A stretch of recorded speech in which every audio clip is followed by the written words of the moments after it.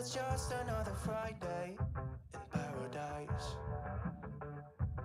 So bring your A game, cause you know this party won't stop. We could never run out of time, sipping strawberry lime. You know I wanna share it with you. Bass is going boom boom. If you're looking for some crazy, I'll tell you everybody's standing in a line for the water slide. You can come on over, we can take the roller coaster. And you know everybody's looking for a ride in the water slide.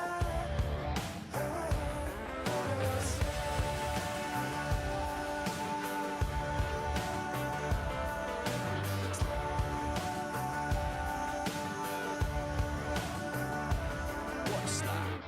It's getting kinda crazy up in here. Got that DJ playing music everybody wants to hear, yeah. It's getting kinda crazy up in here. Everybody wants a ride in the water slide. 3, 4. If you're looking for some crazy, I'll tell you everybody's standing in a line for the water slide. You can come on over, we can take the roller coaster. And you know everybody's looking for a ride in the water slide. Water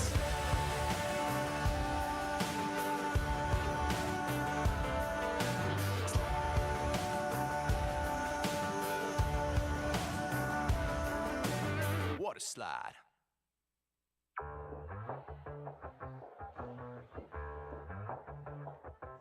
Yeah, it's a hot day.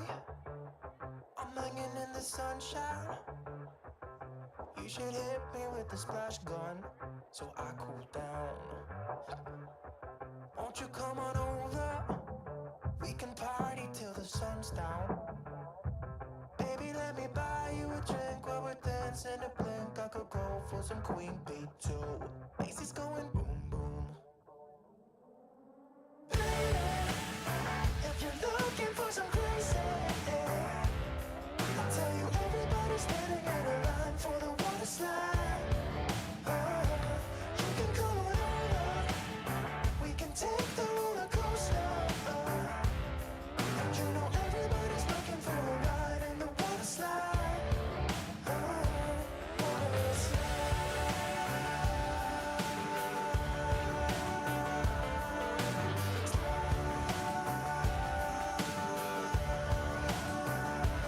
Water slide. Surfing on a wave of good feelings. Well, it's just another Friday in paradise. So bring your A game, cause you know this party won't stop. We could never run out of time, sipping strawberry lime. You know I wanna share it with you. Bass is going boom boom. If you're looking for some crazy, I'll tell you everybody's standing in a line for the water slide. You can come on over, we can take the roller coaster. And you know everybody's looking for a ride in the water slide. Do you think we're giant, terrifying monsters to germs, or are they just tiny terrorists to us?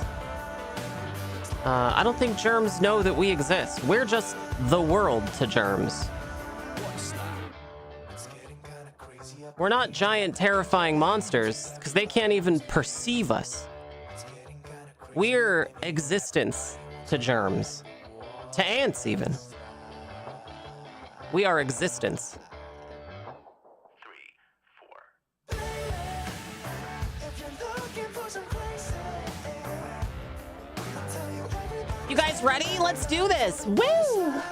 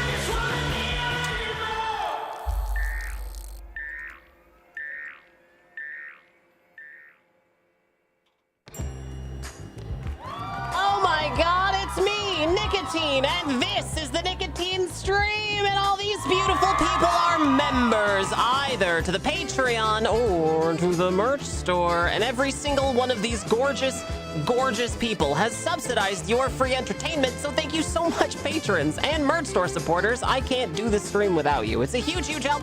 Chat, if you want to get your name on television, then all you got to do is head over to patreon.com/nicotine or merch.nicotine.com, and it could be yours for as little as $2. Again, huge thank you, patrons and merch store supporters. And while you're at the merch store signing up for your monthly recurring membership, there's merch. There's posters and stickers and t-shirts and hoodies and dog muzzle and mugs and all kinds of stuff, all kinds of normal stuff. That's merch.nicotine.com, and it's spelled like this. Woo! Hello, Ghost of Bobby. Hello, Vic the Victim. Hello, Porcelain. Hello, Porcelain. Hello, Sir Demon. Hi, everyone. Welcome. It's me, Nicotine. We're going to be playing a little bit of Spanish class today. Are you guys excited to learn a little bit of Spanish today? Are you guys excited? Here we go. Woo! Initiating launch sequence.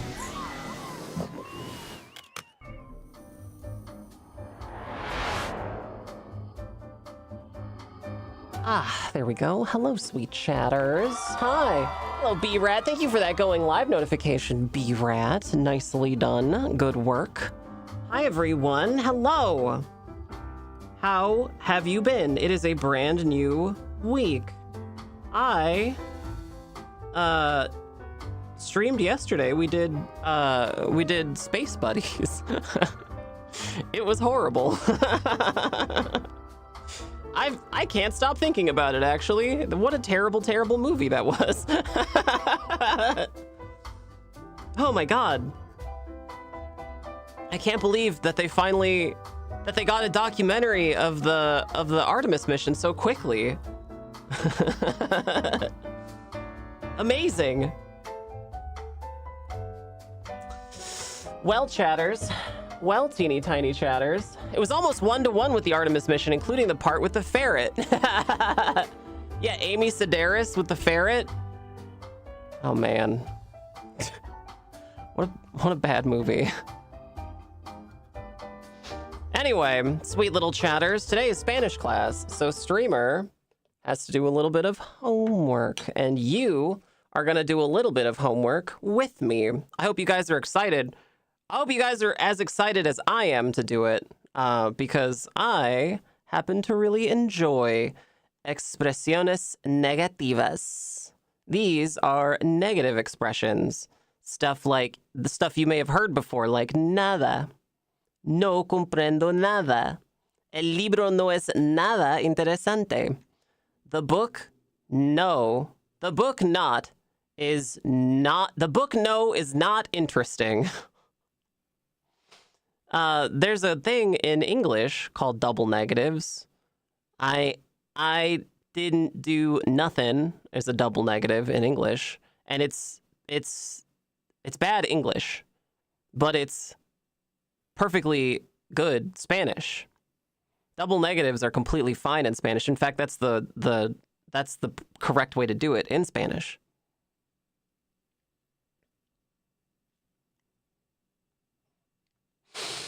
Hola, Nicotine, buenos días, chatordadas.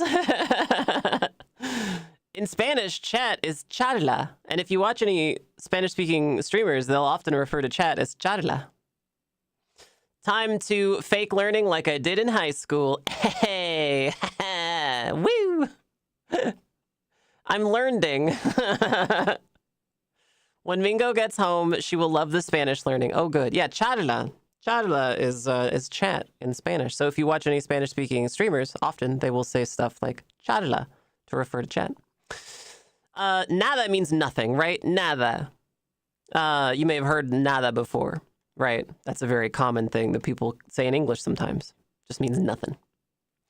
Another negative expression is nadie. Nobody, right? No viene nadie a la fiesta. I didn't have anybody come to my party. Nadie means nobody. Nunca means never. And nunca has a couple of different interesting little things to it. A couple interesting little things, right? Nunca hago la tarea. No hago la tarea nunca. So you can use, I never do the homework, or no, I do the homework never. You can use it both ways like this. A little confusing, right? It's my party and I'll cry if I want to. Never I do the homework, right?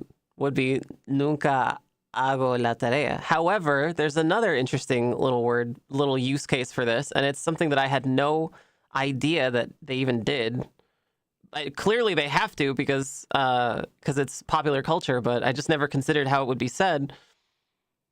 The first example is no voy a beber nunca jamás, which means never again, basically. I'm not gonna drink ever again, right? If you have like a big hangover. But in Peter Pan, Peter Pan lives in Never Never Land. In Spanish, they refer to that as el país de nunca jamás. And I thought that was really interesting. The same turn of phrase as like, I'm never drinking again. El país de nunca jamás.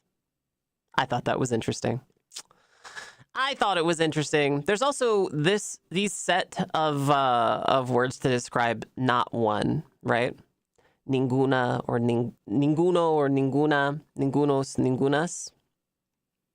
This means not one, right? So, que viene, who's there? Who's going? Nobody. Not one. Ninguno would be not one. Or only one, right? Ningún amigo. This is the one I kind of understand the least. So I'm putting that part out there because that's important. I don't really understand it very well. Also, when you are talking about, I don't do this thing, nor this thing, nor this thing, you start off with no this thing, but then the other iterations of what you're saying are ni, nor, right? No and nor. So like nor would be ni. The knights who say nor. Tampoco. Some of you may have heard the word también before, right? También means me too, or as well, right? It means as well, también. But tampoco is the opposite of that. It means me neither, basically. Either, neither. So también is when you have two positives, right? I do a thing, oh, me too. Yo también. Or if you have two negative things, I never do something, oh, me neither, then that's yo tampoco. I mostly only know Spanish swears from some anarchists I knew 2 decades ago. Nice, very good. This is kind of interesting. Ya no means not anymore.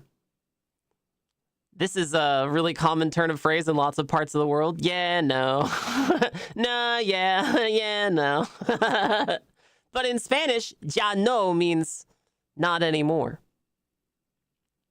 And this is something I hear in songs a lot. Ni siquiera. Ni siquiera means not even. Él ni siquiera sabe escribir. I don't even know how to write.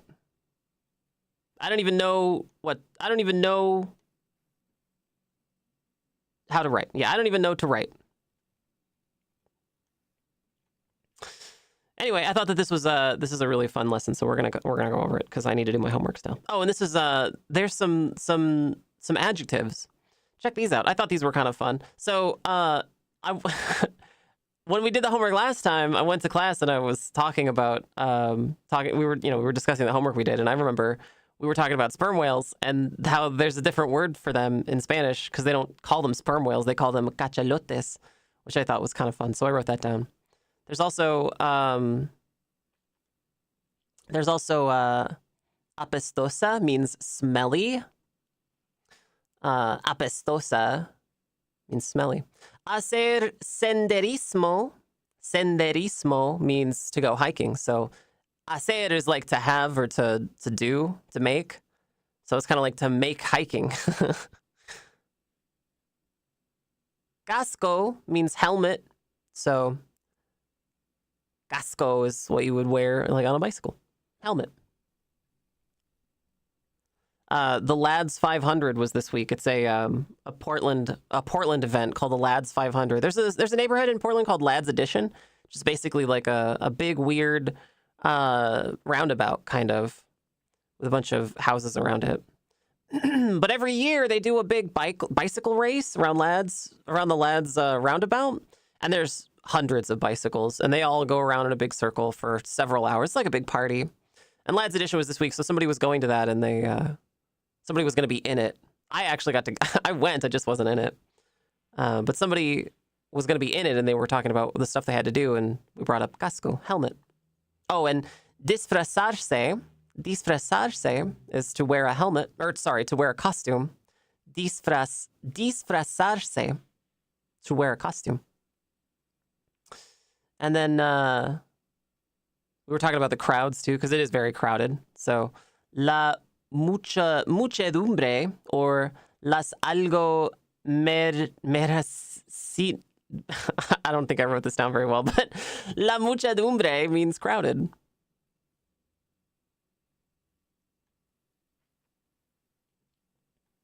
Amargo means bitter. Espeso means like a thick liquid.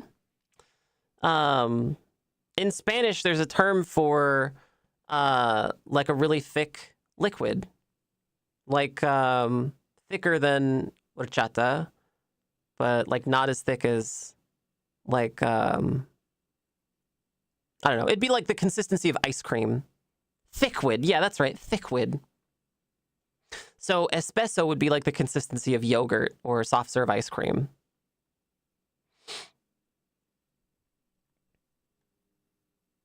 Salado means salty. Sano means healthy. Agrio means sour. Oh, I thought this was kind of interesting. So agrio means sour, but to describe something bittersweet, like saying goodbye is bittersweet or whatever, you would say agridulce. Dulce means sweet, right? And agrio means sour. So in Spanish, it would kind of literally translate to sour sweet, right? Sweet and sour. Viscous? Yeah. Viscous, yeah. Crujiente means crunchy. And tierno means tender. Thought that was kind of interesting. Also, for people, there are some adjetivos, adjectives. Valiente means brave. Generoso means generous. Malvado means evil. Misterioso means mysterious, obviously. Travieso means naughty or menace. I learned that Dennis the Menace is Travieso Dennis in Spanish. That's like Dennis the Menace. Cariñoso means caring or loving, and poderoso means powerful. And if you know, like, si se puede, like, we can do it, poder is that verb, and so this is kind of like the doer. The do-gooder. Doing gooder. What's the word for eyeglasses? Anteojos. We learned that last week. Anteojos. The before eyes. Looking at etymology of cachelote kind of comes from French and sort of means big head if you take it too literally. Oh, interesting. So words that could describe cities or ciudades would be like moderna, modern, right? Antigua, like, old. Antiquity, right? Antique. This is also how you would describe historical fencing in Spanish. Esgrima antigua means, antique fencing. Tranquila, tranquil, right? Lujosa, which I think means bright. Could be wrong. Contaminada means polluted, contaminated, right? Polluted. Diversa is diverse. Cosmopolita means cosmopolitan, right? Sucia means dirty. Llena means crowded. And cultural, yeah, cultural. Oh, and I learned that also listo can mean smart as well. Listo is something you say when you're like ready, when you're all ready. You're ready to go do something. Listo. Ready. But it can also mean smart. So you can use that to describe a person. Yeah. So good. All right. So we got to do some homework. Because I got to do this before class. So we're gonna do some homework together, chatters. I hope you like that. Let's see. Escoge la opción que completa correctamente la frase con una expresión negativa. Select the option to complete the correct phrase with a negative expression. We, huh? That's what the hallway in front of the class is for. All right, so we've got some questions here, chatters. We've got some questions. No hay blank interesante en la televisión esta noche. There's no... there's nothing interesting on TV tonight, right? No hay nada, I think is the correct one. Algo would mean other, right? Another. That's not it. Nadie would mean nobody. So sí. Nada, I think is the correct answer. ¿Has visto a alguien hoy? No he visto a... so I think this is saying, have you visited anyone? And the person is responding, no, I haven't visited a... I think the answer is B, nadie, nobody.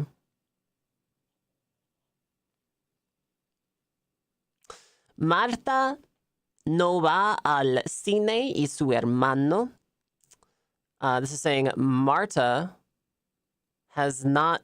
is not going to the theater, and her sister. Neither, I guess, would be neither, so it would be tampoco, right? Because también means as well. Nunca is not appropriate here. And then tampoco would be nor. Nor is the sister. So, sí, tampoco. All right, 4. No tengo blank amigo en esta ciudad. I don't have... I don't have no friend en esta ciudad. So, nadie would be... I don't have nobody friend, which I think is not how you would use this. I don't have alguien, other friend in this city, which I also think is not right. And ningún, I think, is what you would use here. So I'm going to say A. I don't have any friend. And that's kind of what we wrote on this page. Ninguna, right? Ningún. Ningún amigo. Samantha Duke.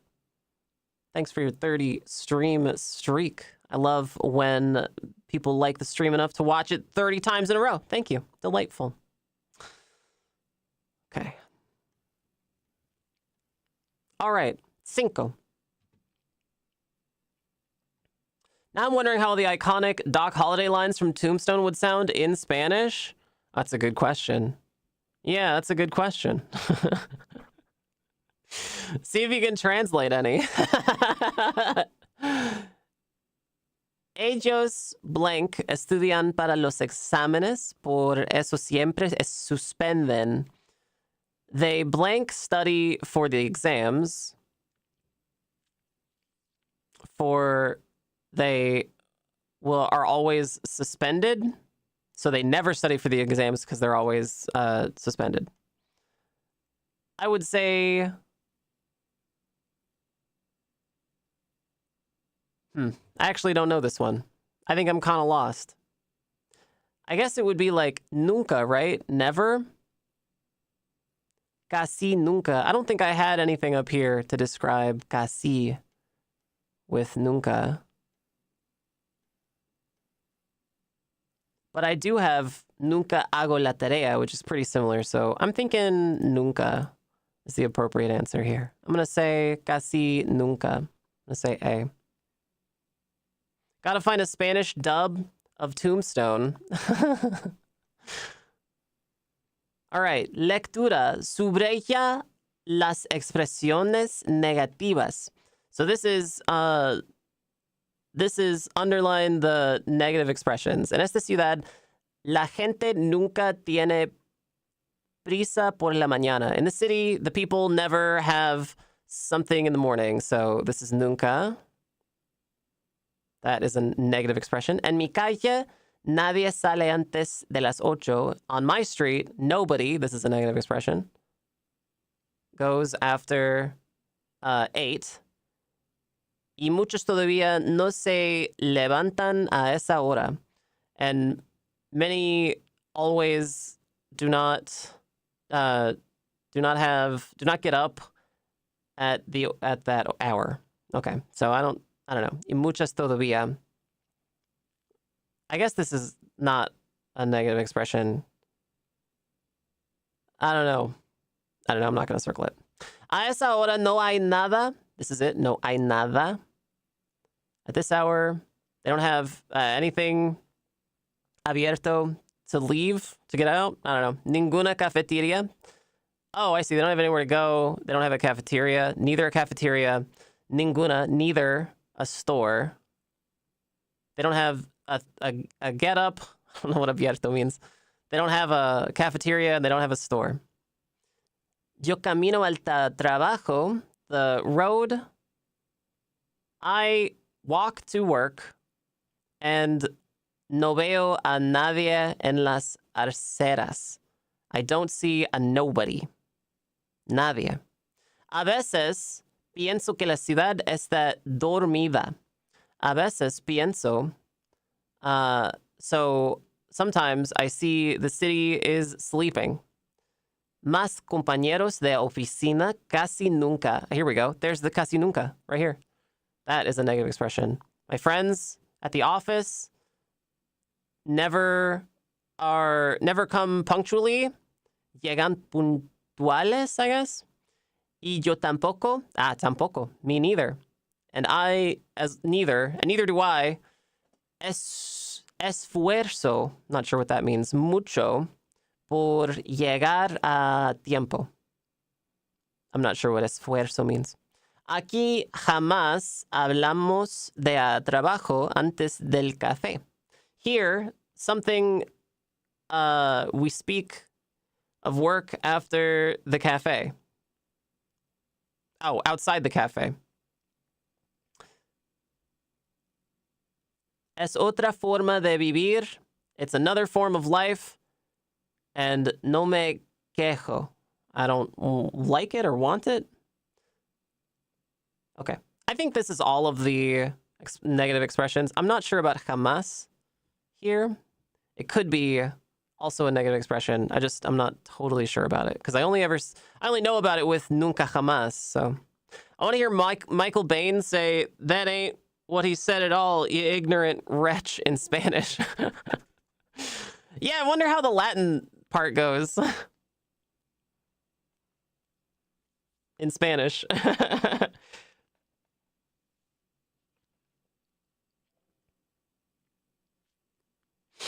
Okay, so yeah, because there's also that opening scene in Tombstone where they have to translate the Spanish priest who's like talking about the pale horse, and that guy's like the sick horse, and the other guy, Johnny Ringo, is like, your Spanish is as bad as your breath or whatever.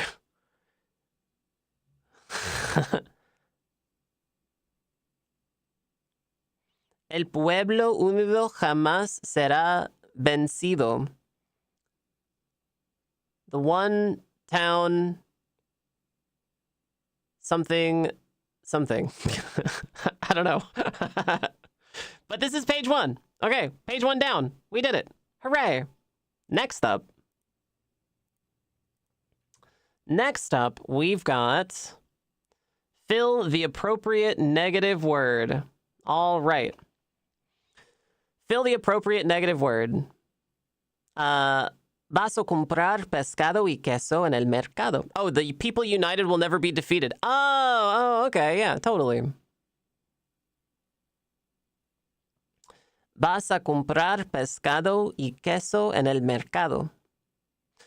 Do you buy fish and cheese in the market? No voy a comprar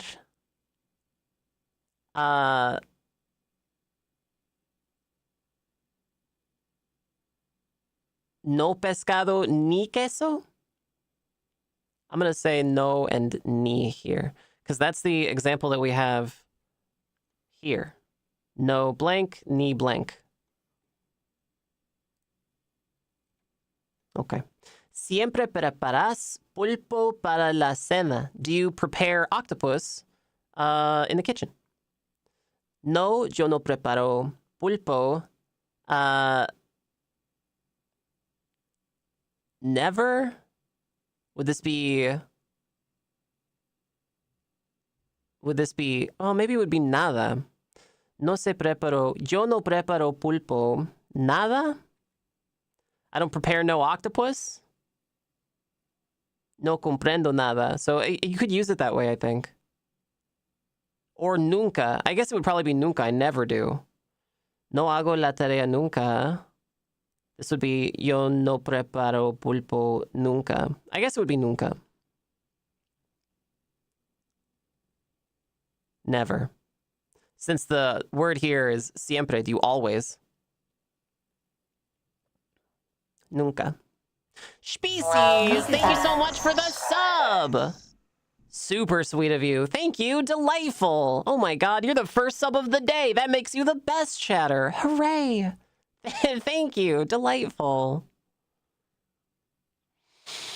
Marta y yo no sabemos cocinar cochinillo. Marta and I don't know how to cook something. ¿Lo sabes tú? Do you know how? No, yo no sé cocinarlo tampoco. No, tampoco. Tampoco. Hay algunas verduras para hacer una ensalada. Do you have vegetables to make for the salad? No, I hago. No, I don't. No, I don't. I wonder what this would be. No, nada? I guess no, nada, right? No, nada. Nothing. I don't have nothing. I don't have nothing. No, nada. Do you have any other vegetables? No, nada. ¿Conoces a alguien en este mercado?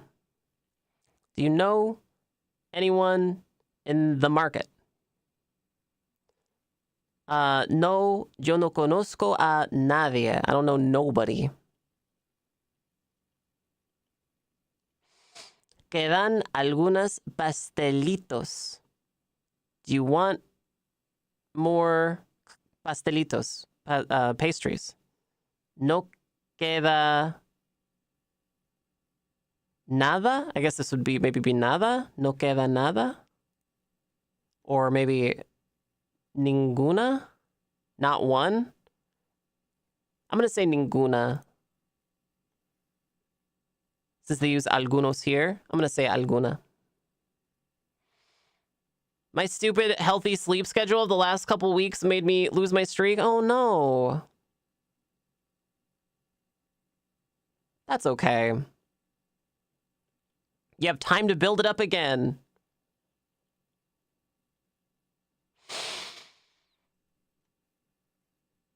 ¿Hay algo típico para comer en estos bares? Do Do you have another typical something you eat in this place? No, I have nothing typical. I guess that would be nada. Yeah, nada. Nada típico, I think. I don't know for sure. I'm gonna say nada. Okay. What do we got here? Transforma las siguientes frases usando expresiones negativas. So this is a sentence and we have to say the opposite of it. We have to turn it into a negative expression. Watching VODs can pause the stream streak? Oh, really? I didn't know that. Nice. Siempre veo a alguien en la biblioteca. Siempre veo a alguien en la biblioteca. I always read something in the library. So I guess the opposite of siempre would be nunca, never.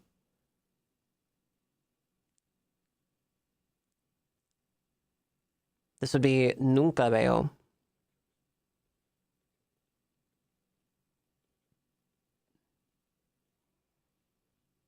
Nunca veo. Yeah. I think that's it. Nunca veo. I never read en la biblioteca. Número 2. Todavía tengo algo de dinero en el bolsillo. Oh, Vic the Victim, thank you so much for the gifted sub. Outstanding. Thank you. Delightful. I appreciate that. Thank you so much. Wonderful. Wonderful. Todavía tengo algo de dinero en el bolsillo. I always have some money in my little bag, my bolsillo.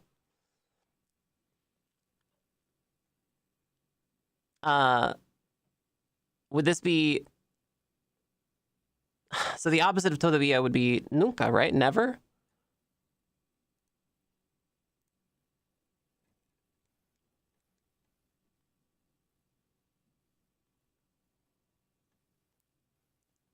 I guess, right?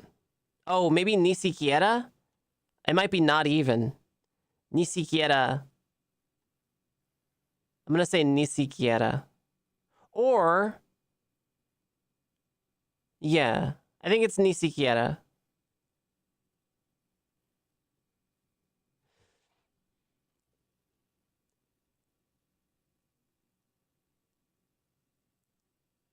Would it be...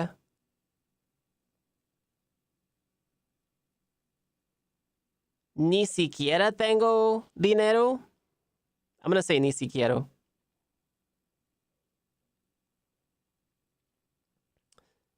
Ni siquiera.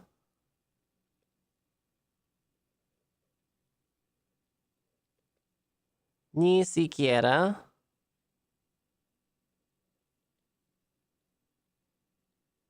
Dinero en el bolsillo. Sandrock, thanks for the stream streak. I love when you guys let me know that you like the stream. Oops, oh no, I've been writing these on the wrong thing. Well, just that one.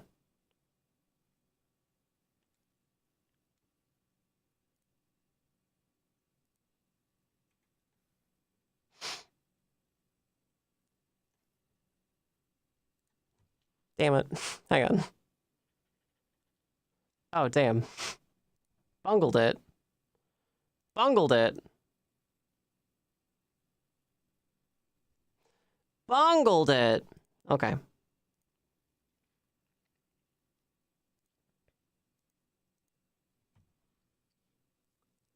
This is ni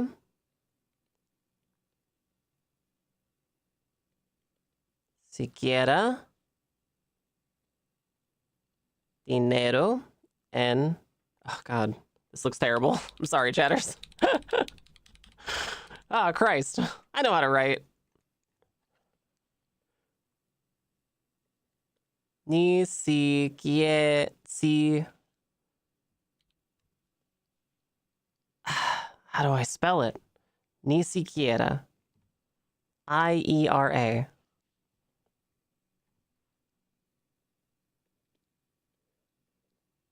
Ni siquiera. Dinero. En el bolsillo. Bolsillo. Perfect. Okay. Ni siquiera dinero en el bolsillo. I never have any money in my purse. Tengo algunos amigos españoles. I have other friends who are Spanish. So this would be tengo nadie. Tengo nadie amigos españoles. I have nobody friends who are Spanish. Or hang on. I have nadie. Nobody. No viene nadie a la fiesta. Or maybe it's ningunos. Tengo ningunos. I'm going to say ningunos.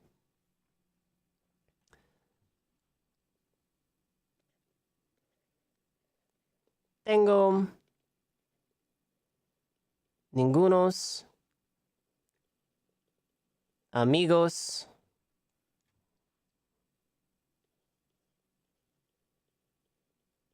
españoles. Ok. Ya he terminado la tarea. I finished my homework. Ya he terminado la tarea. This would be I never finished my homework.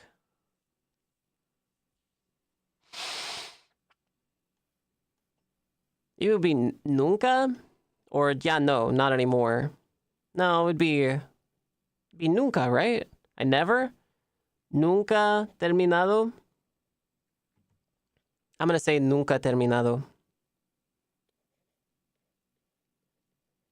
Nunca terminado la tarea. Ok. Mi hermano quiere ir al concierto. Y yo también. My sister wants to go to the concert, and I as well.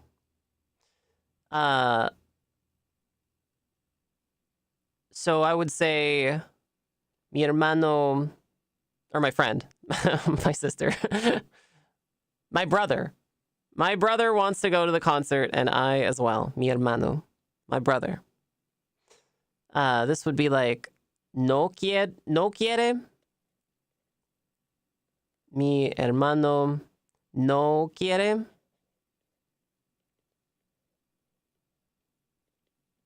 ir al concierto.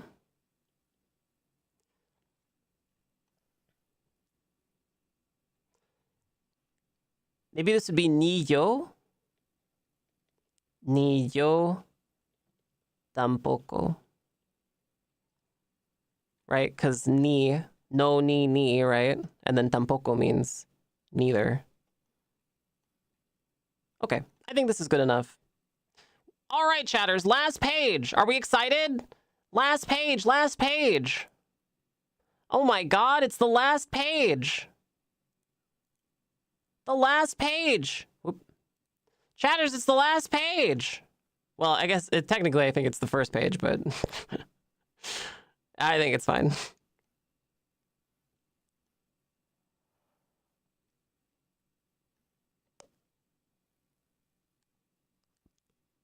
I think it's fine. ¿Juegas deportes? No juego ningún deporte. Do you play sports? No, I play no sport. No, I play never sport.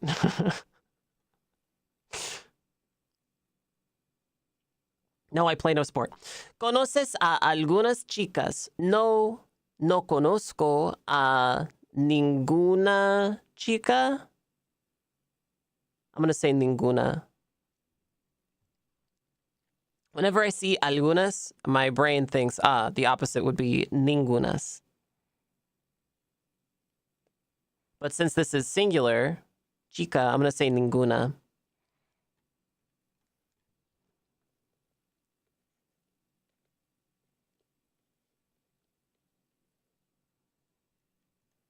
Okay. ¿Comes algo? No, no como nada. Do you want something else? No, I don't want nothing. Nada.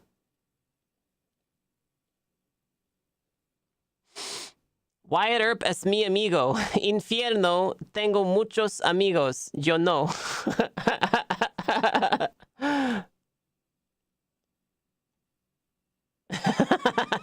Very good, B-Rat. ¿Hay algo para comer? No, no hay.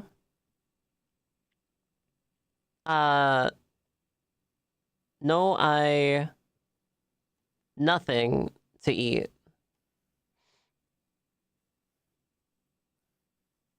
Nada. I'm going to say nada.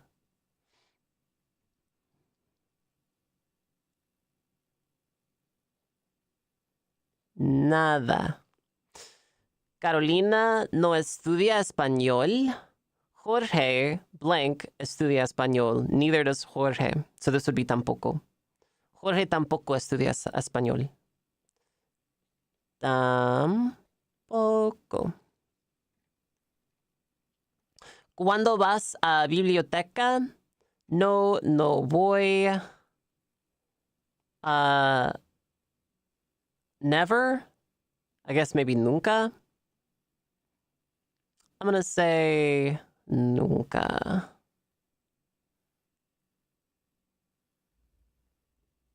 No voy nunca.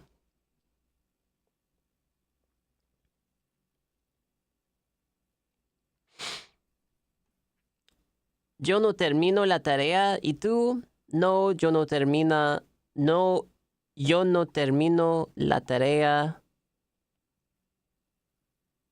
Tampoco. Neither.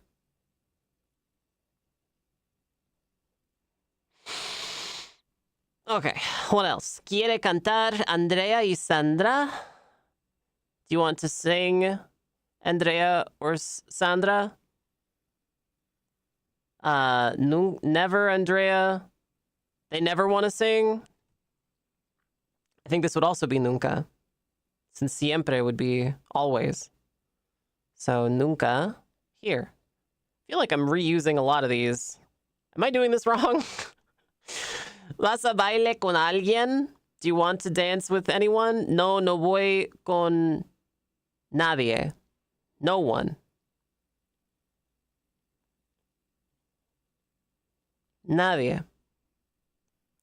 ¿Vas a hacer algo para tu cumpleaños? Do you want anything for your birthday? Oh, do you want to make anything? Yeah. Do you want to do anything for your birthday? No, no voy a hacer nada. Nothing. I don't want to do nothing. Nada. ¿Le prestas dinero a tu hermano? Do you want to give money to your brother? Or something. ¿La prestas? ¿Le prestas? I'm not sure what prestas means. No le presto. I'm just going to say nada here, since that's a pretty good bet. I'm going to say nada. Nada. ¿Cuándo vistas a tus primos? Primos are cousins, I think?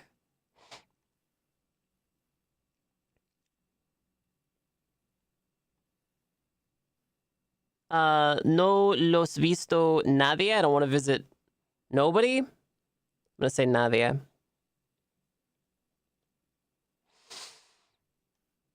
¿Tienes algunas revistas? No, no tengo ninguna revista. Revista.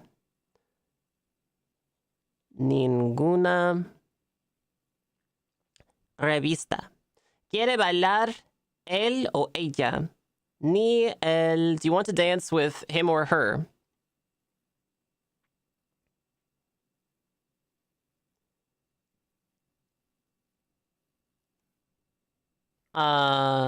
Ni el blank ella quieren bailar. I'm not sure. I actually don't... I have no idea what this is. Neither him nor ni el blank ella. I'm going to say maybe ni. I'm just going to say ni here too. Ni él ni ella. Since we have no ni. I have no idea. I'm just going to put ni there. Tiene algo que declarar. Tiene algo que declarar. No tengo blank que declarar. Nothing. And I don't have anything to declare. This would be like at customs, right? No tengo. Tiene algo que declarar. Do you have anything to declare? No tengo blank nada. I'm going to say nada here. No, I don't have nothing. I got nothing. Nada. Okay. Cool. I think we did it. That's all. That's everything. Here's page 3. I think we did it, chatters. We did Spanish. We did Spanish, and it wasn't even that long. Amazing. There's page 3.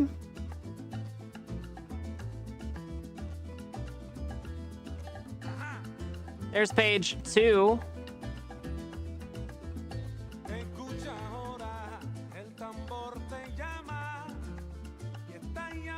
I can't believe we beat Spanish. I know, me too. And then here's page 1.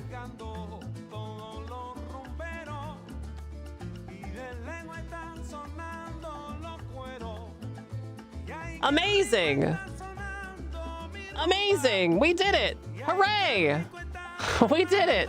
Incredible.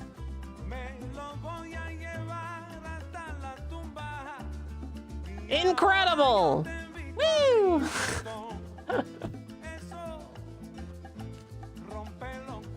Oh, chatters. Oh, sweetest, smallest chatters. Good job. We did a good job. Chatters do good job. I'm gonna be honest, chat. I thought that would take us longer. But chatters were such a good help. Chatters were such good helpers that it hardly took us any time at all.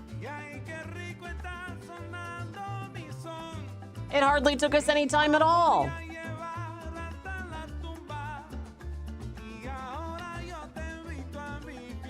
I didn't do nada. See, look, you're learning Spanish.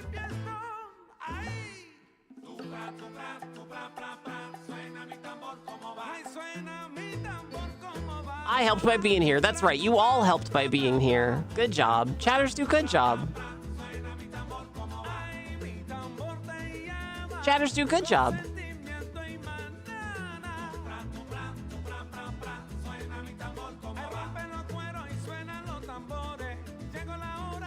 Chatters do good job. Well, chat, what now? What do we do now? I'll tell you what I really want to do. I'll tell you what I want, what I really, really want. I talked about this a little bit yesterday on stream, but I made a post on Reddit. I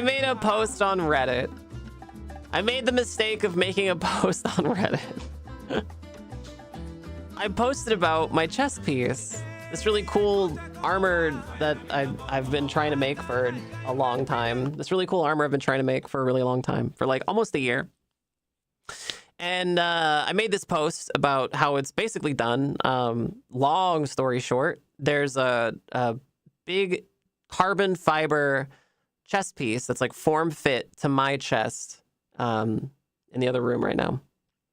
Because I'm filling up the little patches. I'm patching it up with some acrylic. Anyway, it's form fit, so it's it's got boobies, right? And I wanted to post about it because I thought that it was a really fun project. Porcelain did a lot of work on it. The local company, thermoplastic company, did a lot of work on it, and I thought it was like a really fun thing to post. And a lot of people really liked it. a lot of people, although a lot of people had a lot of things to say about it that weren't that they liked it. And I was a little bit surprised because a lot of people seemed to keep bringing up the same couple of points. And it was points that I know are kind of false. A lot of people kept bringing up a lot of the same phrases. I kept seeing the same phrases over and over, the same handful of little talking points over and over and over. And I couldn't quite figure out why. I wonder how there's this belief. And I'll tell you what it was. Most people who had a negative opinion said something along the lines of, they kept saying something along the lines of, here, I'll draw you a diagram. I'll draw you a diagram. People who had a negative opinion of the thing I did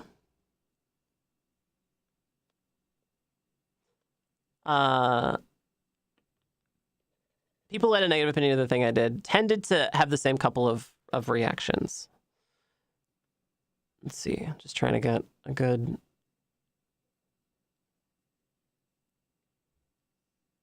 There we go. Okay. The stuff that they would say would primarily be... Hang on. I'll say negativos. Negativos.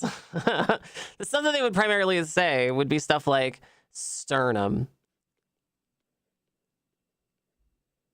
Sternum, your sternum, your sternum, but your sternum, your sternum, your sternum.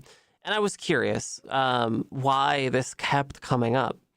There seems to be this belief among nerds. There seems to be this belief among nerds that that if you use like breast armor that has like forms for the breasts, that it somehow will drive... Here, this is a diagram of exactly what they're talking about.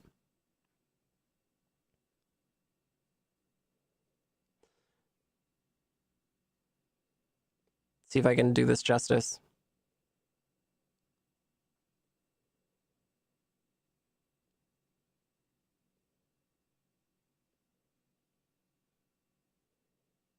So, what they're describing is basically if a sword, right? If a sword strikes you, and it's always a longsword, because these are longsword people, which is relevant, I promise. If a longsword strikes you, their belief is that if it strikes you here, anywhere on your tit, it's going to guide it down into your sternum. And their belief, I shit you not, is that it will kill me. That it will stop my heart and it will kill me.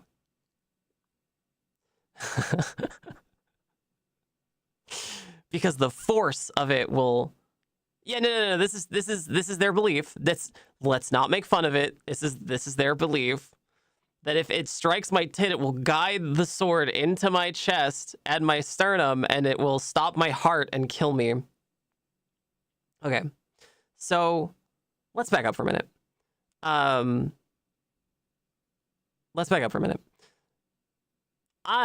I talked about this, I discussed how this chess piece was going to be used, right? The very first thing I said in my post, I believe, was that this is not a chess piece that's going to be worn on the outside of my armor. This is a chess piece that is, it's worn on the inside of my jacket, right? I have a zipper.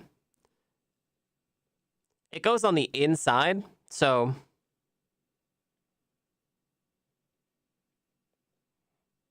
I have a fencing jacket, and it's not exposed at all. It's just the inside of my jacket. So if a sword does strike the center of my chest, it's just going to hit the fabric in the middle of my chest. If it strikes my tit, it's just going to hit the fabric that's covering the carbon fiber, right? So it's absolutely a non-issue because the sword's not going to get guided somehow into my sternum, first of all. Second of all, I don't fence longsword. This is not what I do. This two-handed weapon called a longsword. I don't fence this. I fence rapier. My weapon looks more like this.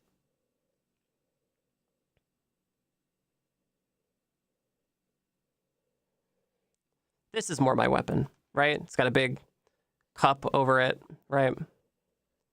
It's got big quillions right here. It's got a handle and a pommel. This is my weapon. Got a big cup. This is a stabbing weapon. It's like a thin blade and it has a tip on the end. Big rubber flat piece on the end, right? So when you stab somebody with it, it's a stabbing weapon. It's not a cutting weapon. You could still cut with it. It just doesn't happen very often. It's mostly a stabbing weapon. So I'm not going to get slashed in the tit with it as much as I'm going to get stabbed. And while I'm fencing, you should know that while I'm fencing, this is kind of what you would see, right? Because it's not a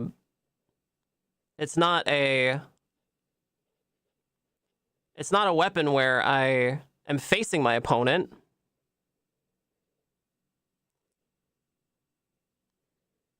It's a weapon where I'm facing to the side, right? So my sternum, this part, it's not even exposed. It's like facing way off to the side. Is it feasible that someone could like move around the side and then strike me in the tit? Like, yeah, I guess it's possible. But I've been fencing like this for a while now, and the number of times I've been hit in the dead center of my chest have been very few, very, very few. But the number of times I've been hit, you know, on this side of my body right here, right?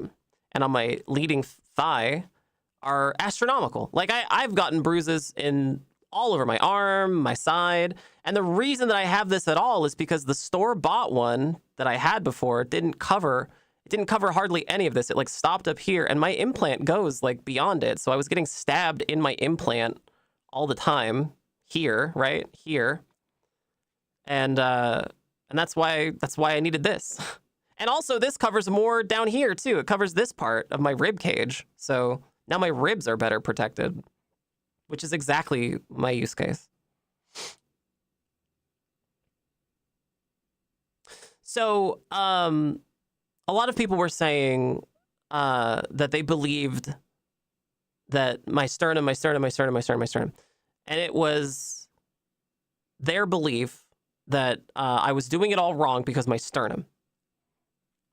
I had a couple of other people say something like my rib cage. Ribs. Everybody was saying rib cage, your rib cage. This carbon fiber thing covers all the way up to the end of my rib cage. Absolutely covers all the way up to the end of my rib cage. Right here. It stops like right here where my rib cage is. And it offers more protection on my rib cage than my old plastron did. Oh, and that was another thing. Plastron, the term plastron. People were talking about the term plastron. Somebody brought up, I feel the need to correct you since we often misinterpret the word plastron.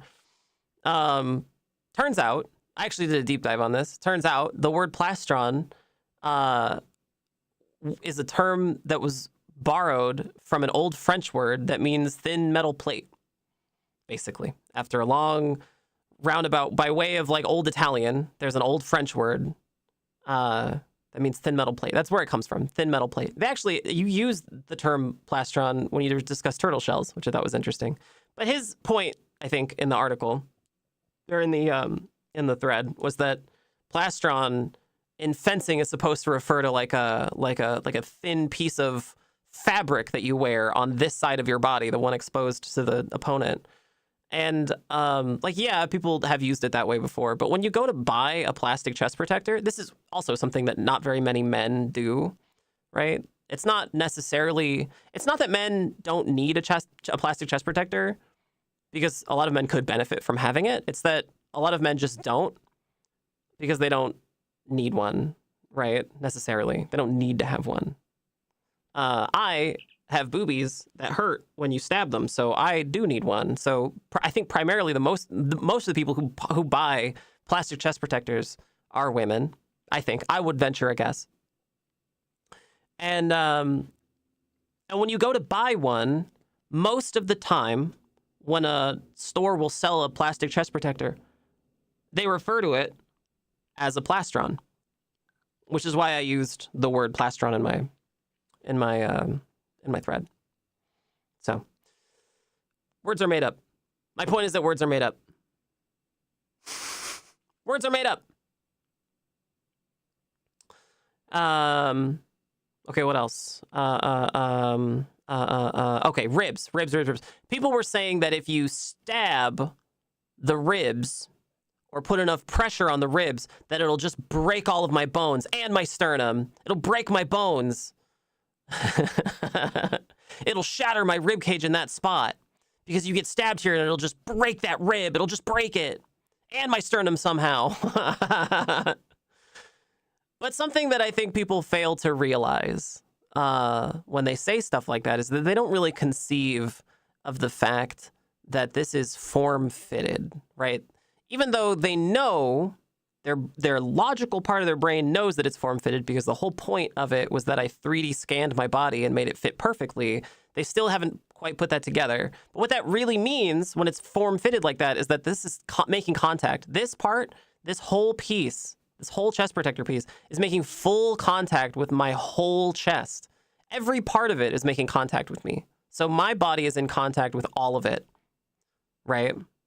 So if you press on this at all, it spreads the force out. It distributes it over a much greater area now that it's completely form-fitted, right? The whole point of this is that if you get hit in a very particular spot, the rigidity of the carbon fiber, coupled with the fact that it's so well form-fit, means that it spreads the force out over a much, much greater area. Meaning that if I get hit in my ribs, it's not going to shatter my ribs. It's going to spread the force out over my whole side.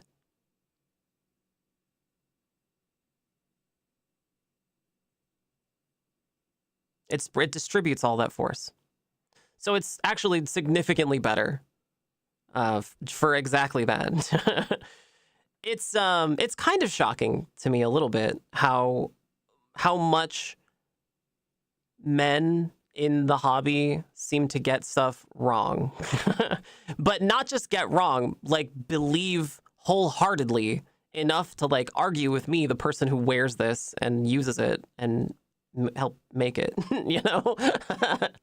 There is one way, I think, to dispel a lot of this faux concern, right? It almost feels like concern trolling. There's an easy way to dispel it. And it's exactly what I've been suggesting online. And it's that, like, if you believe that this is going to kill me, if you believe that it's going to kill me, there's an easy way to test it.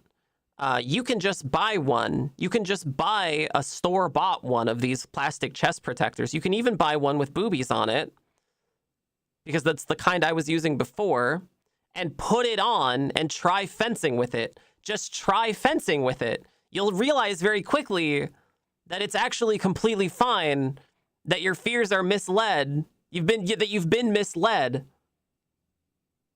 But, of course, you know, men aren't going to put on a chest protector with boobies and fence with it. Of course they're not going to, but they could realize very quickly that, you know, that they were wrong if they did. Everyone wants to, well, actually, no one wants to myth bust. Yeah. And you know what the crazy thing was?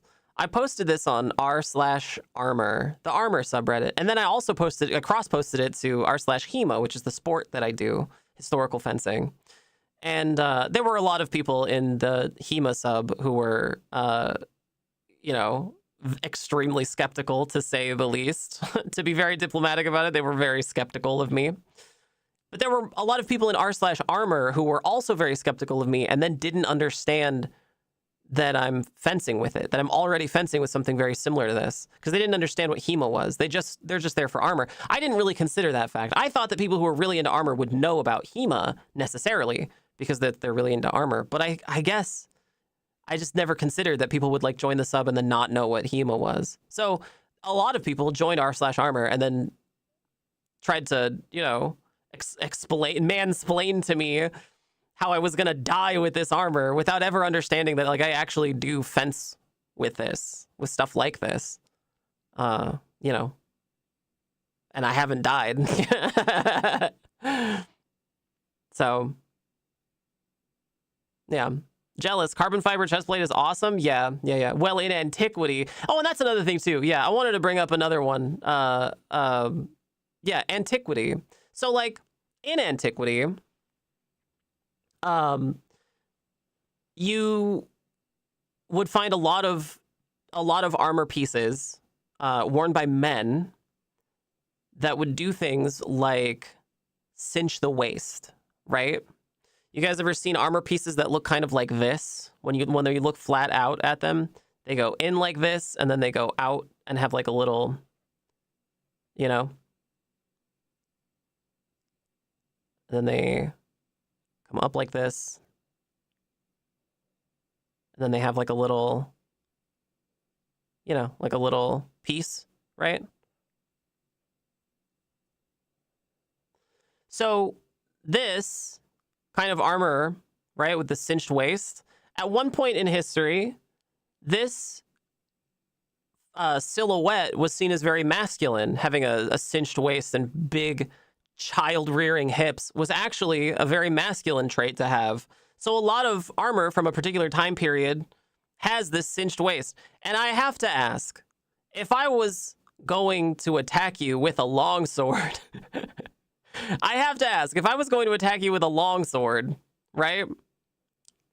And I was swinging it at full speed, you know? If I was swinging my longsword at full speed, right down to here, where's all that gonna go? You know? Where's all the force of it gonna go? Is it gonna go right into your cinched waist? Right into your kidneys?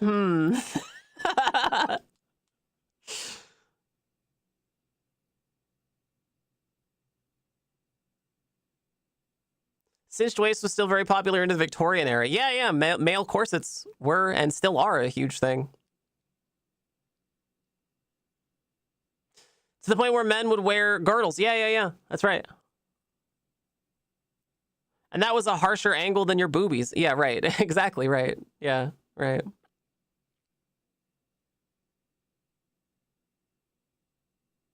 As were cavalry heels and wearing wigs. Yeah, men's fashion has been very feminine in the past. Yeah, 100%. Cloven in twain, as it were. Yeah. Anyway, I just thought that it was interesting that, you know, that there's a lot of discussion. As soon as I post my carbon fiber breastplate, there's a lot of discussion suddenly about my sternum, my ribs, my sternum, my ribs. You're going to kill yourself. You're going to kill your heart. Your ribs, your sternum. And very little discussion with any post that shows this cinched waist. It's interesting. A lot of people talked also about this thing that's pretty common called the mono boob. There's a type of armor that's gone by a couple different names over the years, over the centuries, where basically it's just a chest plate that doesn't have, it has the space for boobs technically in it, but it's just like one long piece. You see an example of it in like Game of Thrones, right? Brianna of Tarth wears like a chest piece that's got like extra room for her chest. Men wore these too in antiquity. And the thinking was that the reason that chuds like it, chuds, the reason the reason that Redditors like it is because they believe that when you stab a sword with it, it just deflects off to the side. They think that if you stab somebody with this, it would like catch on their boob and then it would like push them off to one side instead of just the sword like grazing off, you know, because it has nothing to catch. First of all, when somebody stabs me, I don't want it like grazing off of me. If I get stabbed, I get stabbed. It's a sport. I need to acknowledge it, right? Also, again, this is going underneath my jacket, so nothing's catching anywhere. It's just going to catch on my jacket, right? So there's that. And also, I don't want anybody's sword gliding away, right? Because if somebody's sword glides away from this, where does it go? It like goes up into my throat. Like, yeah, I wear a gorget, but like it's possible that somebody could go over the gorget and then under my helmet and get my throat, right? That's exactly the opposite of the thing I want. I don't want somebody's sword like grazing off my chest and then stabbing me in the throat. That sucks, dude.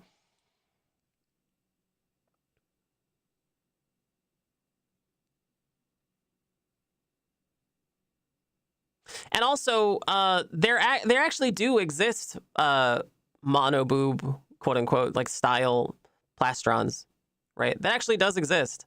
In fact, I'll even show you a picture of one because I thought about getting one, but I've read from people. Let's see here. How do I find this? Maybe it's in Purple Heart Armory. Purple Heart Armory. Let me see. They might have one.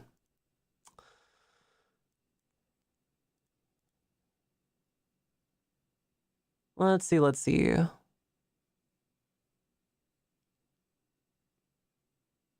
Okay. Here's Purple Heart. This is a really good American HEMA supplier, by the way, if any of you are interested in the hobby. Female gear. You got it? HEMA gear. Stupid. They're a cool company, though. Here we go.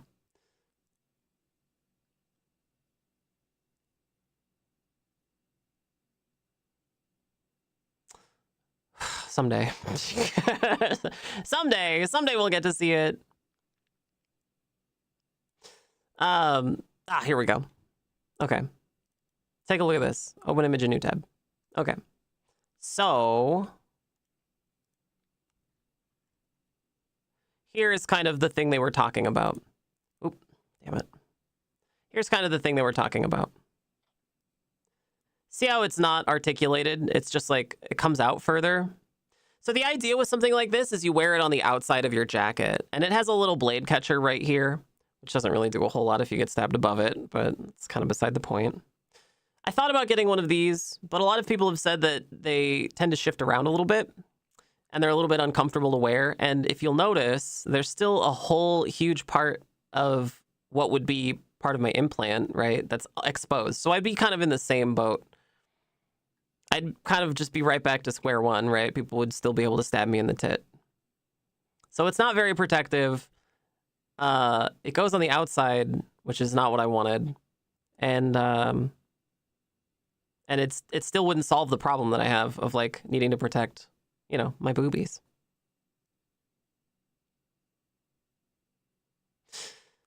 So instead of that, you know, we did the carbon fiber thing, and it looks awesome. But a lot of people were just they had a lot of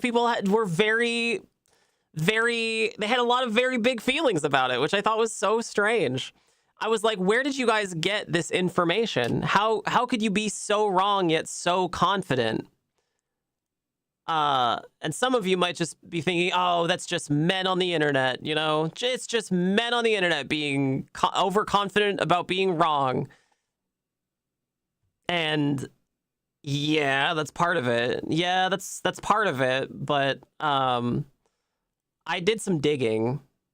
I did a little bit of digging, and I found a YouTube video from 8 years ago from a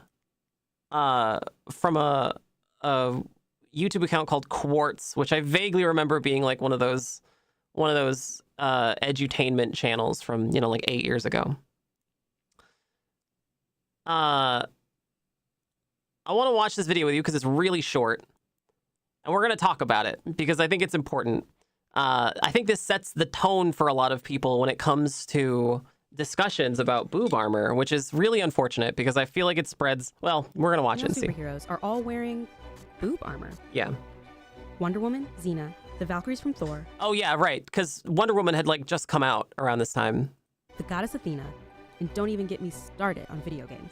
They all. Okay. She brings up a valid point for some video games, right? There are some video games that showcase female armor in a very stupid way, right?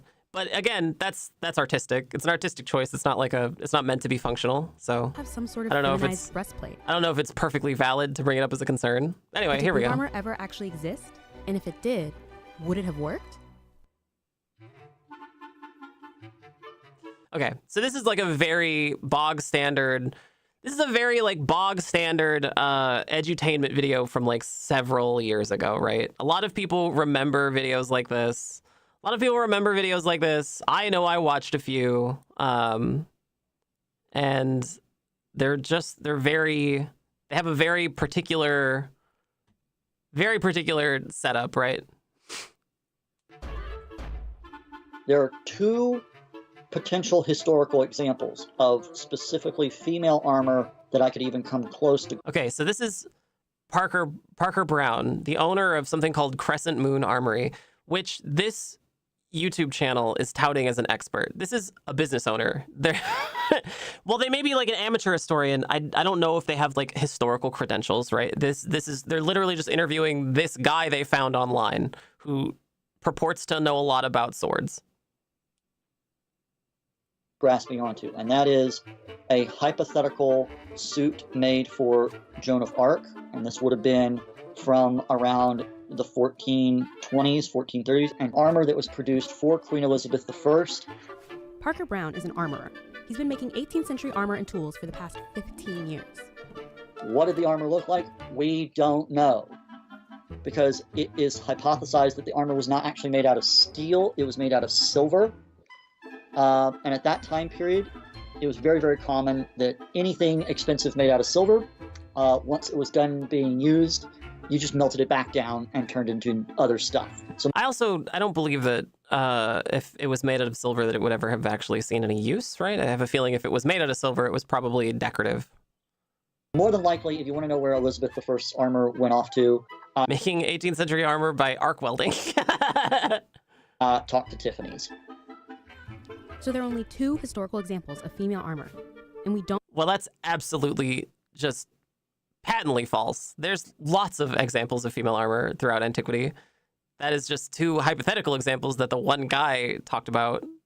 There are actually more of them. I'll talk about them later. Don't know what they look like. Great. That means Hollywood got a bit imaginative with its armor. So now boob armor is everywhere. But would something like this actually do its job? Typical armor around the 1500s was designed with a peascod breastplate. The raised arch in the center puts as much space as possible between blows from a weapon and the sternum. Boob armor, not so much. Okay, so the problem that she's having with this is exactly, almost kind of word for word, the problem that people are having with the in the thread that I posted on Reddit, which is that this armor is worn on the outside and the only thing that people are wearing, right? And you're fighting for real in a military engagement with a longsword. Let's continue. That's her, just to be clear, like that's her premise here, okay? That in antiquity, you would be only wearing what she has drawn here is basically like a steel corset, and you're fighting with real weapons in a war against a longsword, and I guess you're unarmed. John Clemens is a historian. Okay. Here's another quote-unquote expert, Association for Renaissance Martial Arts. I'm not sure what that is. I've never heard of this person before. Historical combat instructor. By the way, this is his garage.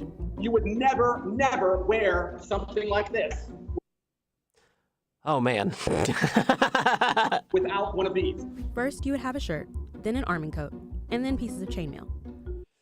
That's probably pretty true for a big portion of history, right? The curve of a traditional breastplate forces weapons to bounce off and away from vital organs. Again, this is like in a real military engagement against sharp swords.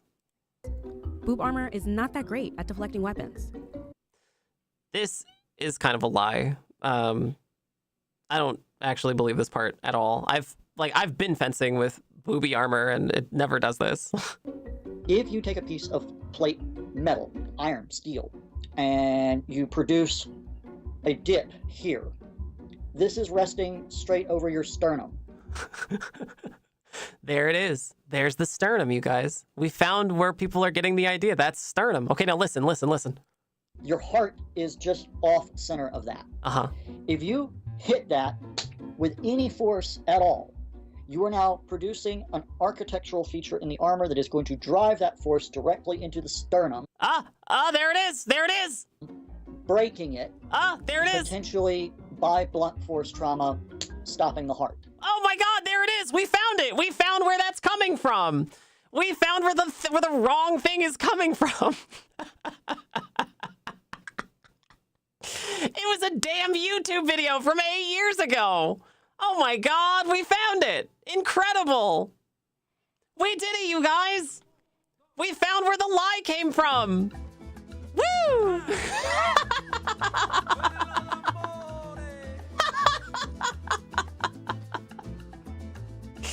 It was one guy. It was one business owner, by the way. A guy who owned a business. Whose credentials are that he's a business owner. This guy. Also, famously, doesn't wear this kind of armor for any kind of fencing. Presumably has never fenced with it. And also doesn't appear to have boobies that require this. Interesting. And I also think it's interesting too that he believes that if you hit somebody with a sword right here, right? His premise is that if you hit somebody here with a sword, that it's gonna break their sternum, right? And then stop their heart and kill them. And like maybe that would be true. Like if you didn't have any armor on, possibly, yeah, maybe. But that's not the case. Like I'm wearing armor and it's distributing this force across the whole front of this chest, the whole side of it. It's getting all of that force, right? Distributing it. It's not concentrated in one little spot. That's insane. Also, if this person's not wearing any armor, then why even bother? Like why not just chop their head off? He looks like Harry Dresden. Oh no! Not the Harry Dresden guy. Now producing an architectural feature in the armor that is going to drive that force directly into... It's an architectural feature of the armor that it will stop your heart because it will break your sternum when someone hits you with a sword. Sternum. Sternum. Potentially by blunt force trauma, stopping the heart. Though there is one example that sort of gets it right. Brienne of man. Tarth from Game of Thrones. Her armor looks like a traditional curved breastplate, with the customary gap between the chest and body, and she usually wears the layers. But for the rest of these ladies, their armor might kill them. But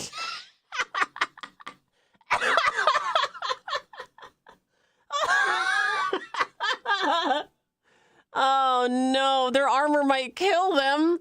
Oh God, I should tell my sternum. That it's supposed to be broken by now. Oh God, I should tell my sternum. as Clemens points out, they're superheroes, so maybe it doesn't matter. Oh man. Wonder Woman and, Justice League, Avengers, they're all modern day mythologies. They can get away with dressing however they want. Okay, well.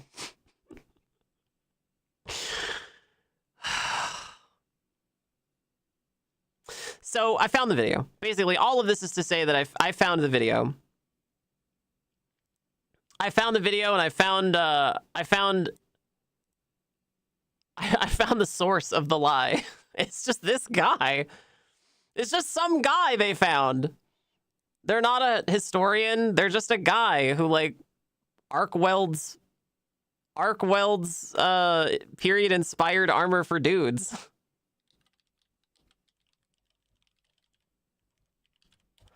And like, it's the internet, you know, you're allowed to be wrong. It's just so strange that they they act like so sure about it, you know, despite never like actually asking anybody who uses this kind of armor. It's just odd. That's odd, right? I feel like if this was a real educational channel, that they would have, you know, asked somebody who uses this kind of armor.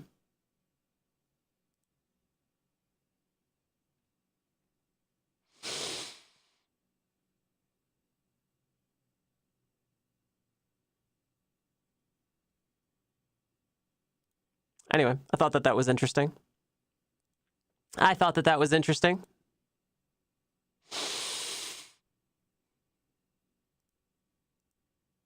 Where is it? Here it is.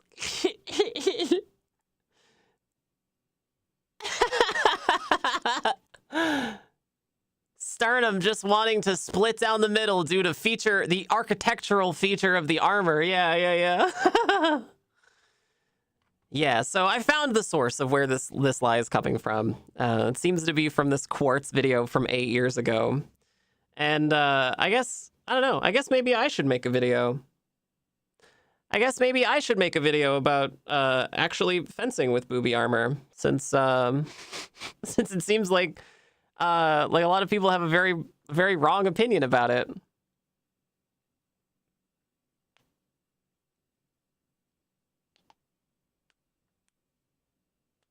Xena, noted for its pretense of historical accuracy.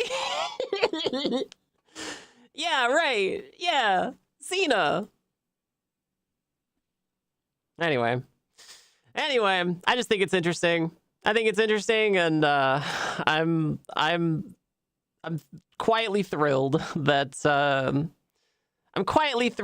many people were so positive about it. I think that the one thing I didn't expect was that a lot of other women in HEMA took the chance to comment on took the opportunity to comment on the thread and say like, wow, I can't believe somebody is finally trying to solve this problem that we've been having. Like, oh, cool. I'm glad you guys like it. Thank you.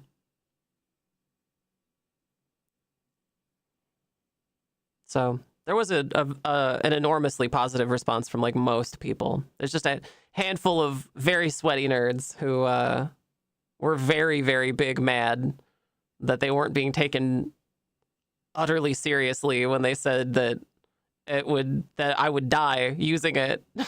Somebody said, whatever you do, don't fall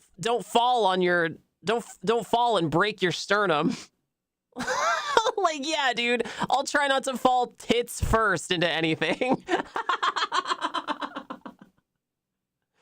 I gotta wonder, like, how many of those people have actually, like, met a woman before, or let alone fenced with one, you know? And from my own experience, like, when I was fencing in college, many years ago, when I was fencing in college, I fenced other women, and basically everyone told me the same thing, which was that they really didn't like fencing gear for women, specifically the jackets, because the only boob protection that existed back then was these like steel metal, these steel flat circles, these flat little discs, steel discs that they would just put into inserts in the jacket, and that was somehow supposed to protect you. Just these flat discs where your boobs are supposed to go, and like that doesn't protect against stabbing like at all. And that was sport fencing, so the blades are like way whippier, you know, they're like way bendier. Still hurts, you know, it's just not nearly as like powerful as getting stabbed with a rapier. Rapiers they're no joke, you guys. Like they'll bend and stuff, but I mean you feel it like when you get stabbed with one. It's not like a sport fencing foil where it's gonna bend a whole lot. Like they still bend, they just don't bend nearly as much as like a foil does. So anyway, that's a big reason why I didn't get back into fencing for a long time, because I thought, you know, I didn't know that plastic chest protectors existed. And when I found out that they do exist, I was elated. I got one, and I wore it for a long time. And it had the same style, right? It had like basically like cups for boobs, like a plastic bra, right? It just didn't cover enough. So I kept getting stabbed around it. Now I can have full protection and I can bend a lot more because it fits me perfectly. And because it fits me perfectly and my whole body makes, my whole chest makes contact with it, it spreads the force out a lot better. And now I can actually, like, feel a lot safer with it. I don't know. I think I'm going to make a video about it because, damn, there's a lot of misinformation about it. There's a lot of misinformation about it. And a lot of people seem hell-bent on telling me I'm going to die with it. So why don't we see much historical women's armor? Is it because those societies were patriarchies and women rarely were able to gain a symbol of prestige like a suit of armor? No, it must have been whatever nature intended. Your extra range of movement will also make up for the other opponents being unable to be mobile. Yeah. And it's, it's not something that's going to be worn on the outside of my jacket. Like, it's going to be worn on the inside of my jacket. So, there's nothing to catch. Like, it's just my jacket, right?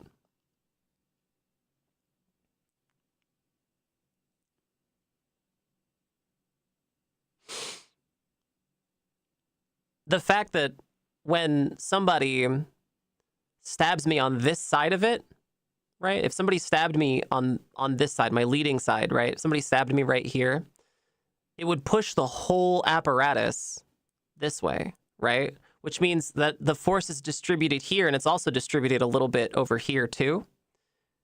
And that is excellent, It distributes force like so much better than anything else. Like if this was going to be like a mono boob design, then I would feel it a lot more right here because it wouldn't be distributed over here as much, I think it's better, honestly. I think it's actually better.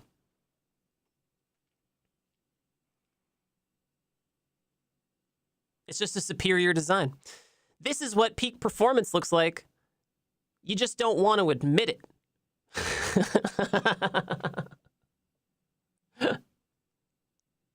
This is peak performance. You may not like what it looks like, but it's true.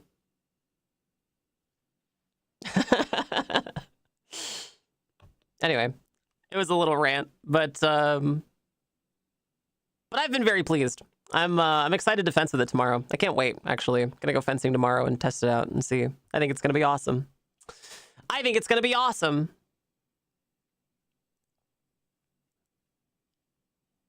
I think it's gonna be awesome.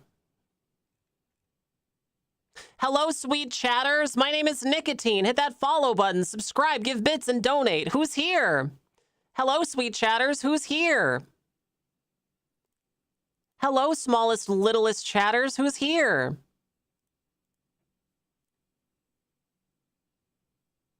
Hi, Porcelain. Hello.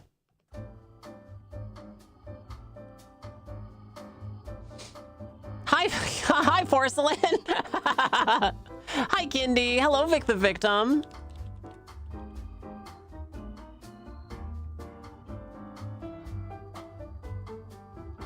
Hello, Visitor Cat.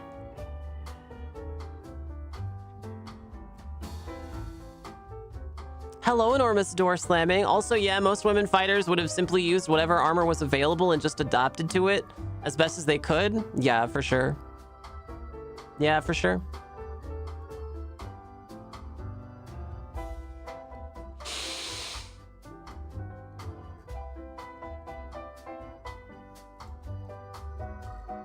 Hello, chatters. Hi, who's here?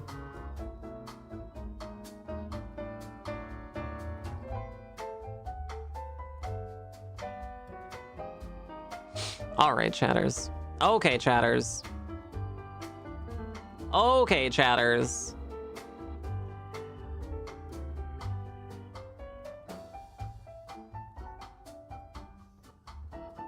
Okay, chatters.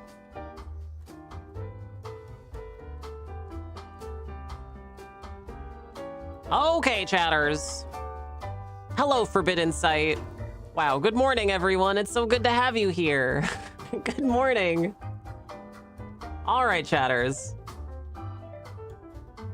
I got something for you. All right, chatters, I got something for you. All right, chatters, I've got something for you.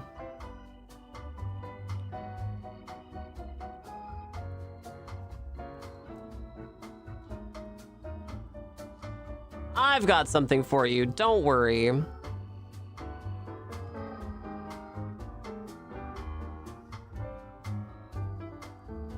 Oh, well, maybe not.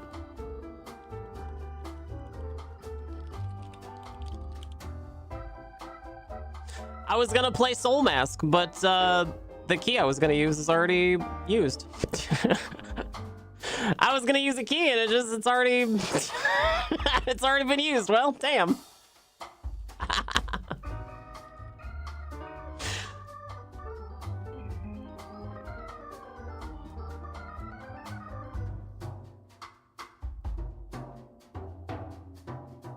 Well, hell.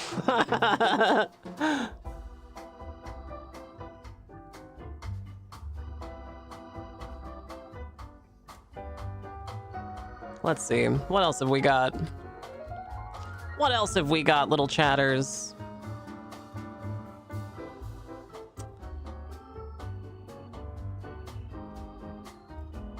What else have we got?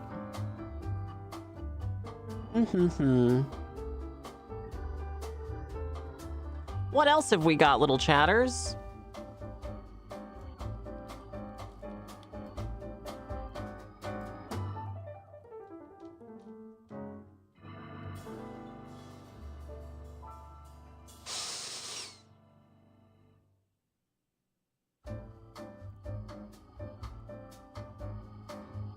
All right, here's what I'm gonna do, chat. Here's what I'm gonna do, chat. I'm gonna put this up to you. I'm gonna put this up to you, okay? I'm gonna let you guys suggest things while I go use the bathroom.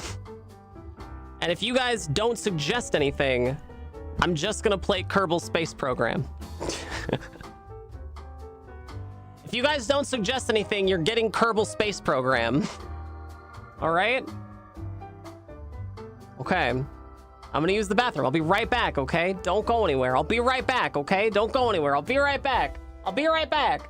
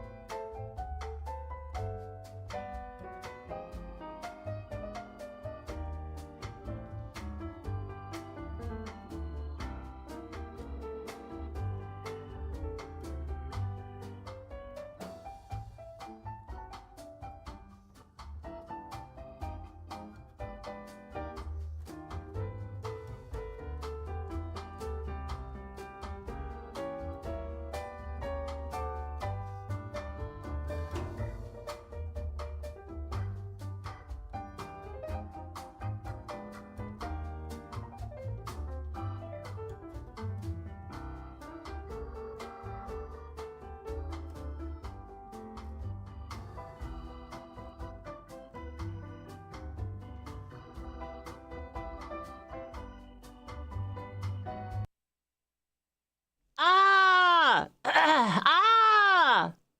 Ah! Ah!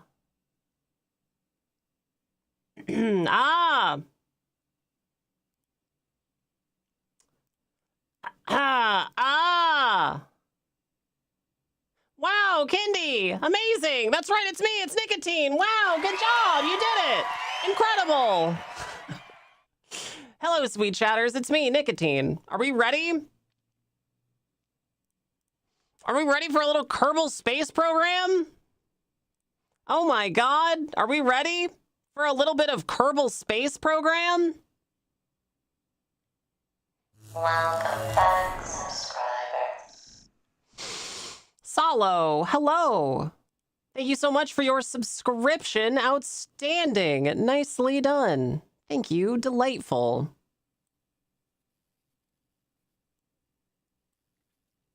I love it when subscription. I love it when subscription. Awesome. Thank you. All right. Well, I guess we got to get an engineer out to Vic the Victim.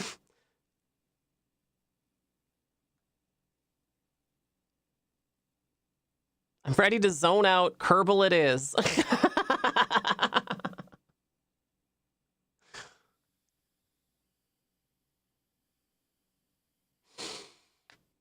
Oh, chatters. Oh, sweet chatters. Do you have anything you want to tell YouTube chat? YouTube chat, you just keep on being YouTube chat. 6767, am I right? Twitch chatters, do you have anything you want me to tell YouTube chatters? Oh, right, I'm about to die.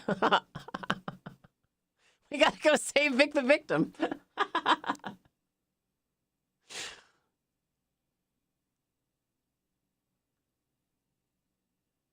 It can't be a good thing that this is taking so long to load. It can't be a good thing.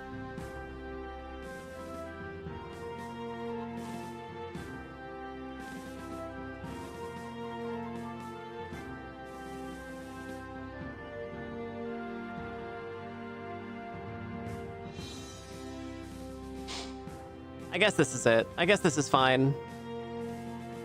What if we do this? Accept, apply. There we go. That's what I wanted.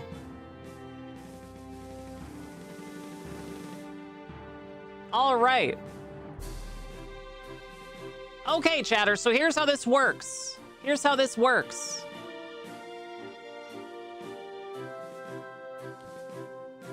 Donations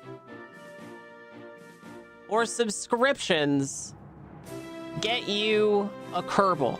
Okay? Donations or subscriptions get you a Kerbal.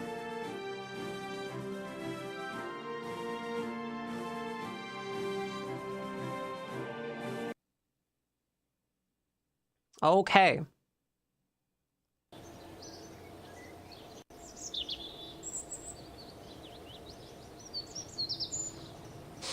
Okay. All right. So we have to go launch something else now to get Vic the Victim back away from the thing. Okay.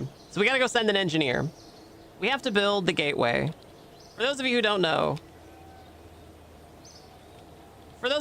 know, we were building the canceled Lunar Gateway project. It was canceled last year because of budget cuts, for a very stupid reason, for budget cuts. Right now, we have currently in orbit around the moon is this thing, the Lunar View, this module. It's got Vic the Victim in it. And right now it's not separated because we didn't separate it. We forgot to separate it, so we have to figure that out. This connects to this thing, which is a habitation and logistics outpost. It was supposed to be made by, oh god, Northrop Grumman, JAXA, and European Space Agency. Initial crew living quarters with life support systems, environmental control, fire detection, and suppression. So better than a toilet paper warehouse. And a high-rate lunar communication system provided by European Space Agency. Oh my god! Ellie, thank you so much. Kerbal 5 head. All right, here we go. Let's see. Let's see. How do I get to the debug menu again? I need to add a Kerbal. It's Control Alt F10, right? Let's see here. I think it's Control Alt F10.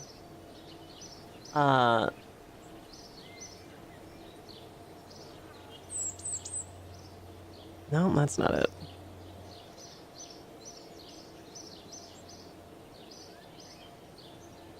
Nope, that's not it either.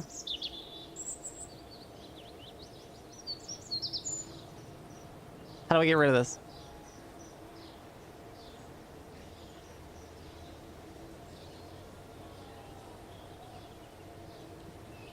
That's not it. That is not it.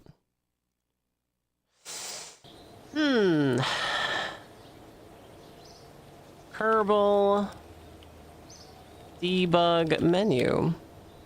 JAXA's European Space Agency, yeah. Or JAXA's Japanese Aerospace Exploration Agency, yeah. Yeah. Control Alt F12, that's what it is. Okay.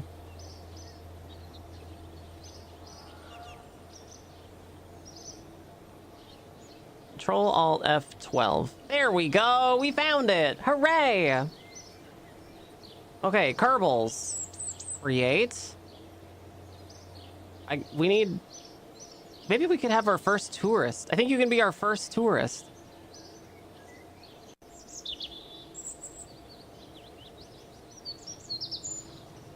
Heli Estraw.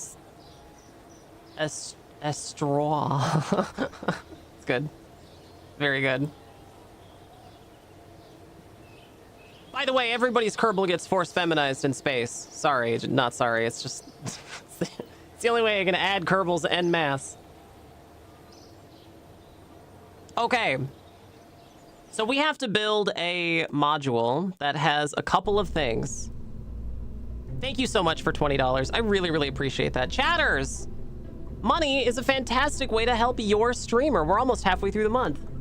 Money is a fantastic way to help support your streamer. Visitor K, thank you so much for 5 gifted subs. Outstanding. Nicely done. Good work. Thank you. Delightful. Okay, here we go.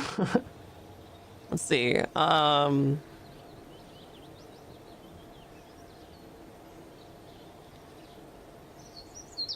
Visitor K.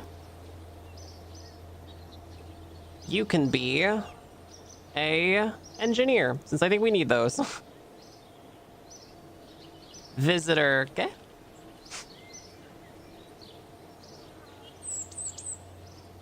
Thank you so much, Visitor K, for 5 gifted subs. Outstanding. Nicely done. Good work. I appreciate you. Thank you so much. I love money. Thank you. All right, so this module that we're building, it has to have a couple of things. It has to have initial crew living quarters with life support systems, environmental control, fire detection, and suppression. So, life support systems, environmental control, fire detection and suppression, water storage and distribution, scientific research capabilities, and a high-rate lunar communication system. Okay. Oh, and batteries. All right, so if that's the case, then we have to provide a... Nope, not that. We have to provide a... I guess we're going to be providing a...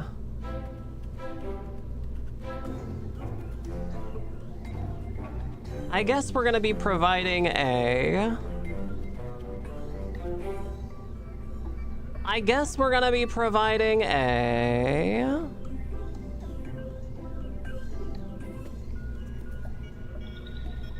Why don't we just use a Mark 1 lander can for this?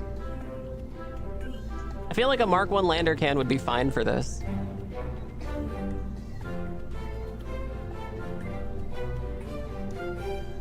I feel like a Mark 1 lander can would fit this perfectly. Let's do some payload. Because they're gonna have to live somewhere too. Cargo. VA items. Convertatron.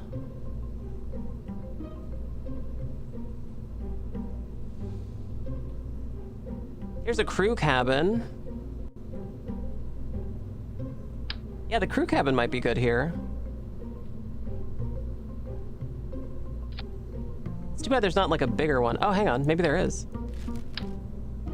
Oh man, that thing is huge.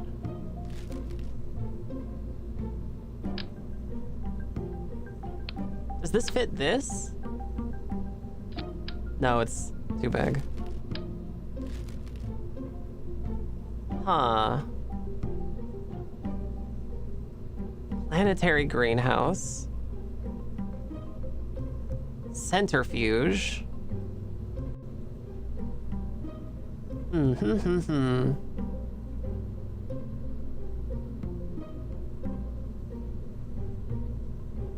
What about,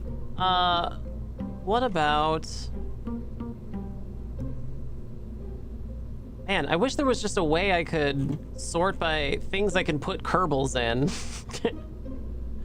I wish there was a way I could sort by things that can store Kerbals. Kerbal storage devices. These are fuel tanks. Here's pods. Not what I want.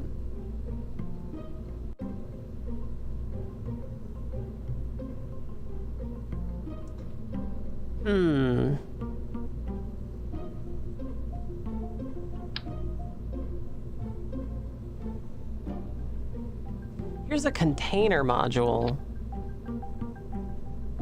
And this thing has some storage in it, right? Something like Pokeballs. Yeah, store my Kerballs. KSDs, Kerbal storage devices, that's right. Initial crew living quarters with life support systems, environmental control, fire detection and suppression.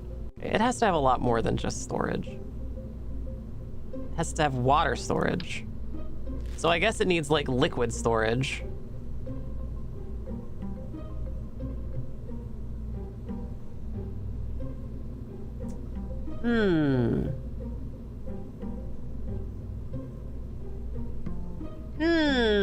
Planetary laboratory, mobile processing lab. Okay, well maybe the mobile processing lab could be good. Although this isn't really the science lab. There is a science lab later. Yeah, we have a science lab coming in later, so we don't need that just yet. Science Junior could be good. Actually, why don't we just do that? Slam a Science Junior on here. And then we'll do a crew quarters.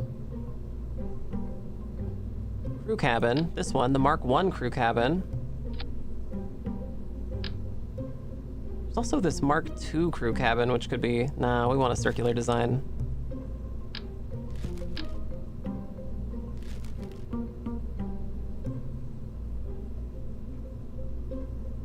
Okay. Yeah, this is kind of what we want. They also said they needed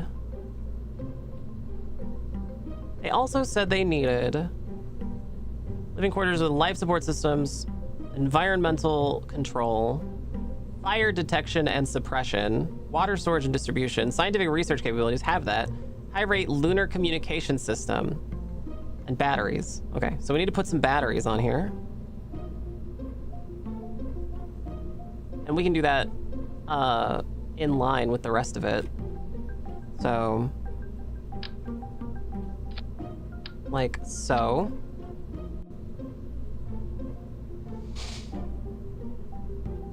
Cool. Okay, good. Now we can... Oh, right, and thermal control. So we could give them a radiator panel.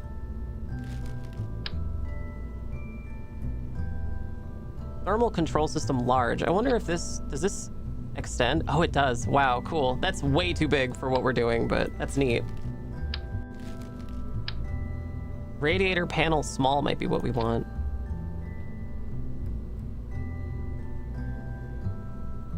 Interesting. So there's radiator panel, dissipate heat into space, deployable thermal control system, multiple liquid cooled radiator panels.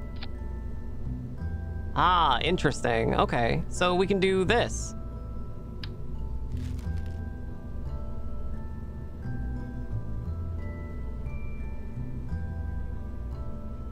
Okay. Yeah, let's do that.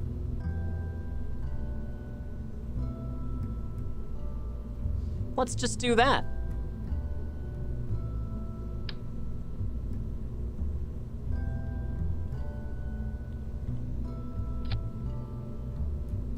If we're gonna have a door here, we should also have like little steppies. It doesn't show on the diagram that we have those, but I feel like it's important if we ever do an EVA to have those. So I'm gonna put little steppies on here. Steppies are important. Steppies are important. Is it an EVA item? Where is it? Huh. EVA item. I guess not. It's not there. Not there. Oh my god, where are my little steppies at? Structural? Struts. Grip strip. Grip it and rip it strip. Command. Oh my god, you guys, where am I? Where's the ladder at? Was it in landing, maybe? That would make sense.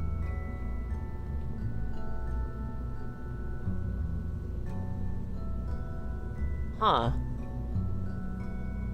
Oh my god. I can't find it.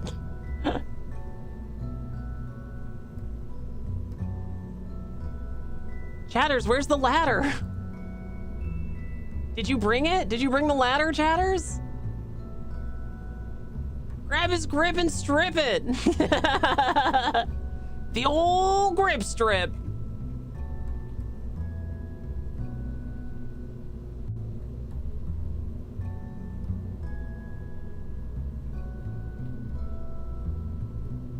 Okay, I'm just gonna search for it.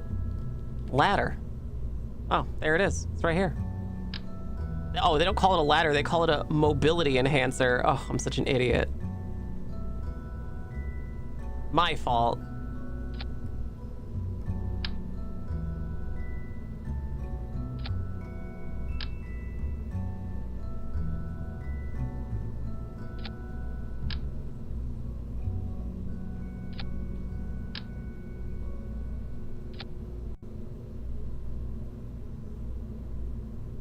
My fault.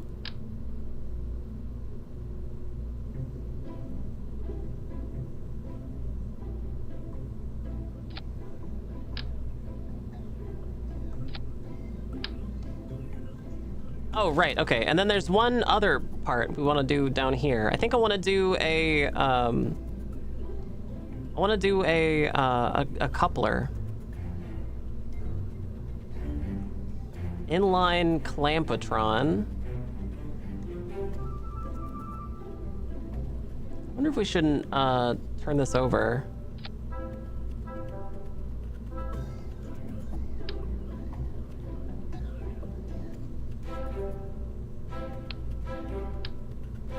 Oh, it doesn't snap that way. That's weird.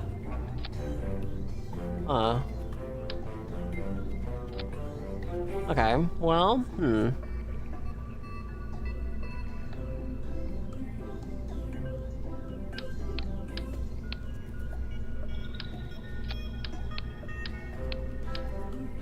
There. Perfect. Yeah, perfect.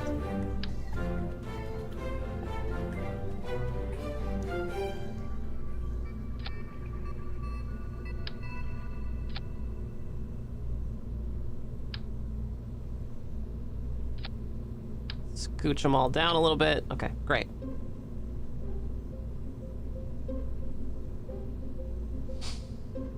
All right, now,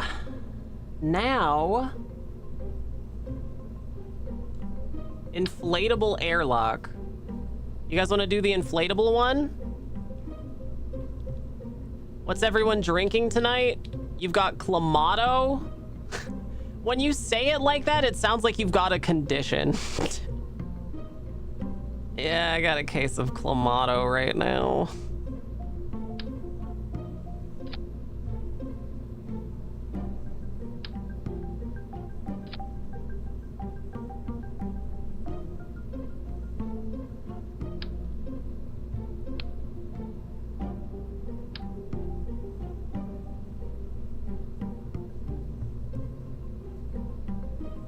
just trying to line this up the right way. I think this is it.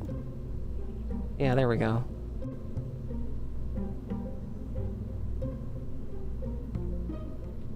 Oh, see, it's another one of those inflatable ones, and I don't think I like it very much. It doesn't look enough like the picture, so I think I'm gonna not do it. I'm not doing that one.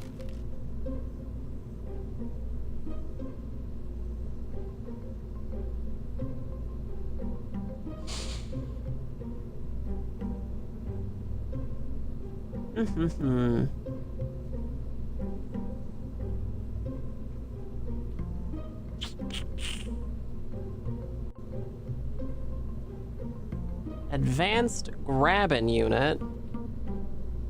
Engine plate.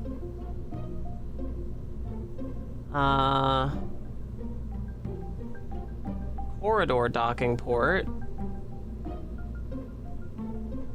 Shielded docking port.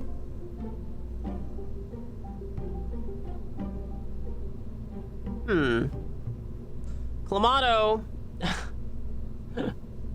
Got some good old-fashioned water. I can't drink Clamato. I've tried drinking Clamato, and it just, I can't do it. I can't do it. Sorry. Not strong enough.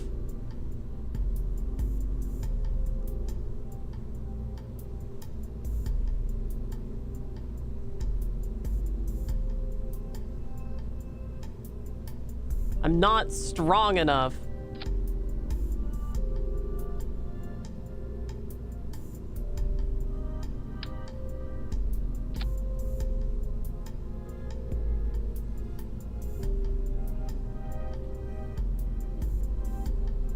Lights on, open shield. Okay, there we go. That looks pretty good. That's pretty close to the picture. I think I have to put, one more thing right here, though. There's this inline clampatron, but also, I want to do one on both sides. Since it needs to go on both sides. So, maybe what we do is a little storage container. Wow, it's not a little one. Oh, Jesus. Little storage container. This one. Like so.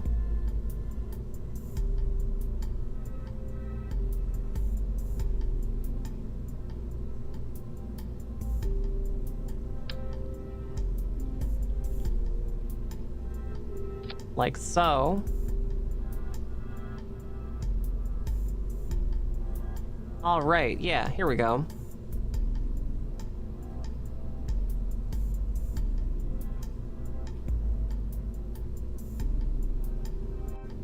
And then we do a couple of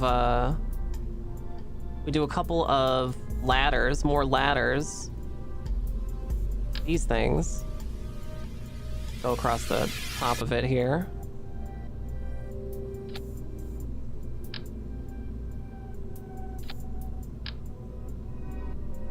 There, perfect.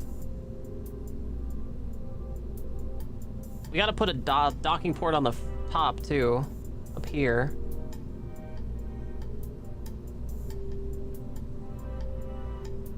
I can't do stewed tomatoes. Yeah, I have a really hard time with tomatoes, kind of just in general. I don't really like tomatoes, which is a damn shame. Like, I like things that have tomato in them, you know? Like, I love, like, salsas. I love ketchup, you know? I like pasta sauce. I just can't, it's just like, I don't like slimy tomatoes. You know what I mean?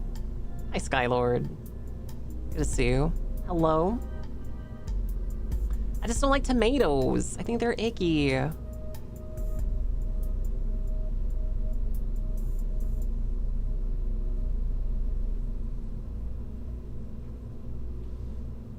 I think they're kind of icky.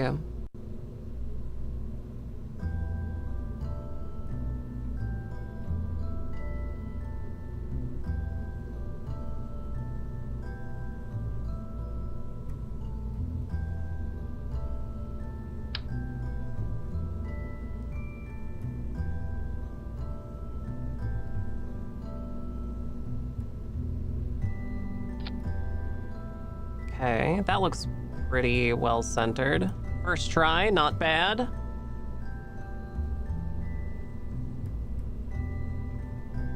Yeah, not bad at all.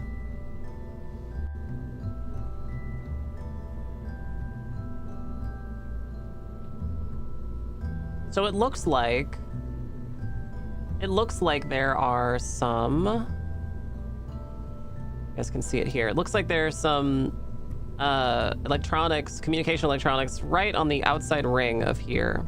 But on our version, it has a door that goes just outside right here. So I think I'm gonna put those electronics on the bottom down here instead.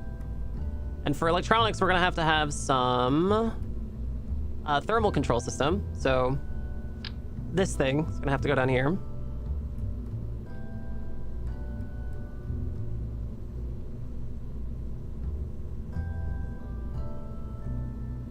It's gonna block the window a little bit, but I think it's okay.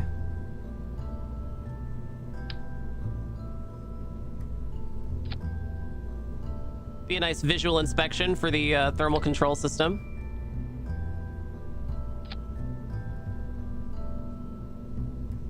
Okay. We're also gonna need to do some communications. So comms, gonna go here. We have radio communications that have these very same dishes, and they look like these things.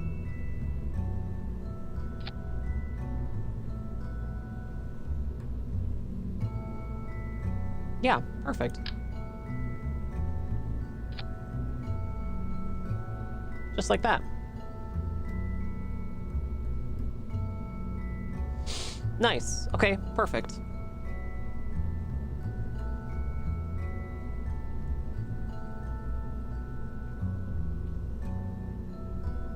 Now, on the picture, we've also got these two ports on either side. So I'm thinking we put a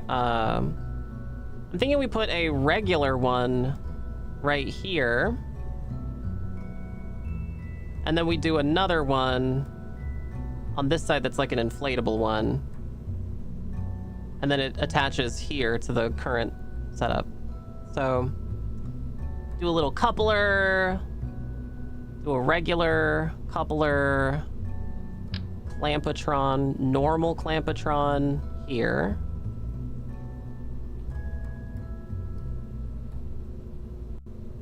I guess we could even do it here, you know?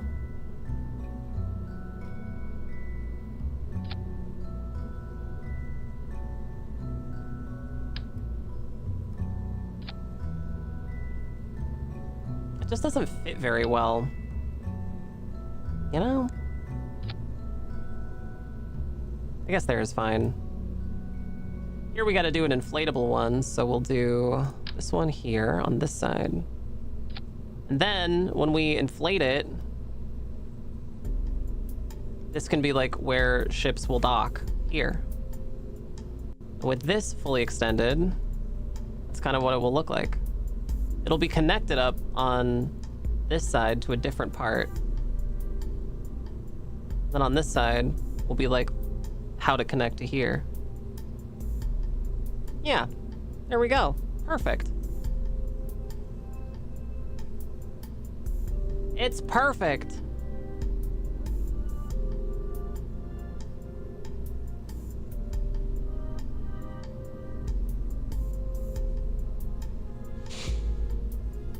Okay, and then another thing we need to do is we gotta have RCS containers on this.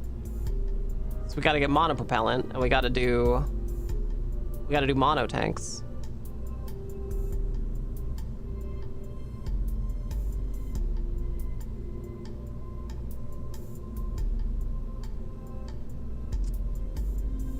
We gotta do monopropellant. And we gotta do mono tanks, which are in command and control. Variable reverse thruster block.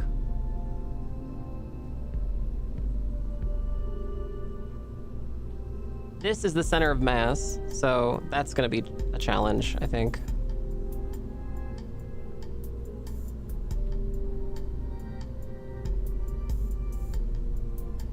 That's gonna be kind of a challenge.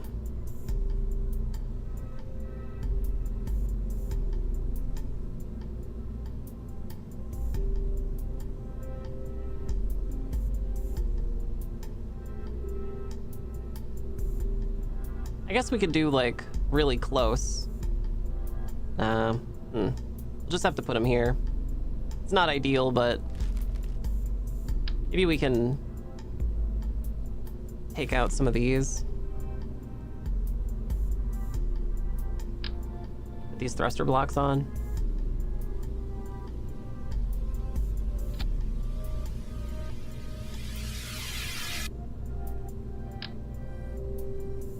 Oh yeah, that sucks.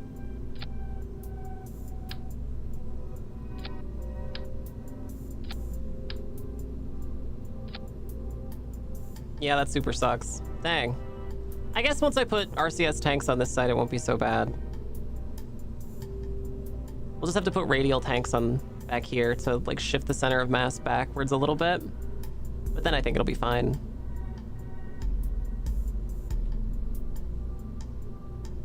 Fuel tanks.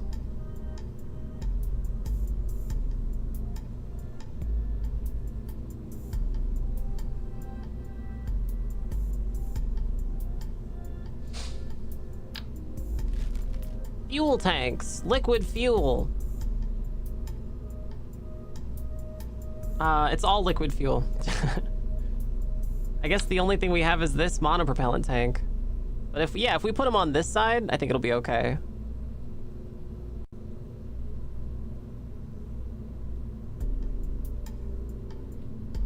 We just have to make sure that they're like set up for over here.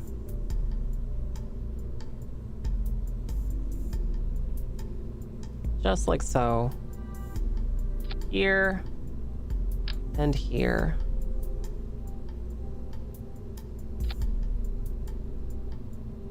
Yeah. Yeah.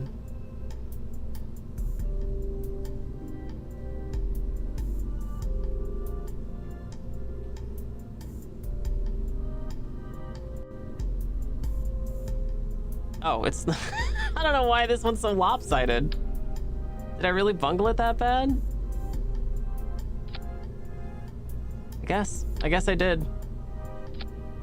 There we go. That's a little better. Hello, sweet chatters. Who's here? Hello, sweetest little chatters. Hi. Gimme fuel, gimme fire. Gimme shelter. Hello, enormous door slamming. Hi, pretty pictures. Hello.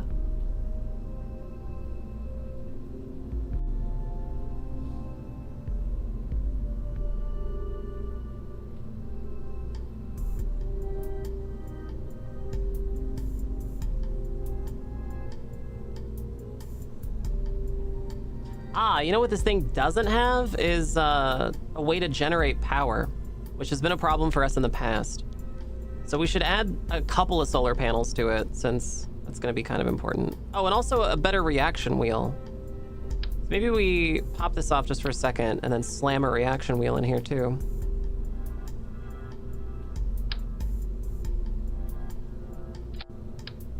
There, just like so. Ah, and then you know what? That's pretty close to the center of mass, so we could just put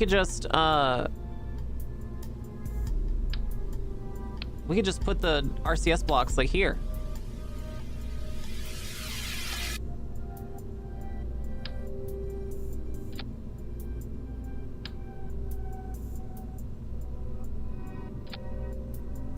Yeah, perfect.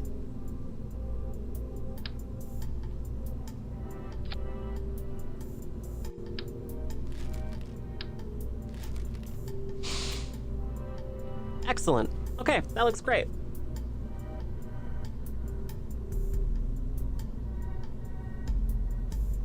RCS blocks go there.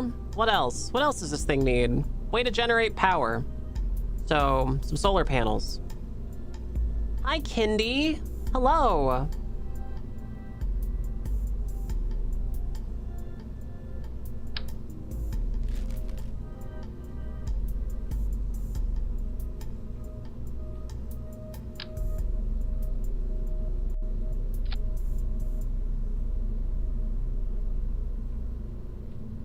Not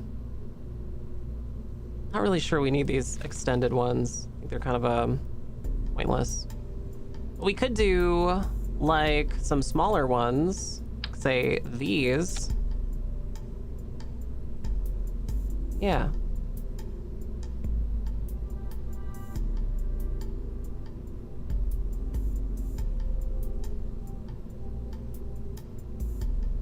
Yeah, just to have an extra little way to generate some power.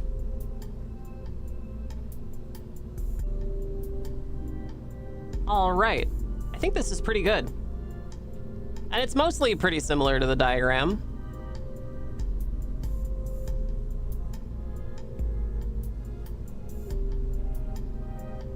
So let's retract everything.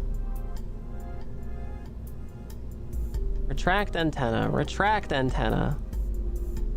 Deflate the airlock. Close the shield.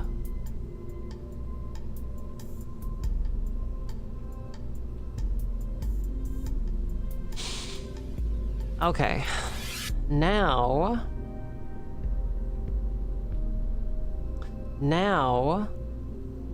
we have to rotate it. Not that way. Not that way. That way. And that is how it's going to go into orbit. This is called the Halo, the Habitation and Logistics Outpost. Halo. And it was supposed to have been made by Northrop Grumman, European Space Agency, and JAXA, the Japanese Space Agency.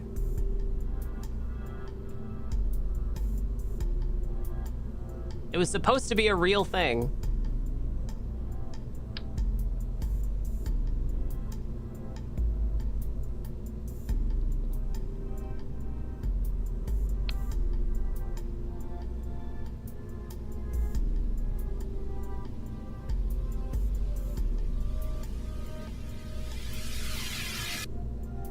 Hello, Josie. How are you?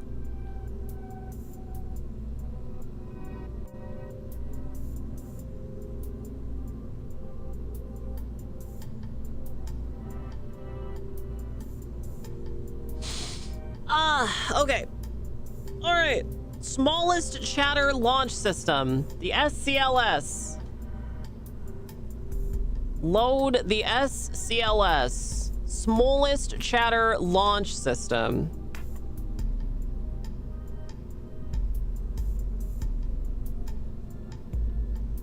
Remind me, does the smallest chatter launch system have its own... We have our own way to pilot this. Guidance unit, it does. Okay, great, perfect. Good.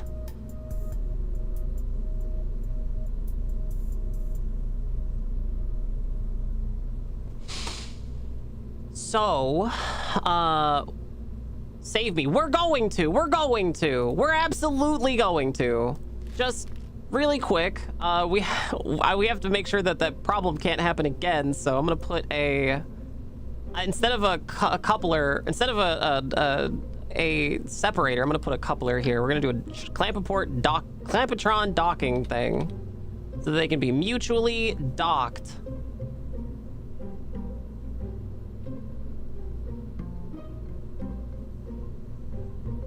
Just like so. Okay, now, if all has gone well, I should be able to just smack this.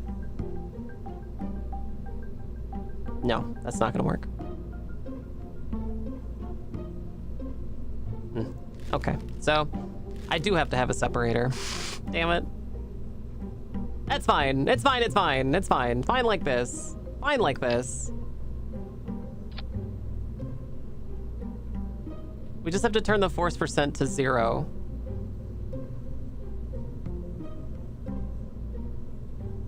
Halo can go here. Okay. See? It's fine. Everything is fine.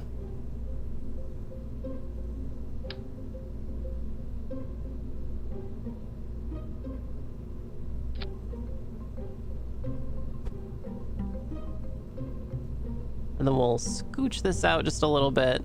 It's a little scooch in. Perfect.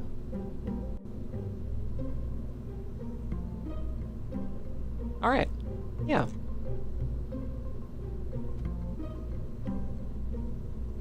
Build the fairing. Actually, no. Hang on. I have to put crew in here. Somebody has to come save you. So we learned that we have to have an engineer to use the C4. I don't know if we should use the C4, but we have an engineer to do that. So it might have to be, who's our top engineer? Kopang. Kopang is an engineer. You can go in the lander can. We should get a pilot as well out there. Top pilots include Lil Jaeger and Darkness. Okay. Good.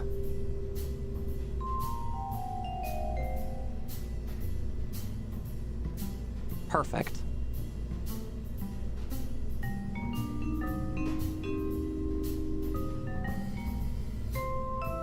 Oh yeah, and then another thing is we should probably use this opportunity to bring some tools, I think. Inventory. We're gonna slam some tools in here. What kind of tools should we bring? I'm thinking we bring more explosives, more C4. After all, why shouldn't we? Right? Also, this electric screwdriver.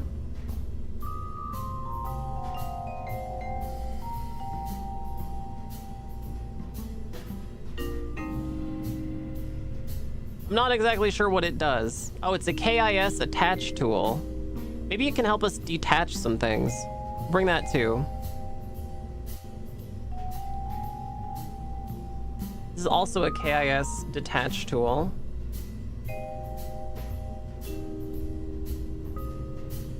And some extra snacks. We can't let our Kerbals go hungry. So we have to give them Luna bars and tacos. Luna bars and tacos. Luna bars are Cliff bars for girls, chatters, in case you didn't know. And yes, that's true.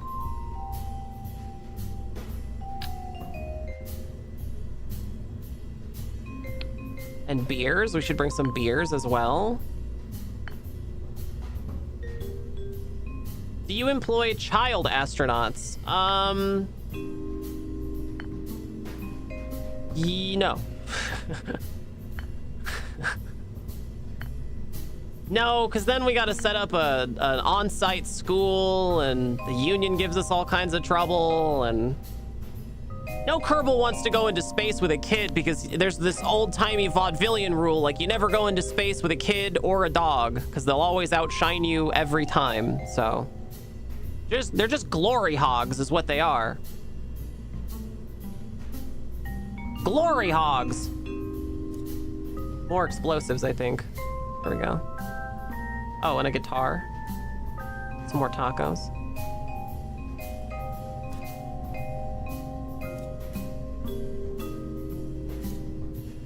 The original mission plan for the Halo said that it had fire suppression, which is for the beer is fire suppression. Just pour it out on the fire. And also it had water storage, which again, the beer, that's what the beer is for. So yeah, I think we're golden. And if this is, who is in here? Kopang. If Kopang is in there, then we should maybe get rid of Kopang's parachute. Get rid of your parachute, and then put the electric screwdriver on. Oh, well, maybe not. Keep your parachute on just for now. Okay, do you employ any puppy astronauts? I don't know, are there any puppies aboard?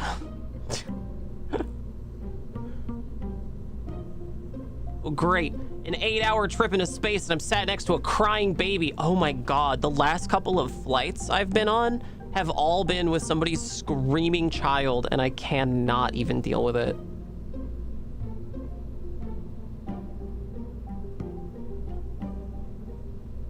Auto strut to heaviest part. Auto strut to heaviest part.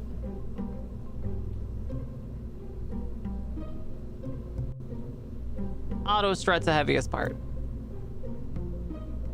Auto strut to heaviest part. Auto strut to heaviest part.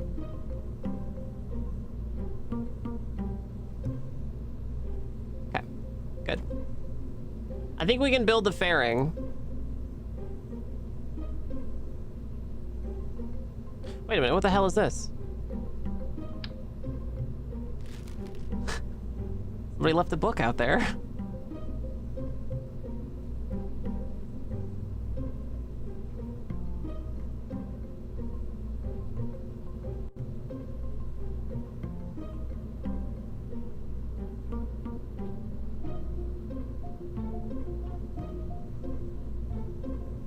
Okay. Perfect. Yeah, all right, good.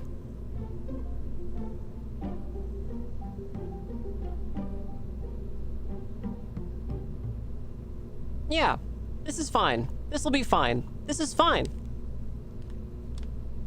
So what's gonna happen is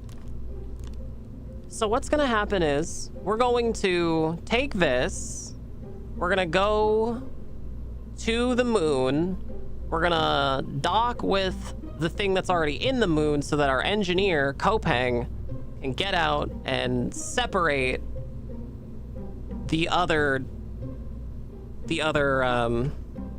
smallest chatter launch system.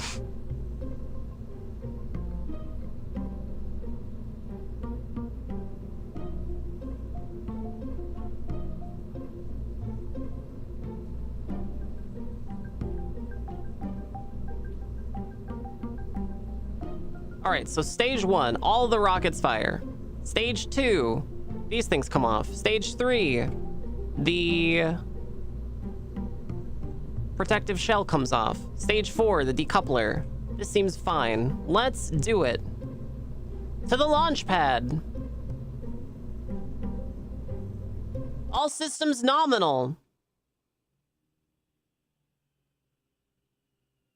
I feel like I might need my parachute, but I trust in you. No, there's no way you'll need a parachute. You can't actually use a parachute on the moon, so.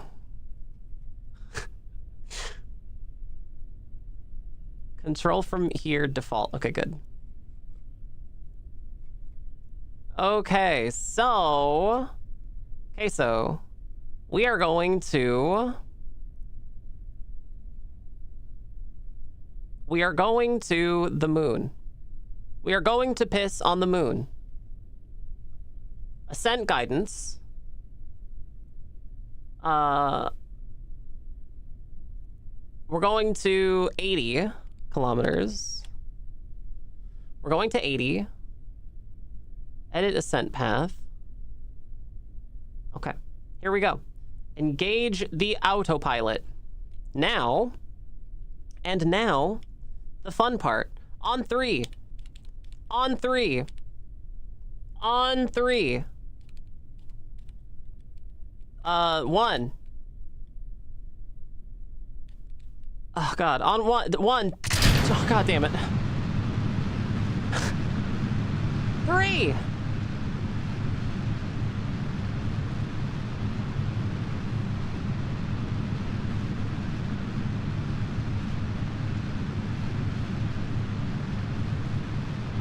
Okay, everybody seems happy. Everyone's happy.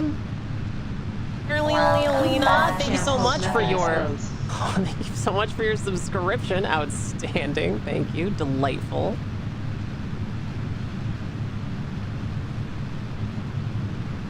Okay, we're doing our first turn. That's going pretty well, it seems.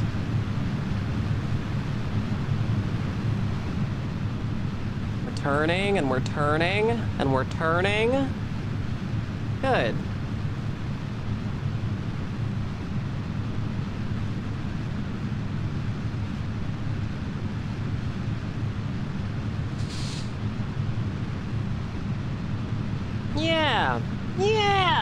Look at us go! Hooray! Our ascent profile kind of sucks, but I think it'll be better once our boosters are gone.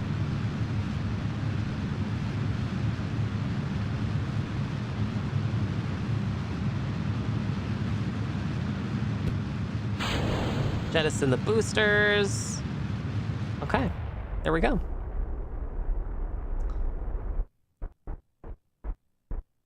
Disengage autopilot.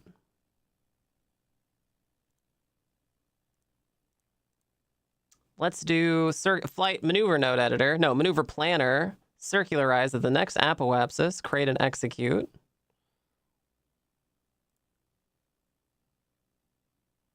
Abort node execution. Turn on SAS. Go to the maneuver node. And now execute all nodes. Because otherwise, if we don't do that, then it just won't. It won't do it. For some reason, you have to have it set to target. Otherwise, it just won't maneuver that way. I'm saved now, almost. You're gonna be saved. We're gonna save you. I promise. I promise. We're coming to get you, Vic the victim.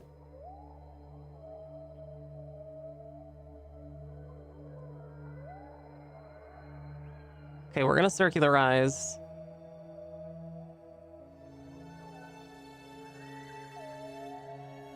You guys hear whales?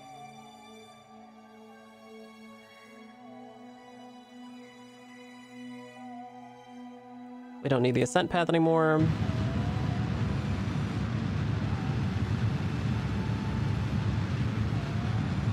Okay, it seems like we're doing okay.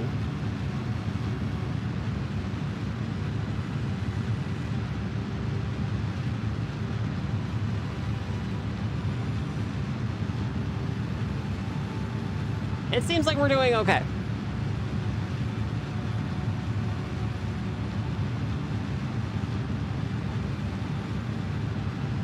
Where's our orbital info?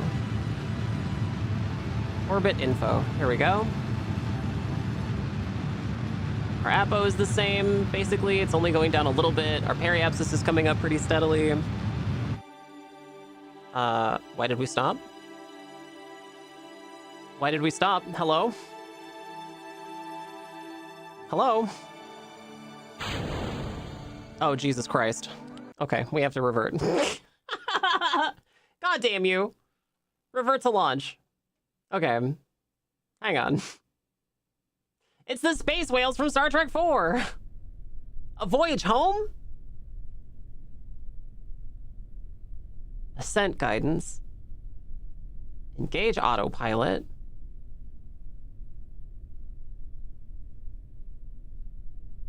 And engage autopilot and hooray!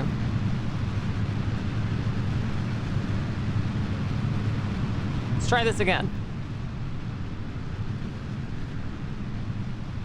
I didn't know space travel looked like an MMO UI. This is all a mod called MechJeb, and it's a way to dial in the exact settings you want for a certain thing.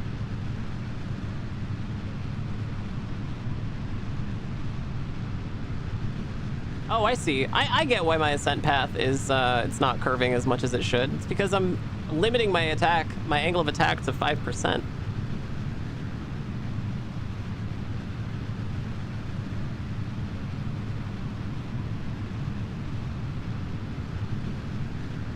So there's an even more hardcore way to play Kerbal? Yeah, we're doing it. We're doing it right now. Jeb? No, there's no Jeb here. This is Kopang, Lil Jaeger, and Darkness.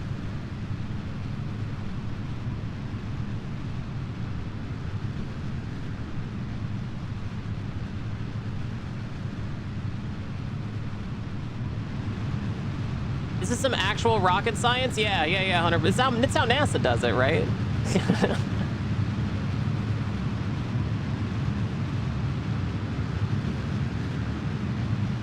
Okay, and separation is good.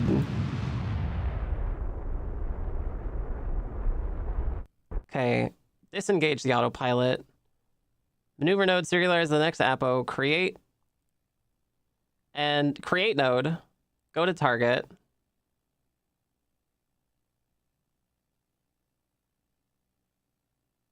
Okay, see how slow it is?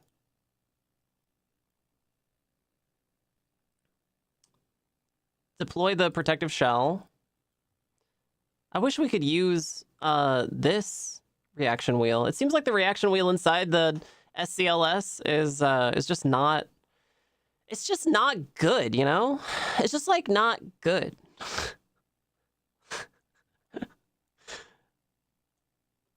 Okay. The donger is exposed? Oh god, no, not the donger. The space dongler. All right, we are just in time. I'm gonna execute the next node.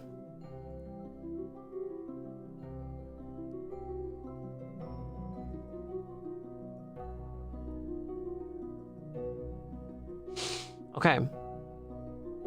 It should be going. Should be going about now. Yep, there it is. Okay, great.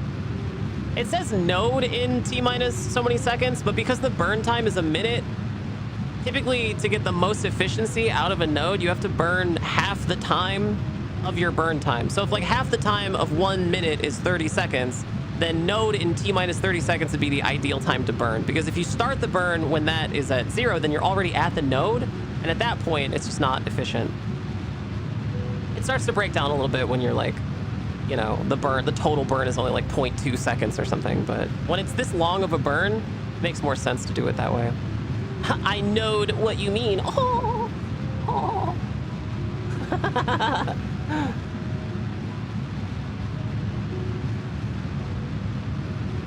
Okay.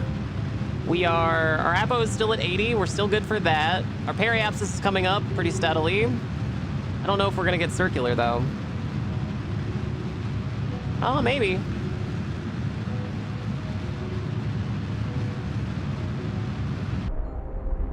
Ah, we did it. Mostly. We're mostly circular. Yeah, we're basically circular. Very good. Big and round, chatters. Our orbit is big and round. See? Circular. Okay, good. Now we can home and transfer to target. Target is the Mune set as target. At optimal time, create node. I'm gonna turn off the visualization to path. All right, good. So that is the trajectory we're on right now. Let's for our next node rather. Our next node is in 9 minutes. So let's do maneuver node editor. And we'll say MOS. MOS prograde. MOS. MOS.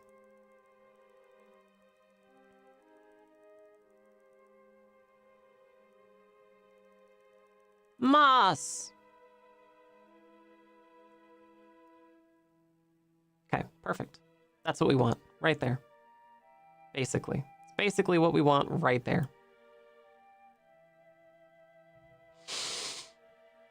So let's execute.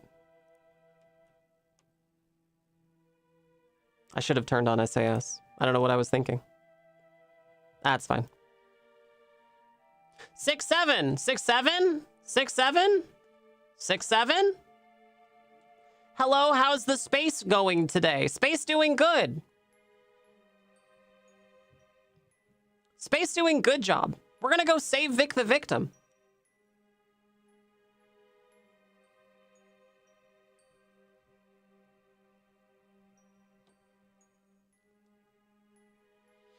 I think. I'm pretty sure.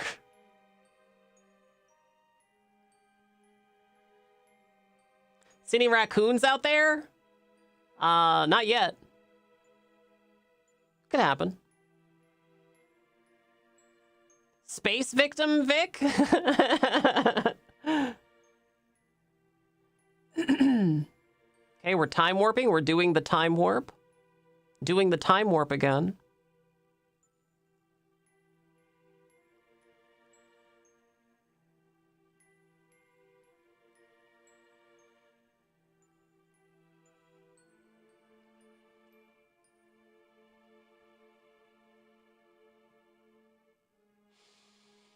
Okay, so... Uh-oh. It's not going. Oh, well. I think we're gonna have to do a correction burn. There's been some problems with warping, time warping for these nodes. Sometimes it just misses the window entirely. I'm not really sure why.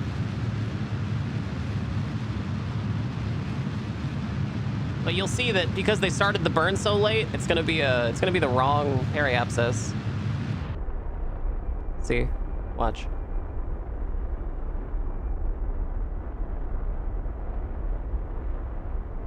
Yeah, see, it's a little bit wrong.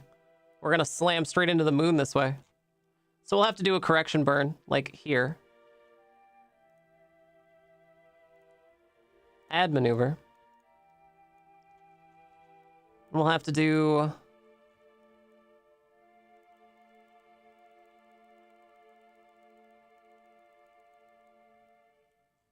yeah, something like that. A burn time of 1 second.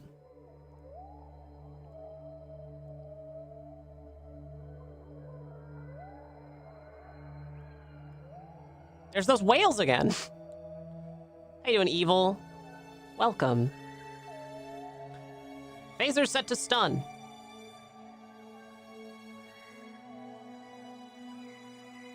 All right, execute.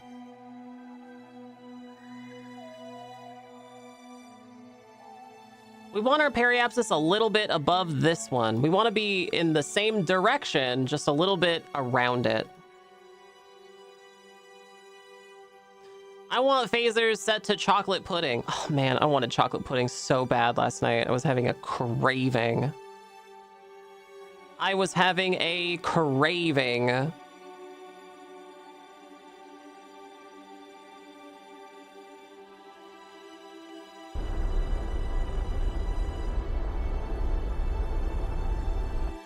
Okay, perfect, mostly. Well, it's a little bit of a wrong angle, which is sort of stupid, but that's what we get, so it's fine.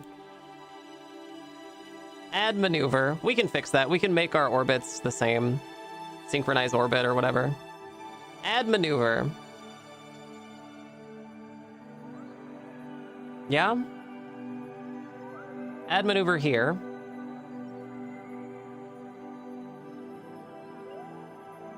Or no, we don't want to add maneuver. Sorry, I bungled that. Oh god, everybody's gonna know I'm a poser. Oh, jeez, stupid. Stupid. Oh god. We want to warp here. Once we warp here and we're within the sphere of influence of the moon, then we can set another node to circularize the periapsis. But we will need the maneuver node editor.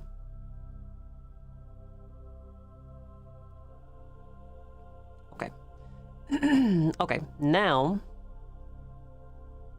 we can do maneuver node editor. We can circularize at the periapsis. Great node. Execute. Okay. SAS set to target. So we can line up beforehand. Worst case scenario is Vic can always just jump back to Earth.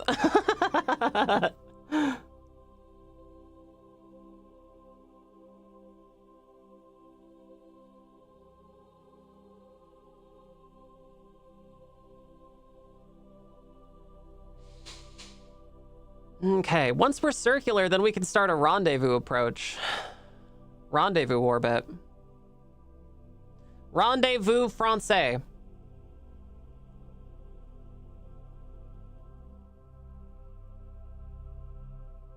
In space, no one can hear you hog down on chocolate pudding.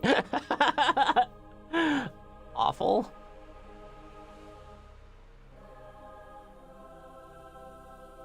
All right, execute.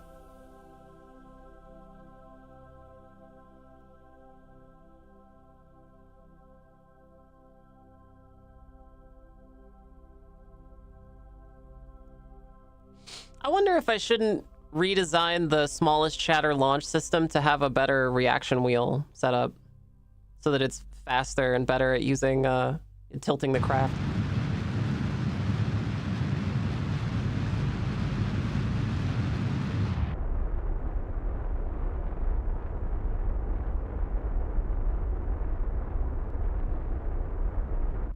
Okay, there we go. Excellent. So now our orbit is just a little bit above the other thing, this thing, the other smallest chatter launch system set as target. So if we wanted to match orbits, we would have to do this. Match planes with target.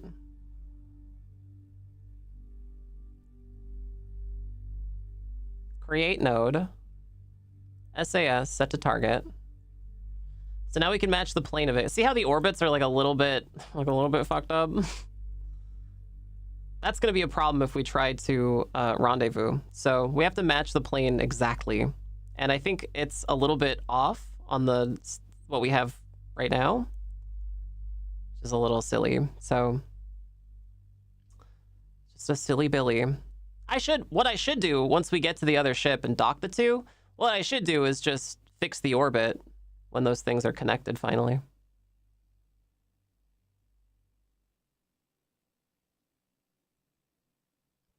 Look at this burn. It's a 0.4 second burn. Jeez Louise.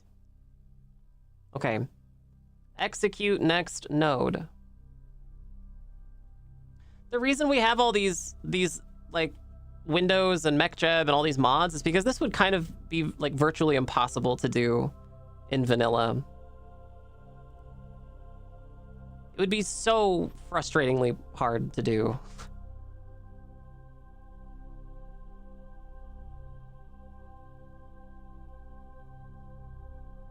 Okay, here's the node. We're approaching. Approaching, and... Ah, perfect. Okay, nice. Excellent. Okay, so now we're at the exact same plane. You can see it, it's like slicing through like butter. It's perfect. 0.4 second burn and my burrito's still frozen in the middle. Future Mrs. Lesbian Girlfriend likes those pizzas that you buy from the grocery store, the frozen pizzas from the grocery store.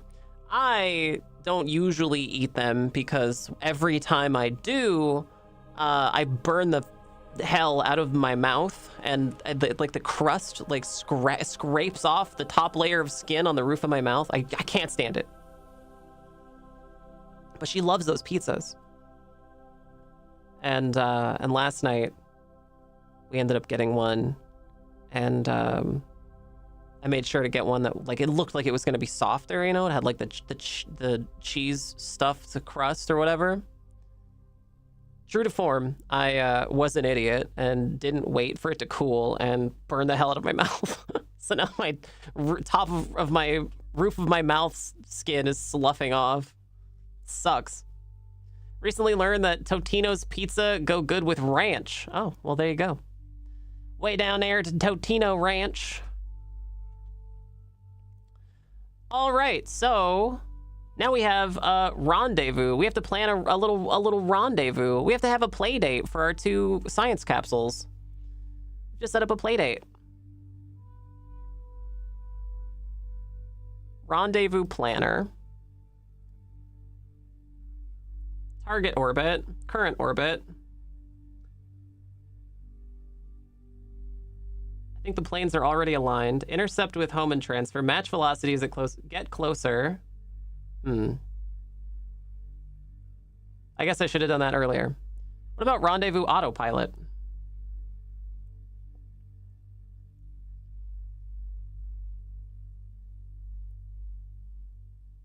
Desired final distance of 100 meters. How about we do this? How about we save first, Nicotine? How about we save the game first? Right? Oop. right before everyone dies. It'll be fine. It'll be fine, chatters. It'll be fine. It'll be fine. It'll be fine. It'll be fine.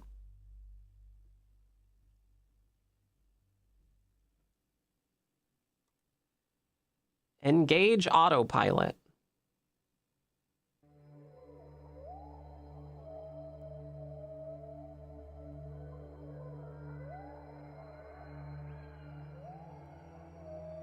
So now what it's gonna do is this. Moments before disaster, 6.7. Now what it's gonna do is this. It's gonna set up 5 different warps, and they're all gonna get us a little bit closer to the target. In theory. It's just calculating the best way to get us to a phasing orbit with the thing we're trying to dock to.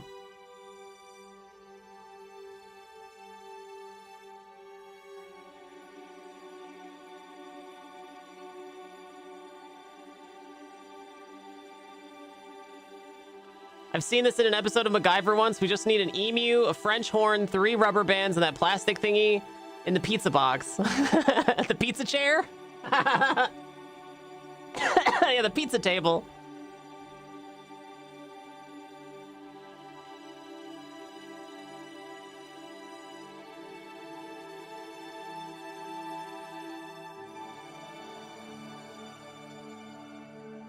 So do you see why we're doing it this way? When you have something in a higher orbit, it's going slower than something in a lower orbit. So right now, that other ship, the one that's closer to the planet, that's catching up to us. We're going a little slower, it's going a little faster. It's the same thing as if like 2 people are running at the same speed on a racetrack, you know?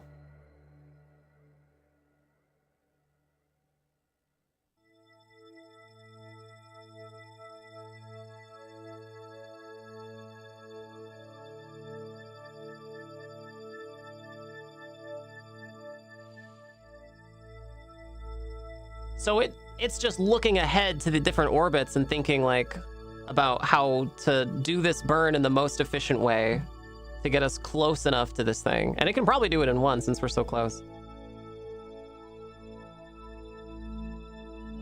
Once we get to the desired final distance of 100 meters, I'm going to decouple them, and then I'll just use RCS on the habitation module to get us in line with the docking port on the other thing.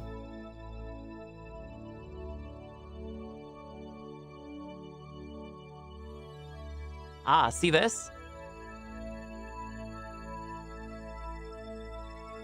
We're doing a little correction here.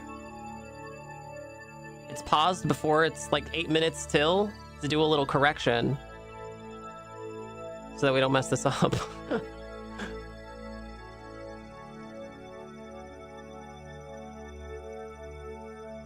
You see how they're getting closer though?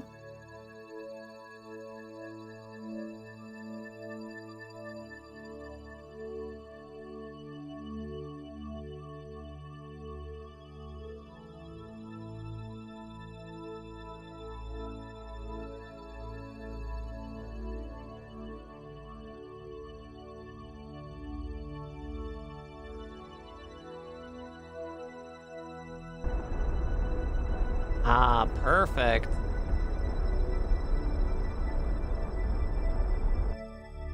Perfect.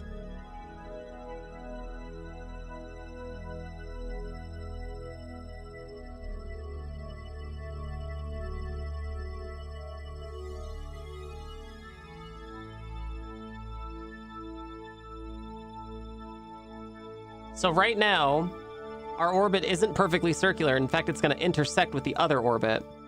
Right now, we're going to intersect with this orbit right here. At this maneuver, we're going to do another little burn, and it looks like this might be our target position. And ideally, we'll be close enough that both of these ships will just be 100 meters apart. So we should be able to see them. Should be able to see each other. In fact, at 100 meters apart, we probably should be able to just fly at EVA and then just jetpack over from one to the other if we needed to.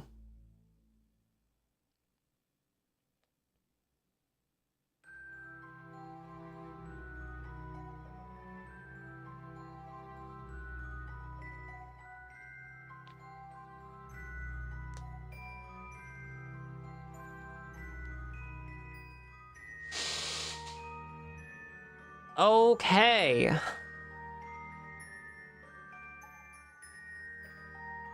Okay, here we go. Node in 18 minutes. Burn time of 0.1 second. We're lining up the target.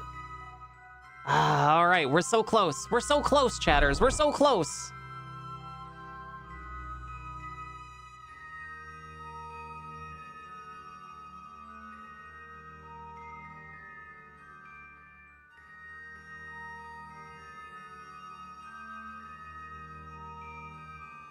The trick is to find another beer while you wait for the pizza to cool.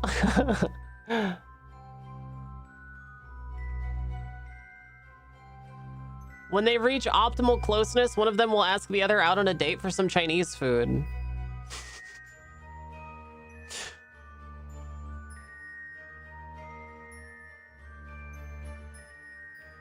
Okay, almost. Almost there.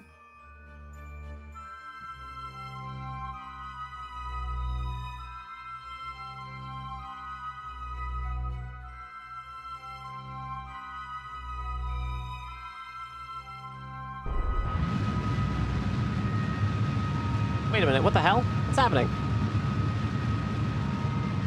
Uh-oh. So, something went terribly wrong, and now we're gonna die, so... I don't know why it did that. Right before everyone dies. Load. I don't know why it did that.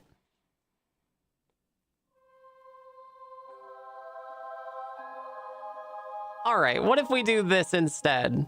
What if we just decouple them here?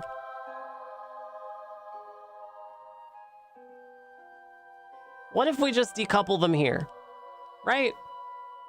Let's wait till we're in the sun. Let's wait till we're over here.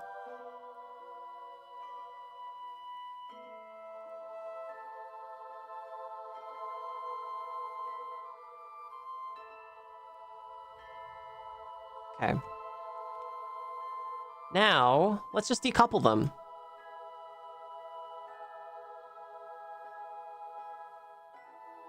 You control from here.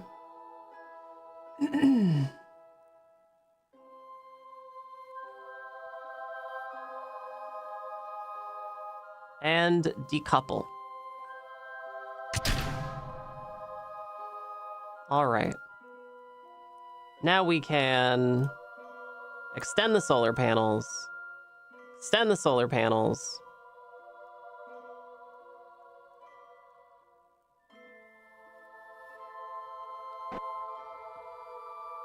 Okay, RCS is working. Now we can do a... We should probably back away from this, maybe?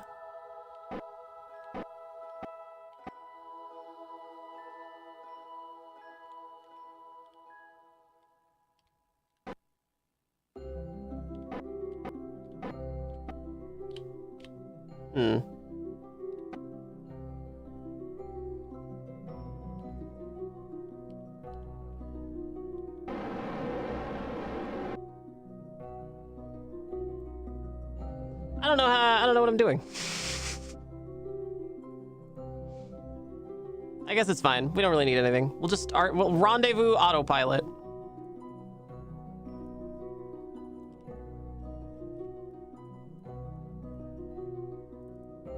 Set as target.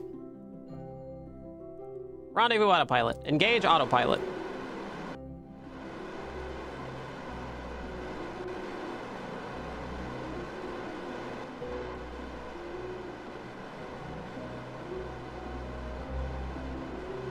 Huh.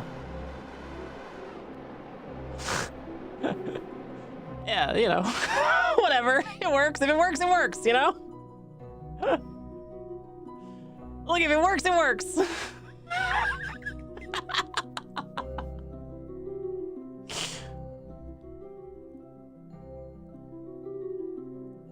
I think we have plenty of monopropellant. I think we're fine.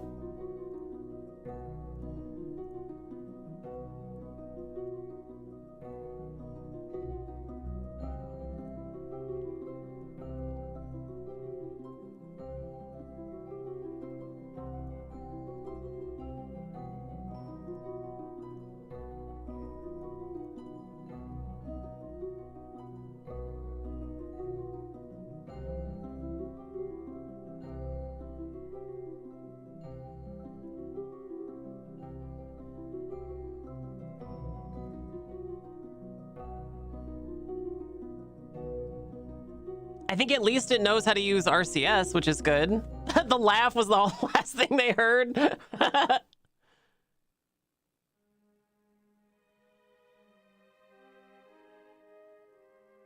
Okay. That is the craft, by the way. It's 4.4 kilometers away.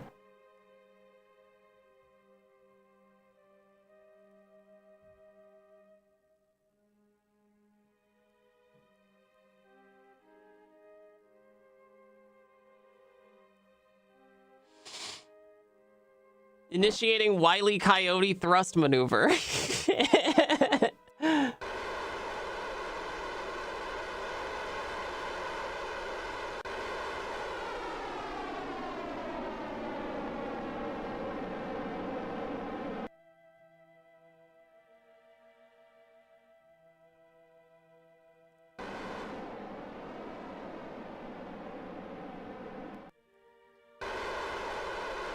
Okay, we're burning towards the target.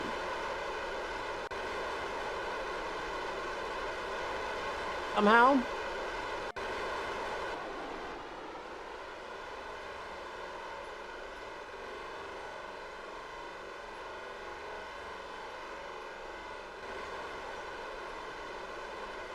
I think we're trying to align planes with it.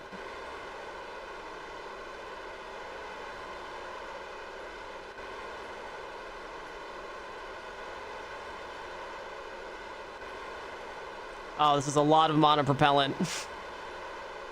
Oh, Jesus Christ. This is a lot of monopropellant.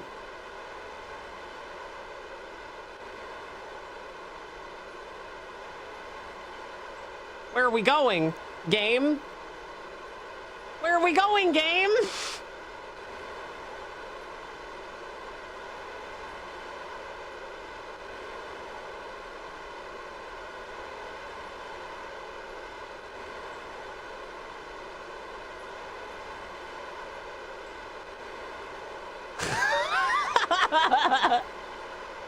I think we're leaving.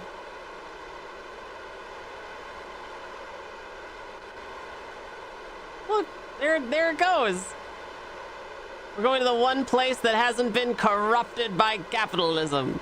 Surprise.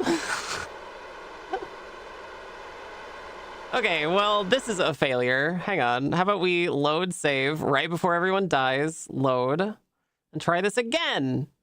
God damn it. Ridiculous.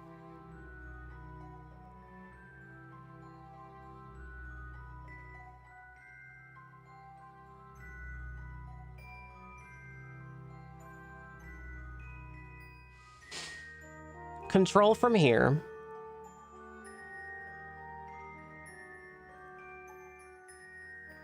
Decouple.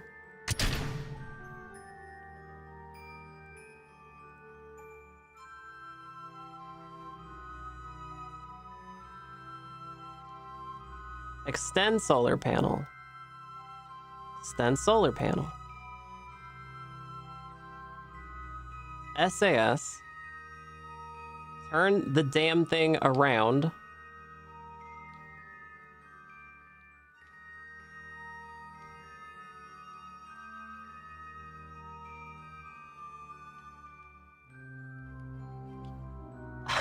I don't know how to get it to not stick to here.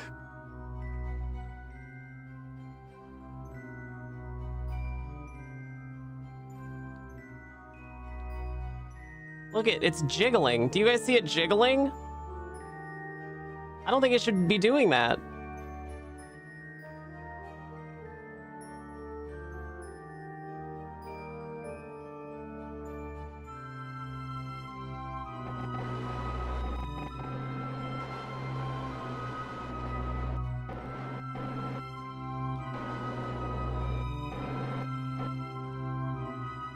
Okay, well, fine.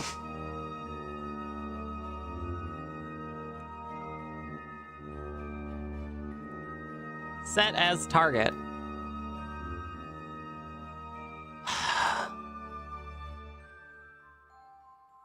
Rendezvous planner.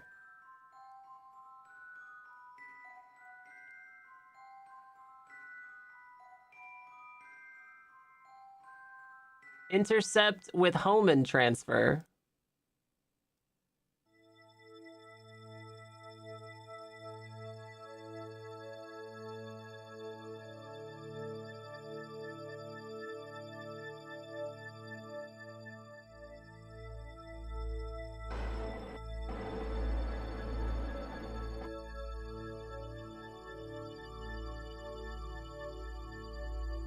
It doesn't give me a burn time here, which is a little concerning. I feel like I'm messing this up somehow.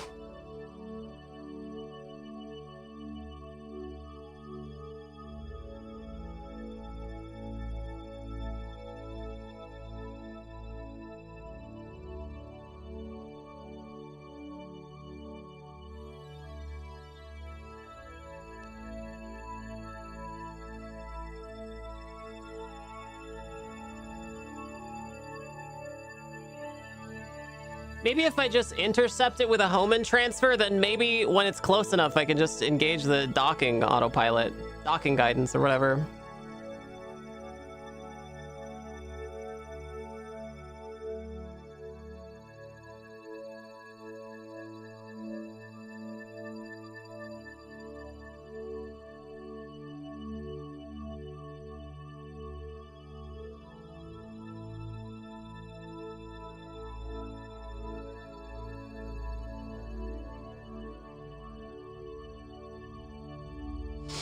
Our captain is having doubts.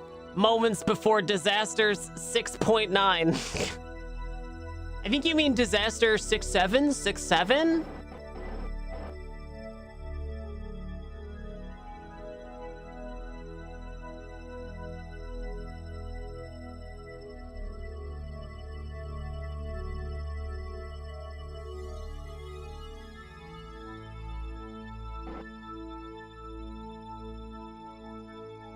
Six, seven?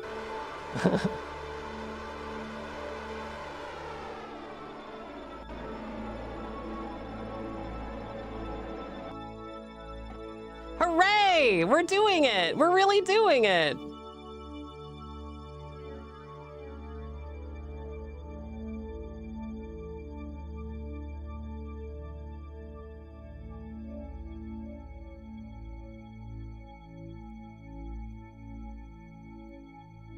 So now that we're gonna have an intercept, maybe now we can engage autopilot for rendezvous? Or maybe we just better wait.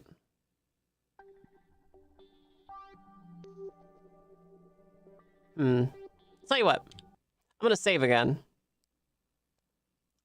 Save game. I'm gonna save and I'm gonna call it right before we make the spaceships kiss. Okay. Now if we... so how far away are we right now? What did that say? 21 kilometers away.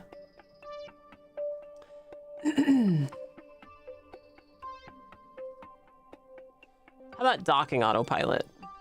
What do you say?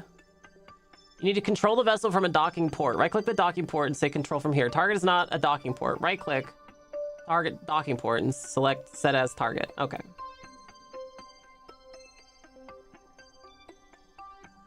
Okay. So maybe I do have to engage autopilot for this. Let's open the shield. We'll open the shield. We should extend these antennae too.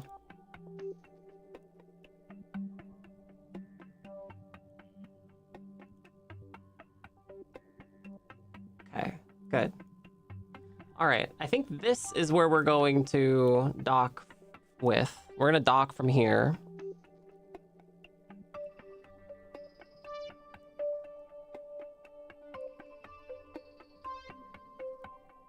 We're at 19 kilometers away. I think we should engage autopilot for rendezvous. Maybe it'll work this time. Who knows, you know? Maybe it will work.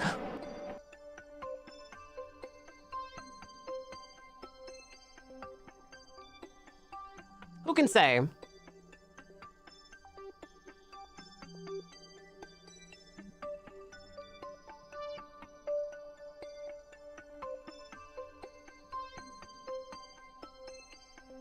Ooh, we're getting pretty close.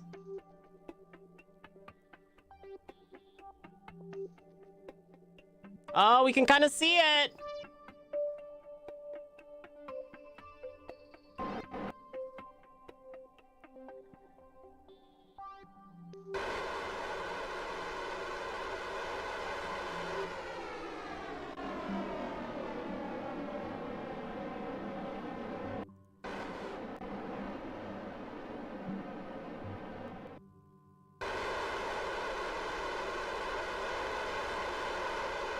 Ooh, we're getting close.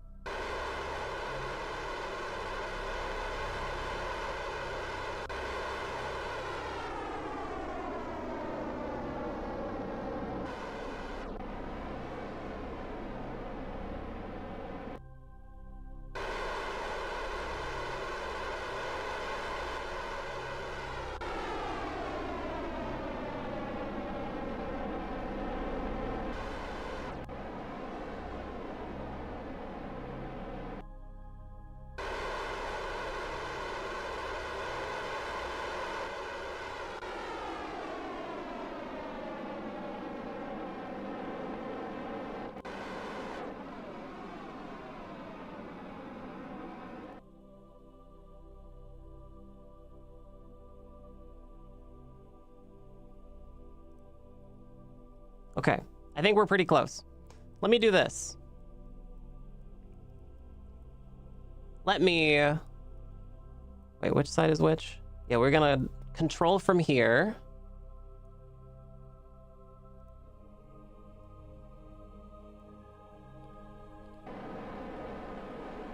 Uh-oh. Oh, Christ. Not what I wanted.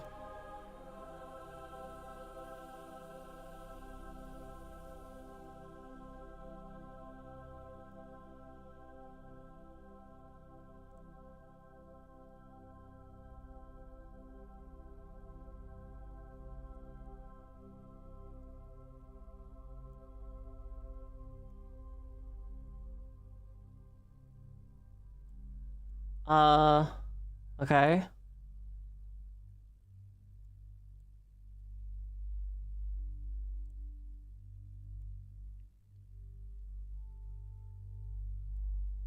Are we getting closer? Oh my god, I don't know. We still have plenty of RCS.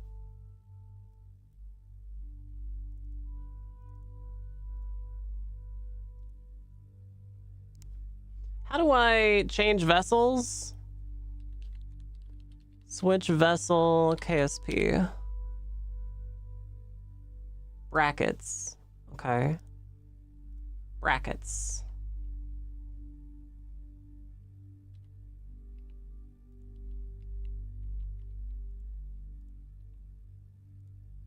Uh-oh. Oh, I get it. So KSP doesn't use the same... It doesn't use a Spanish keyboard. That's the problem.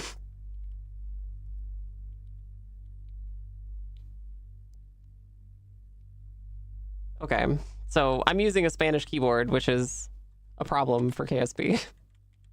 Let me fix this. Let me fix this. Settings.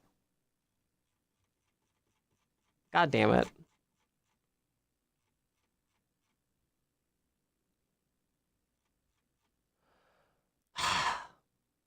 Save game.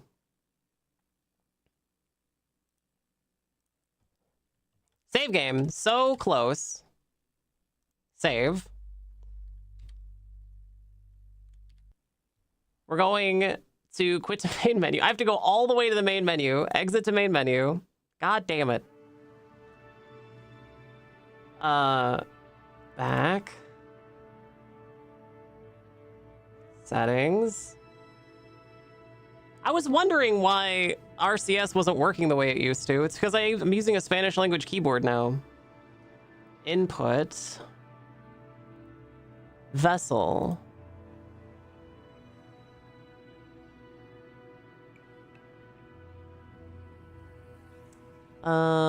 Vessel.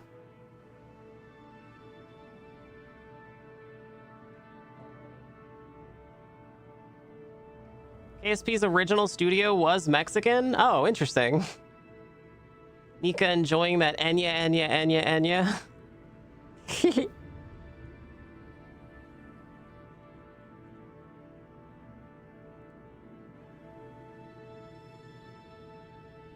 Game.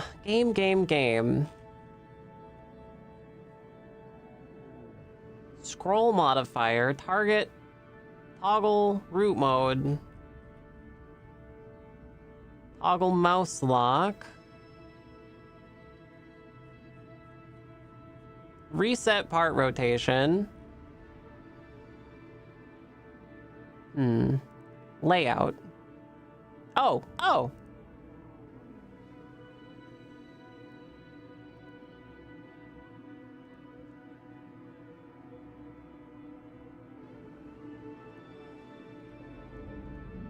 Latin American keyboard. Oh my god. Okay. Perfect.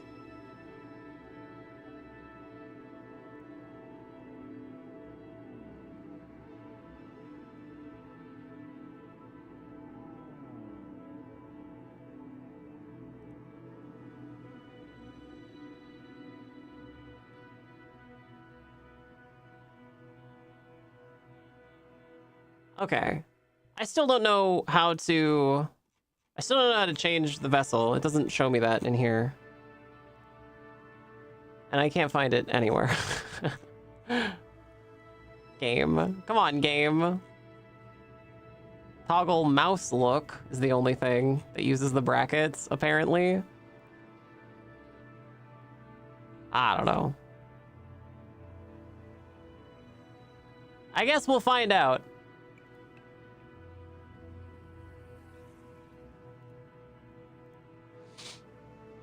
I guess we'll find out. Start game.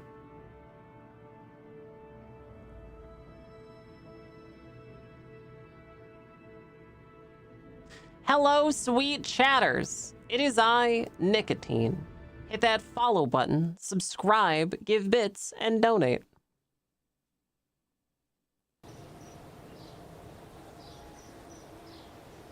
Tracking station, tracking station, tracking station, tracking station.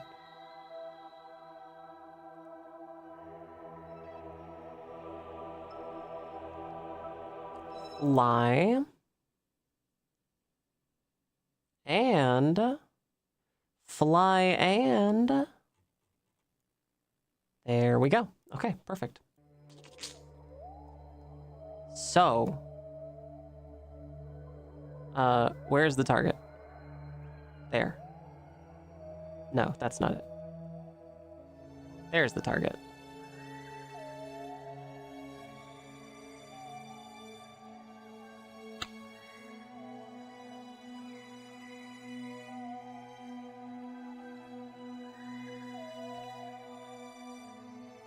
Okay, so it's still not working for me.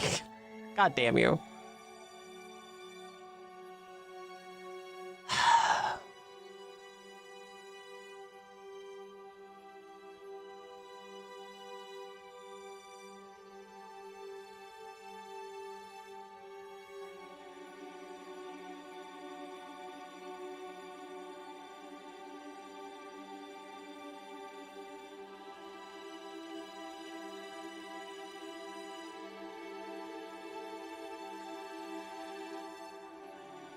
Auto strut disabled. Control from here.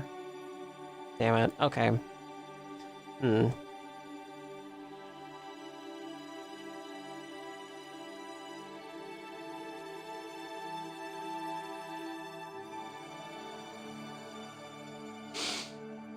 I guess all I really have left to do is engage autopilot and just hope that it gets us close enough.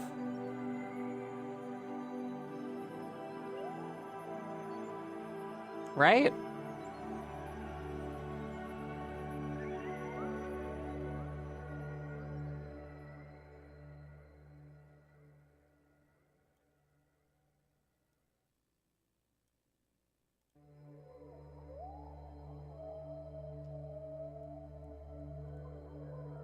Control from here.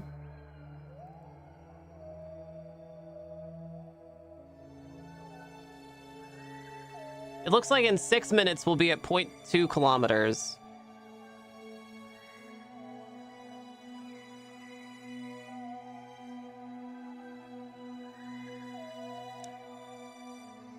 Tracking station, tracking station. Hooked on a feeling. Ba, ba, ba, ba, ba. High on believing. Ba, ba, ba, ba. You're in love with me.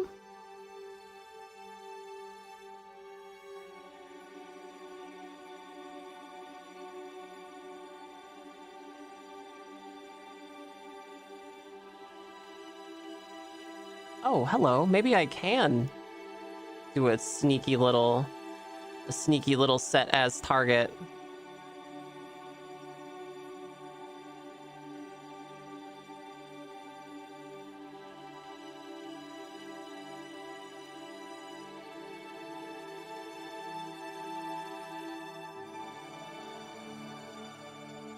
Uh-oh.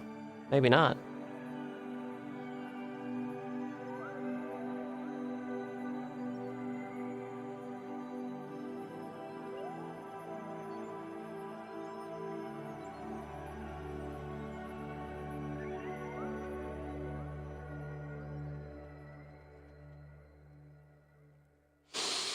Maybe not.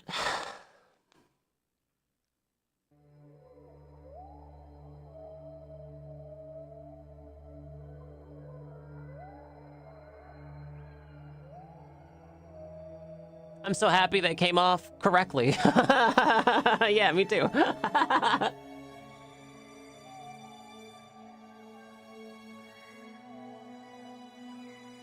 Okay. We're getting closer.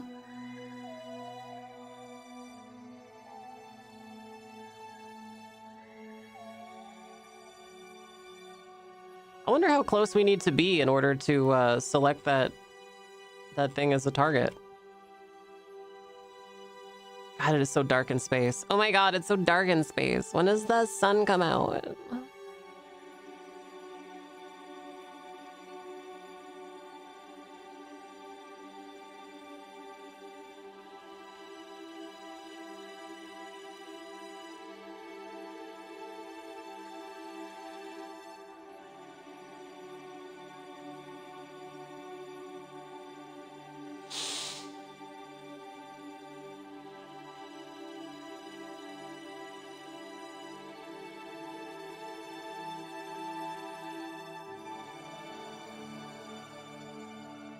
Does Vic have a fire extinguisher aboard his ship? I learned a trick watching Wall-E the other night.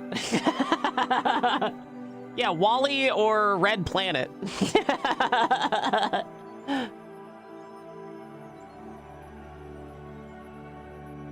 They don't have a ton in common, but they have...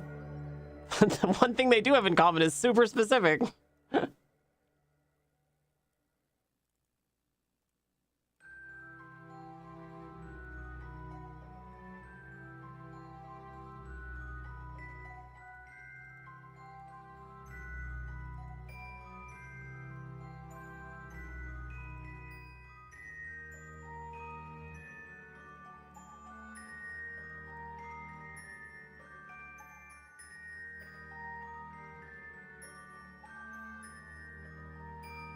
I wonder why I can't dock with that.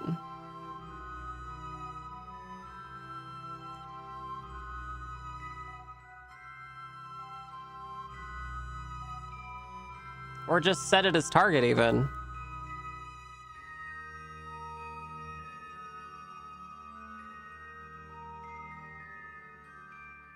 I prefer Wall-E. We all prefer Wall-E.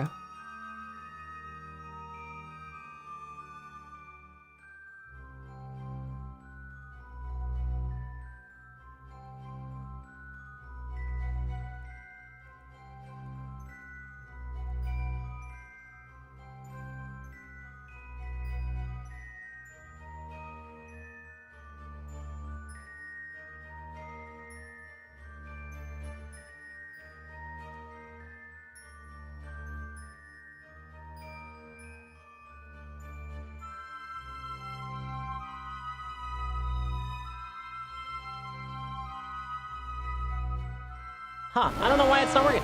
Oh my god! Hey, Fox! Oh my god, Chatter's quick! Chatter's quick! Fight back with lasers! Get every 10 in a row and everybody gets 1,000 Skittles! And if you fail, we time someone out at random! Quickly, Faye Fox Gaming is here! There we go. Yeah. All right. Yeah. That's it. Did you get it? I think you got it. Oh, you did. You just barely got it. Nice. Well done. Incredible.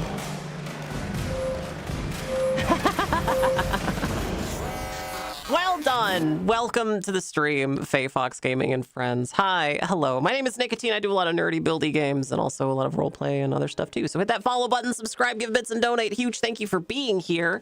What were you streaming? Can I get a little shout out for Faye Fox Gaming, please? Good job, chatters. An enormous door slam if you would be so kind as to distribute 1,000 Skittles to everyone connected to chat. Nicely done. Something foxy about this chat. Hi, everyone. Welcome.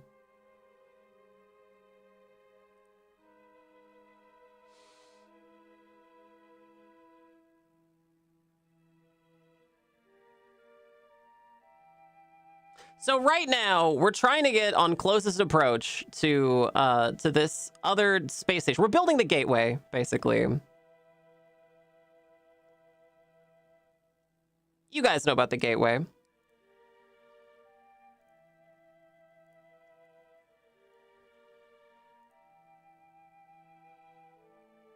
We're building the gateway. We're just bad at it. A lot of building games. Oh, that's good. Nice. Some new updates in Alchemy Factory. Okay, I haven't seen that one.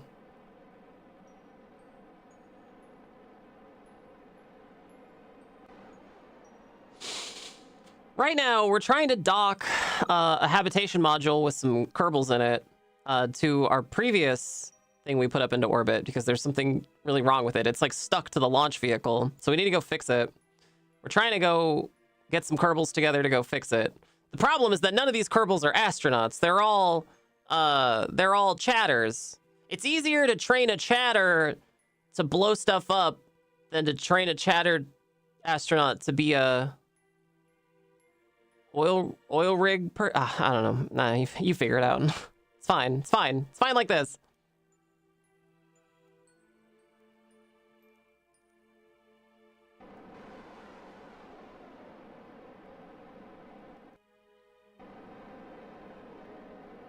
Uh-oh, wait a minute, we're getting too close.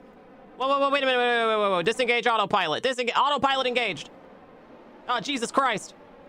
No, we're good.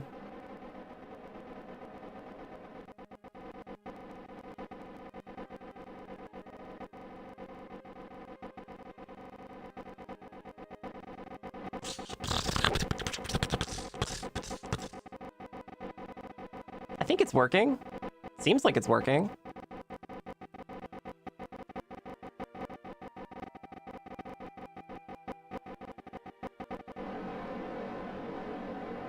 Seems like it's working.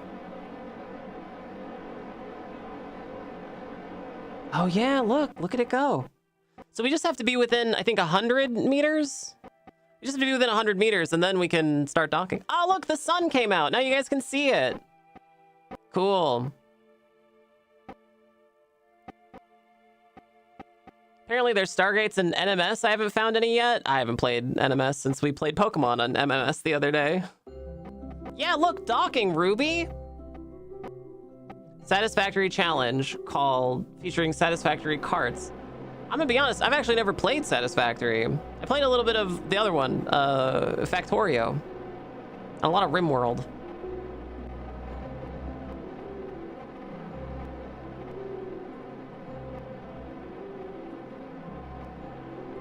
Okay, we did it.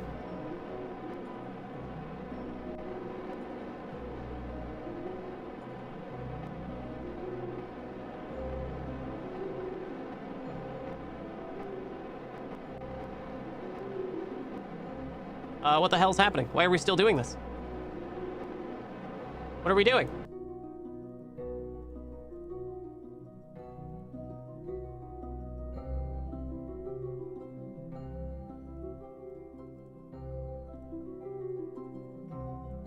Hello? Game?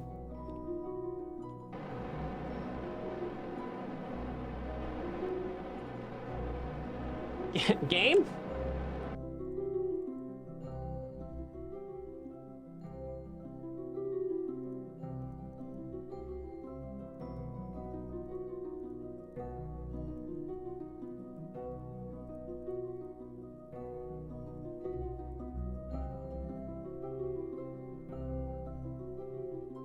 Port enable staging.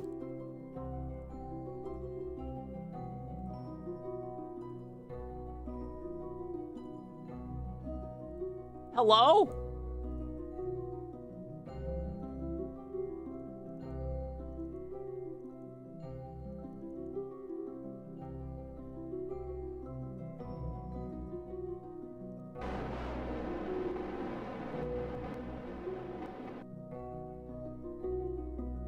How come it's not docking?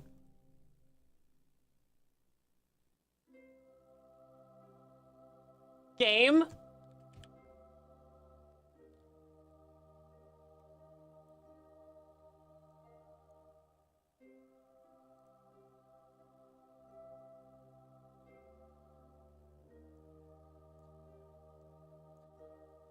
Hello?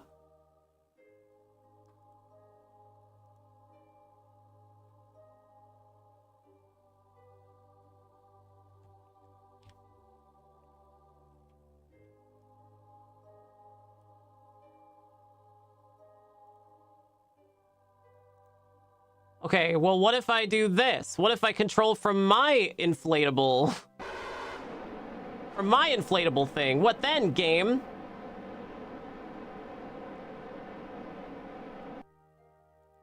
Chalupa Cabra! Subscribers.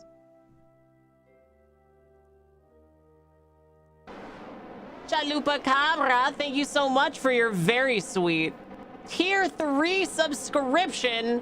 Outstanding work. Thank you. Delightful. Oh, look, we did it. It just has to be the exact same.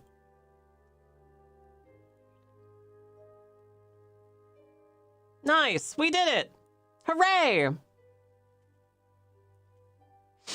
Weird that the inflatable hatch has to only connect to the other inflatable hatch. It's a good thing we put one of those on here.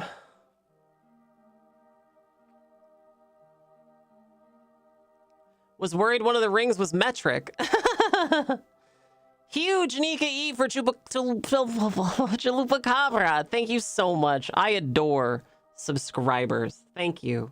Delightful. Delightful. Okay. Let's do this. Let's do this. Let's do tracking station real quick.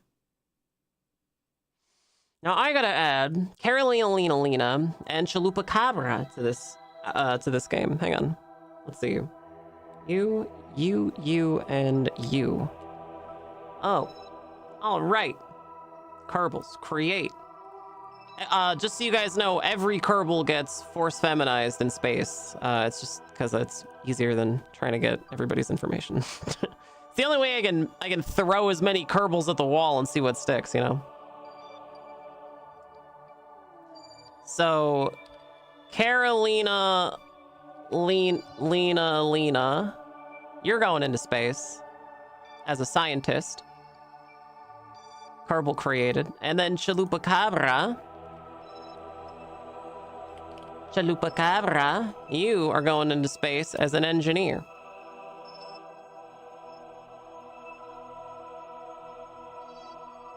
Perfection.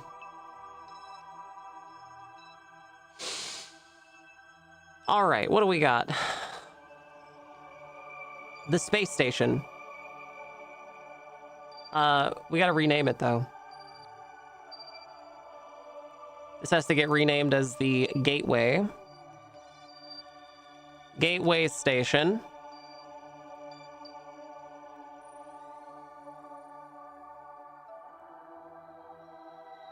Oh, and then this has to get deorbited, so we gotta go to this and then deorbit it. Appreciate not being a mask, Kerbal. Thank you. Yeah, you're very welcome. Except Vic the Victim. Yeah, Vic the Victim being the first one before we instituted the forced feminization procedure. for all of our Kerbonauts. You slipped in under the radar, the victim.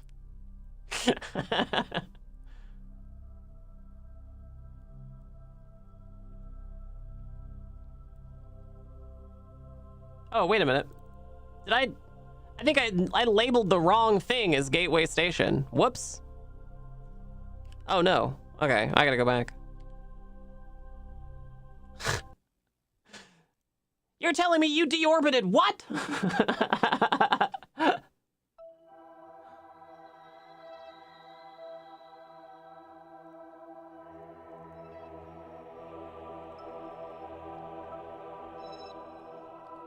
Deorb it me. Deorb it me.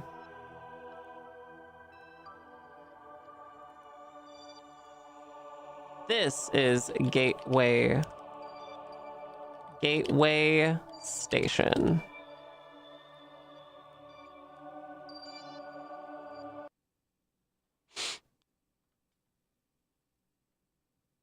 The new fragrance from Deorb.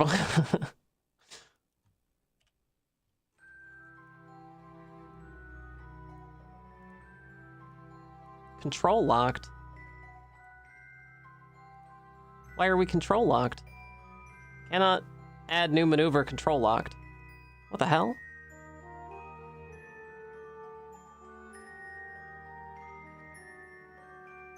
We have fuel though.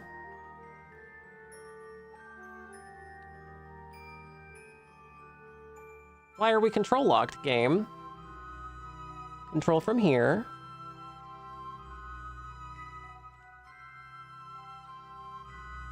Add maneuver, control locked. Okay, well, fine.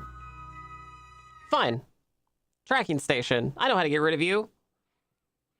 Aboard every ship in this playthrough, we've strategically placed C4 explosives. Oh, turns out, actually, we already worked. They're already gone. Never mind.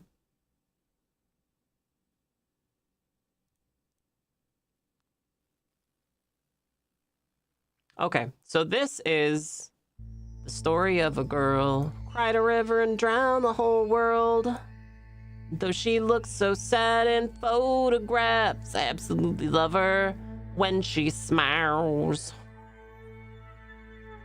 The one thing we're gonna have to do is get our engineer Kopang,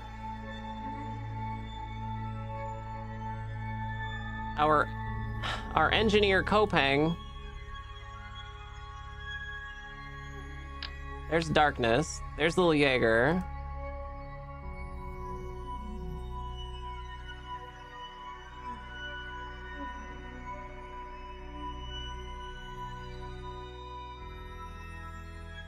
There's Kopang. Okay, you need the EVA thing. EVA propellant. Gotta have that. But you're gonna bring a electric screwdriver.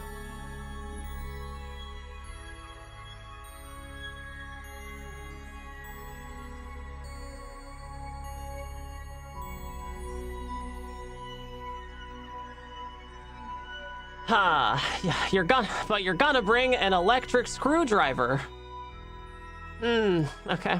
It's fine.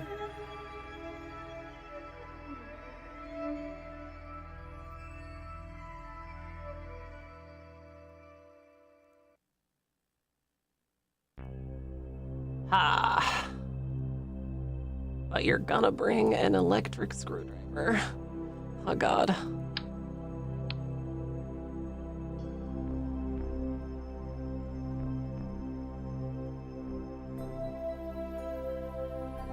Okay, here's what we're gonna do. I have to actually, before we do anything, I should just make sure that our orbit is fine and we're not gonna deorbit everything. Because that would be kind of a bummer.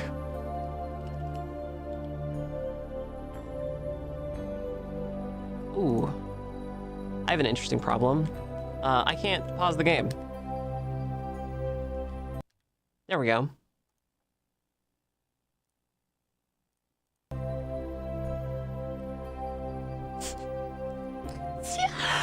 excuse me. God.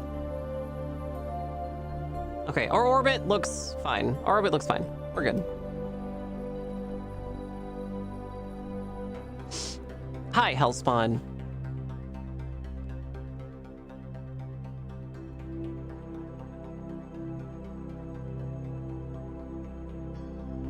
Okay, Kopang. We're gonna go on an EVA, Buckaroo.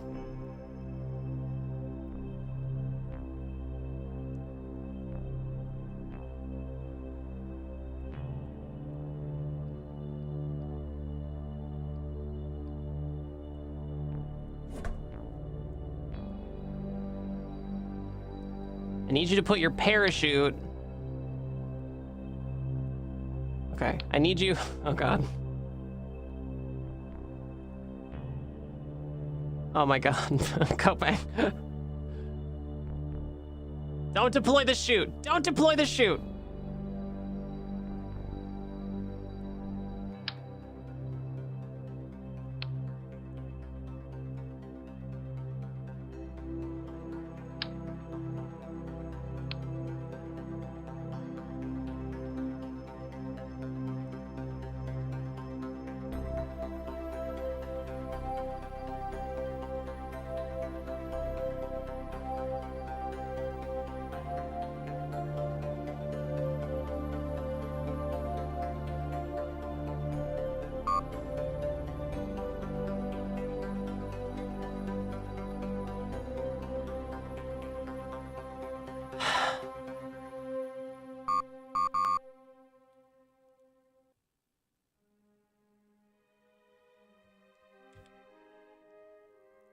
How do I get Kopang to use this? How do I get you? Kopang. Kopang, how do I get you? Okay, there we go.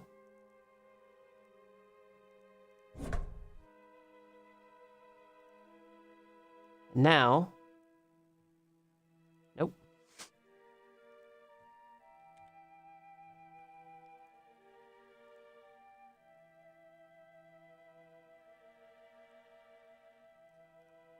Action.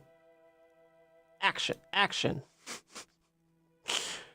Ah, what am I doing? What am I doing? Inventory. Inventory.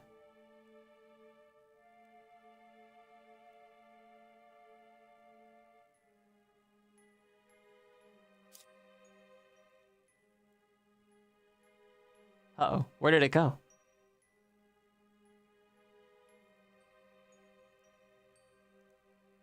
Kopang? Where's this? What did you do with it?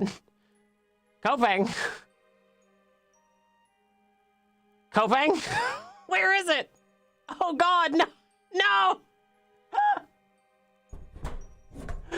Oh, Jesus God! It's fine. It's fine. It's fine. It's fine. It's fine.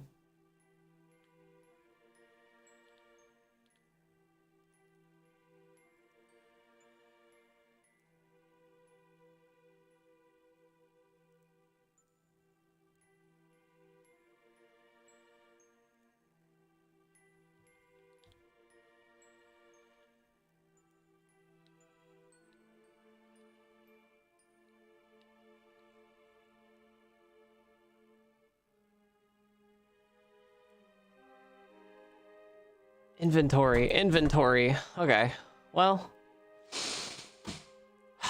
Spontaneous unplanned disassembly? You mean rapid unscheduled disassembly?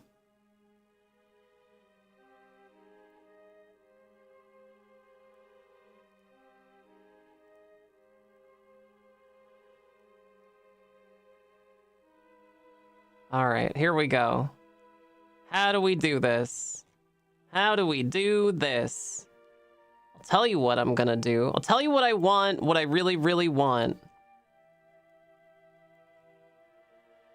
I want to give Kopang, the engineer, this stuff. So be bored.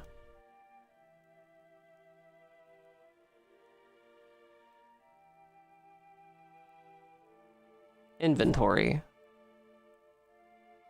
Zero idea where that screwdriver went. Not a clue.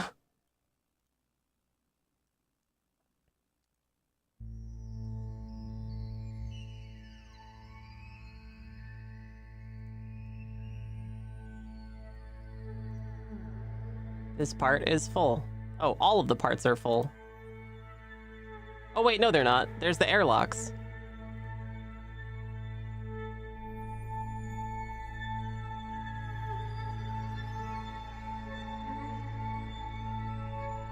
Okay.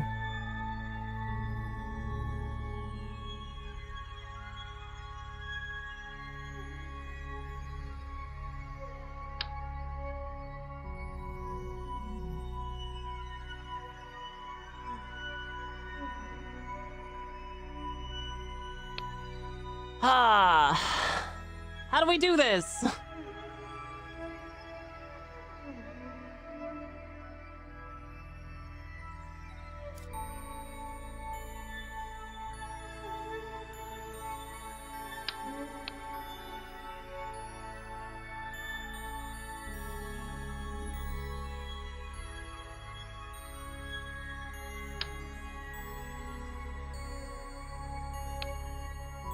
Okay.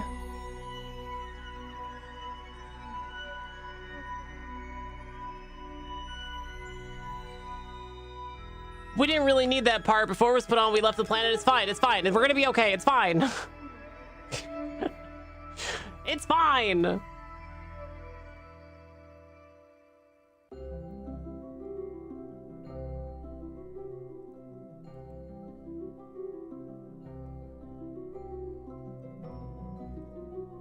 Okay, here's the thing though. I don't know.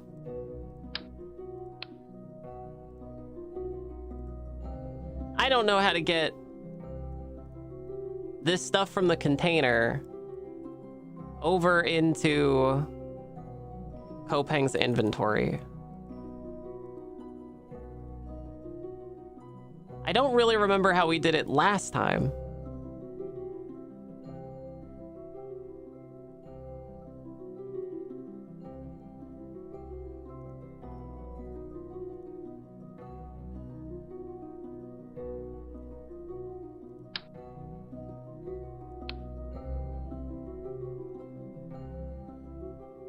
I don't know how we did it last time.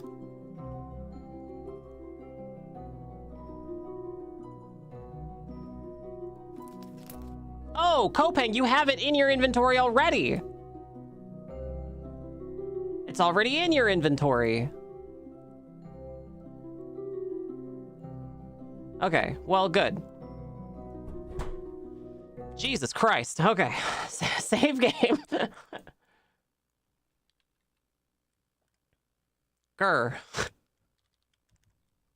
Right before Kopeng explodes the station. Okay. Now, Kopeng, we're gonna go on an EVA, and you're gonna be okay.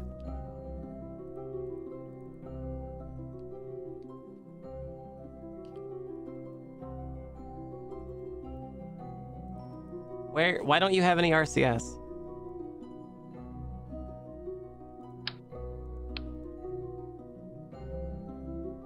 Says you have propellant. Did you need to have that parachute?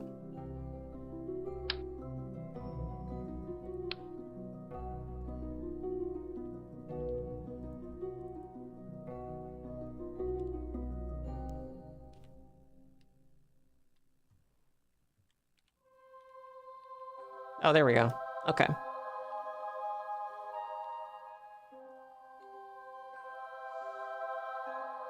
All right, Kopeng. We gotta get you down to here.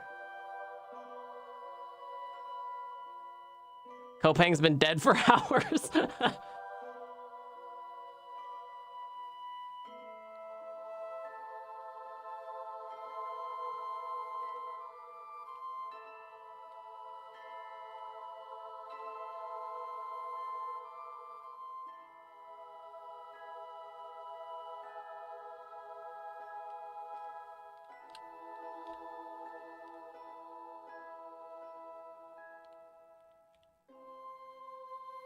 Okay.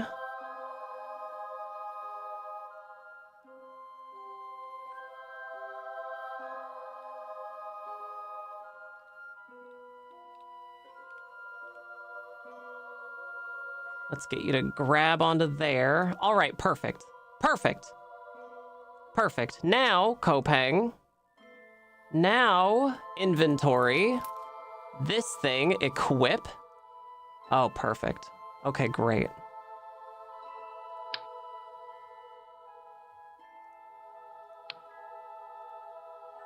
Unequip. No, you got it. Remove helmet. Oh, God, no.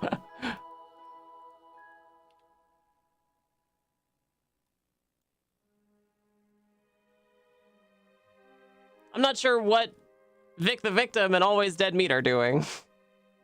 Not sure why.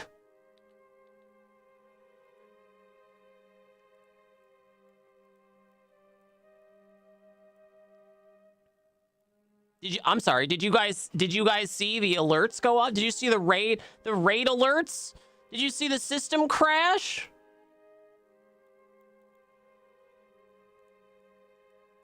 Ghosts in the machine, you guys. Ghosts in the machine.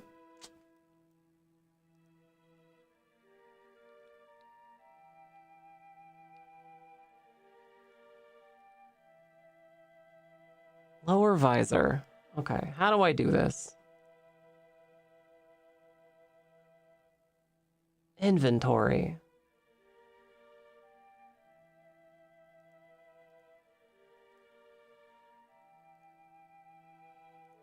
One, equip.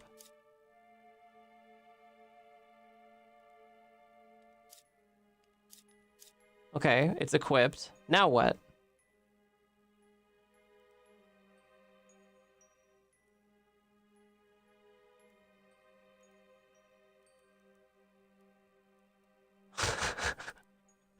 I don't know what I'm doing. Help.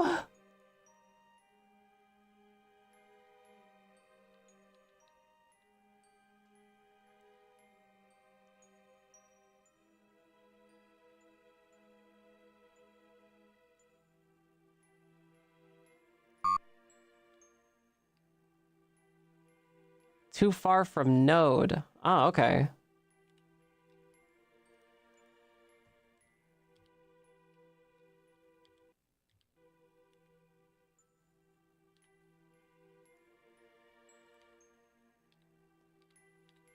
So I guess the node has to be like down here.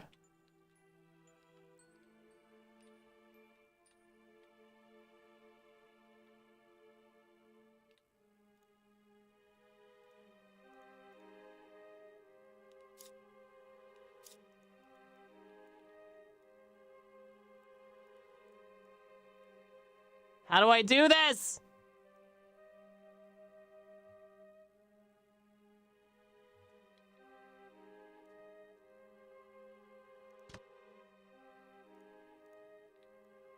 Jesus Christ, no, you dropped it. God damn it. No! Stop.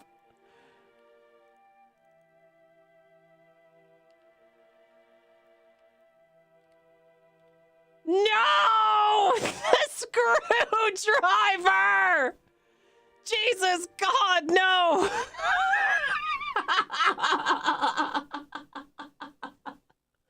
Ah!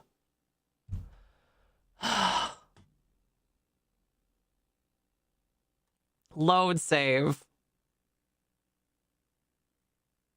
Right before Kopeng makes everyone explode. Amazon up another one, I guess. God damn it. Okay, Kopeng, come here. What do you have in your inventory? You have the screwdriver. Okay.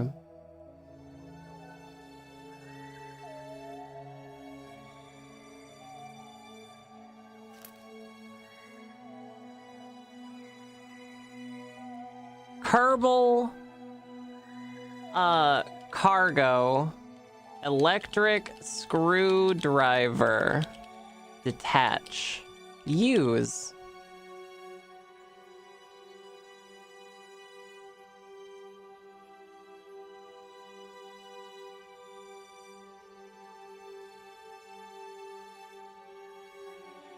How do I use the screwdriver?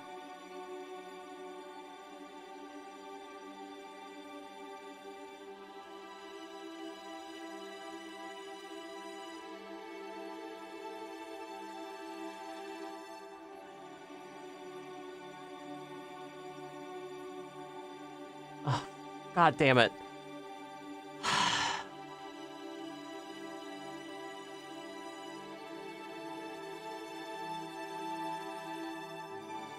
User guide. Fine, I'll read the manual. God damn it. Fine. Ah! Items have a green number on them. Items have a brown number in the top left corner.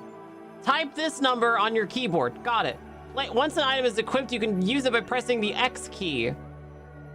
Right-click on them in the inventory to open a dedicated action menu. To attach parts, your Herbal needs to equip specific tools as a wrench or electric screwdriver. These tools are only usable by an engineer. When you're in place mode, hold H and hold H to attach a part to a surface. You can attach part using the nodes by changing the attach node with the R key. To detach parts only, that's what I want. Press and hold the H key with an equipped tool.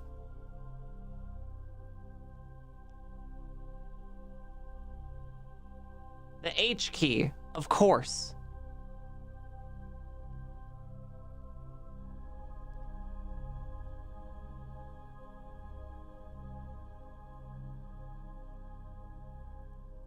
The H key. How could I have been so foolish? Okay, Kopang, we're going on an EVA. Just you and me. We're gonna space to let go. We're gonna RCS.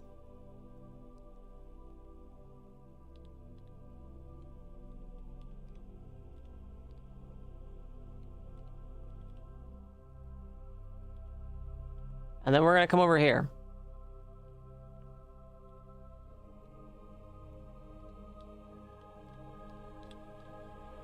Okay. 1, attach the screwdriver.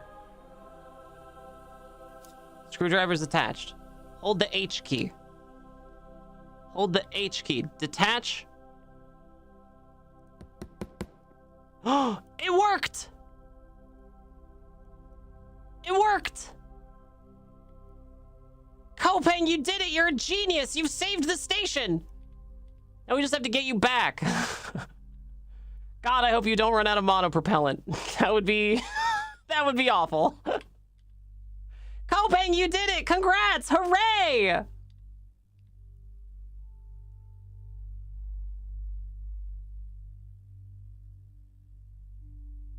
Saved! That's right, Vic the Victim. You've been saved!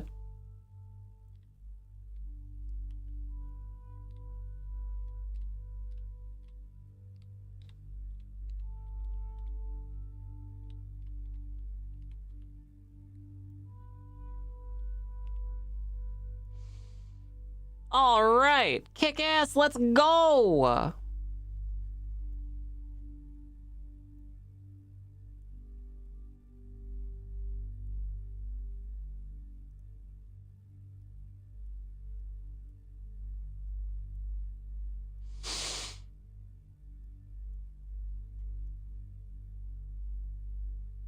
Nice, nice, nice, nice. Okay, so this is the beginning of Gateway, you guys. The beginning of Gateway.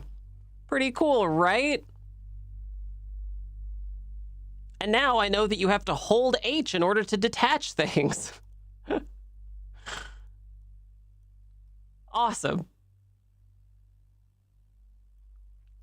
Should extend this. Extend solar panel. Should also extend this. Extend radiator. Nice, nice, nice, nice. Okay, perfect. We did it. Look at that. Excellent.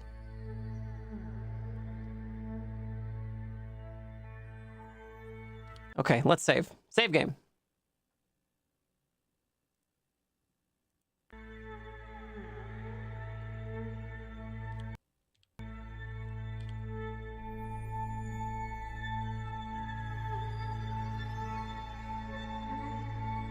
Turn on this. We'll do a retrograde burn. Just a little bit of a retrograde burn.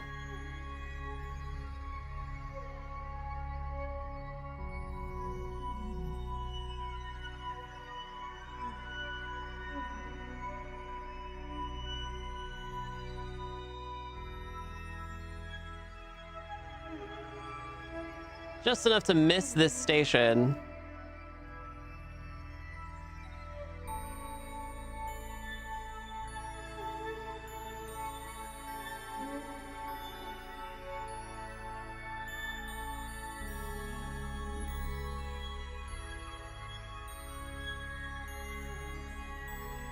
Perfect. Okay.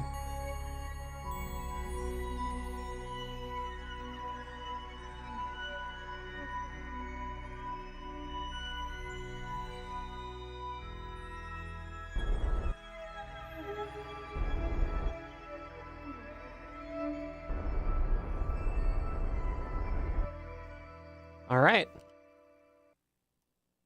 There we go. That'll get deorbited. We might as well watch it get deorbited. We might as well watch it get a little deorbited.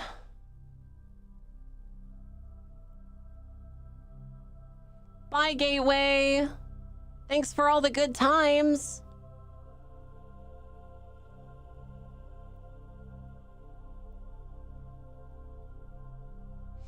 The smallest chatter launch system. It's not gonna die, it's just going home.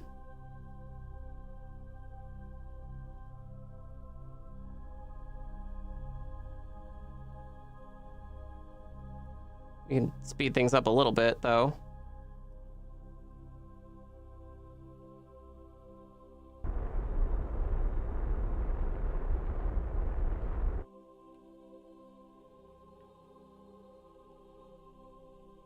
Hooray!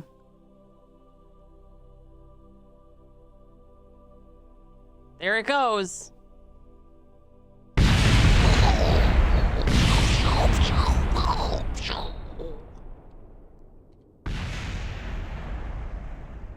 Tracking station.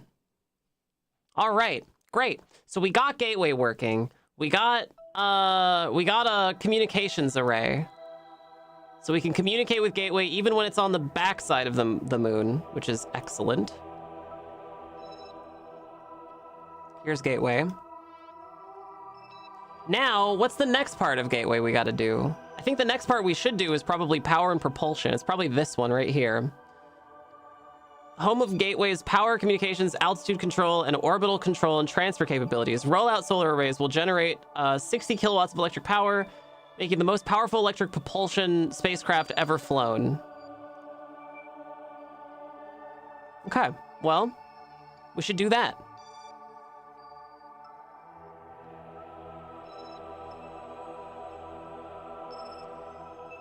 After that, we're gonna do another hab over here. It also has a little bit of power on it. Or no, these are thermals. It's thermal radiation. Then the science module. Yeah. Okay. So far we've got these two pieces.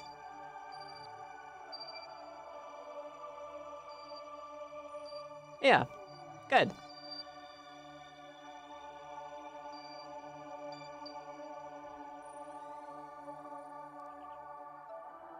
Good. Everything was attached with one screw? Yeah.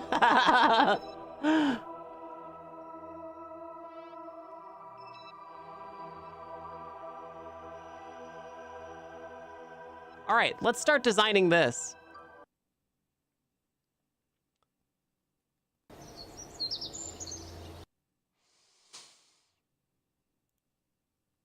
It just has to look like the picture.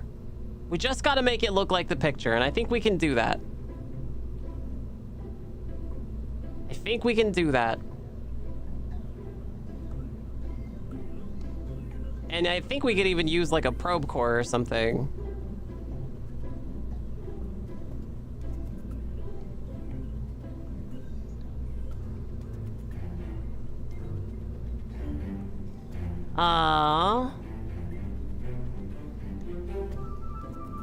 Maybe just command and control? No, has to be a pod.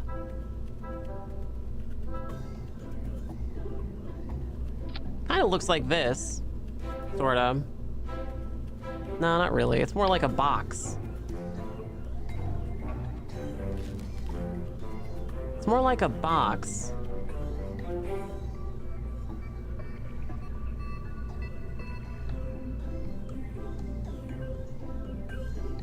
Sort of like that, but like way, way bigger, you know?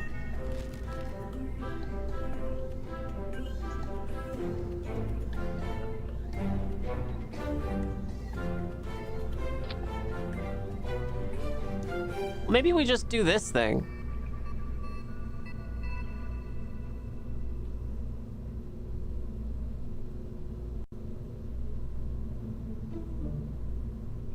Well, I don't know. Maybe not.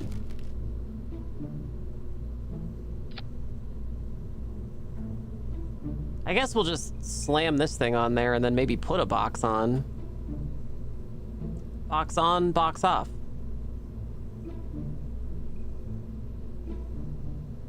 Surely we have boxes. Surely. Oh no. Oh god.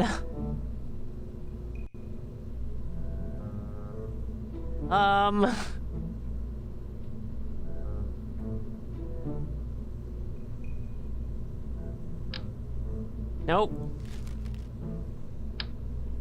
Just a big dumb container. Oh geez. Gee willikers.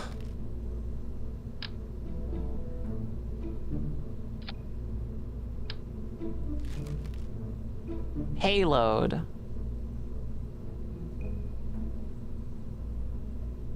Back on the launch pad with a picture, supplies, and a can-do attitude. That's right.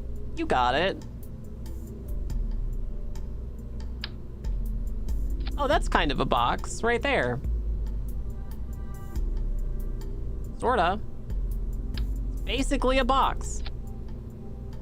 It might be the closest we're gonna get to a box, like an actual box that's big enough. All right. Well.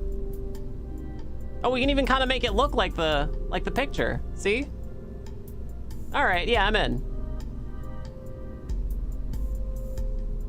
We want to orient it like the picture, though. It's got to be or like this.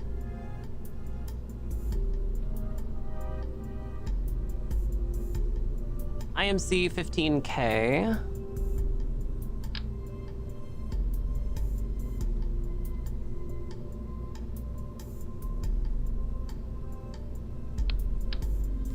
Let's do this one. Toggle doors. Oh, cool! Yeah, that looks even more like the picture.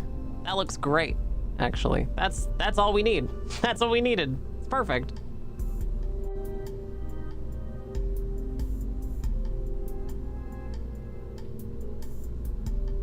Maybe we keep the doors closed for now. All right, now we need power. So I want the biggest ones. I want the biggest ones.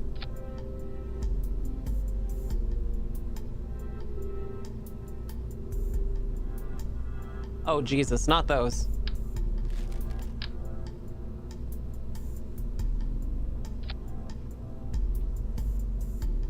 Oh, cool. Also, though, not gonna need that. Neat, though. Ooh, the Titan. You guys, look, it's the Titan. Wow.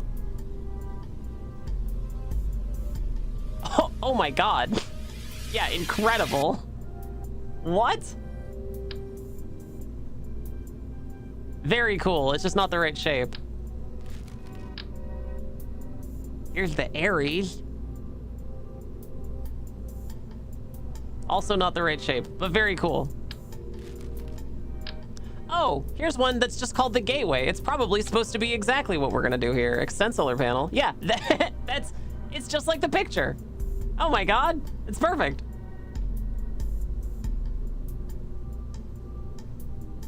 Well, actually, it's only kind of like the picture. I would have to have like 2 of them. I don't know. What about this one? Nope. Trash from the garbage factory. Trash from the garbage factory. Here's the Gigantor. Oh.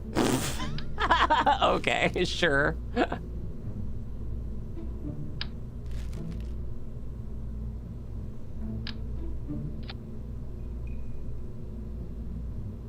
Oh, this is kind of more like it, actually.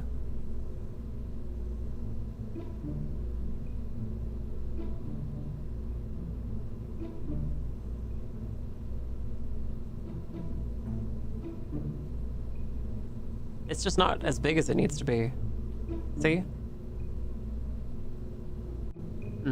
Maybe we will just use the gateway ones.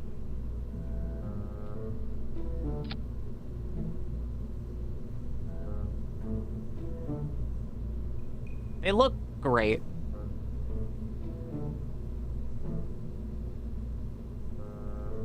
I wonder if we shouldn't... Actually, you know what we could do? Hang on, I got a better idea. What if we do this?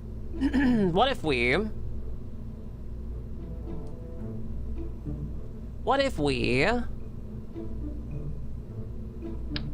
slam an I-beam in here?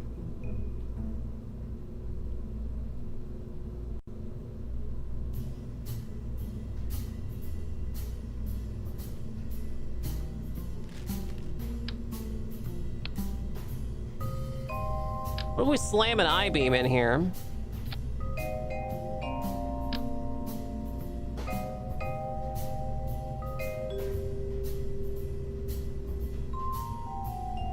Maybe not that.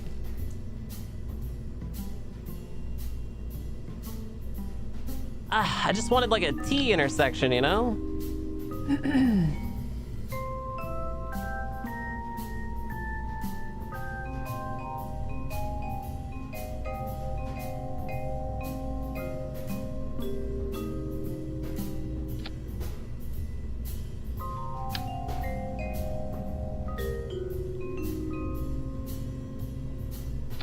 Maybe something like that.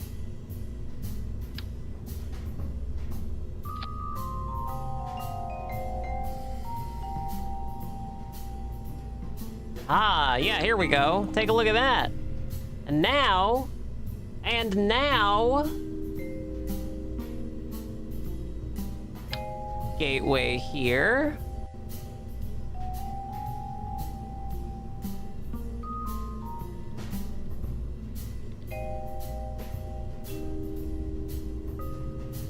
Uh-oh, it's not long enough.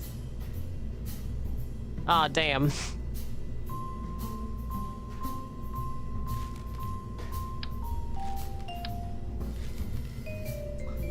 Okay, structural.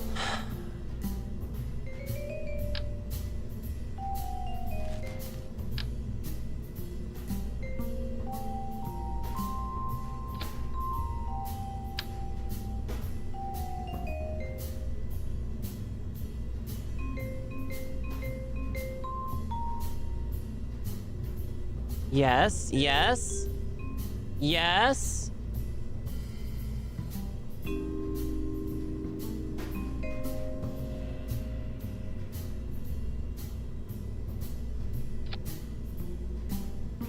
Yes.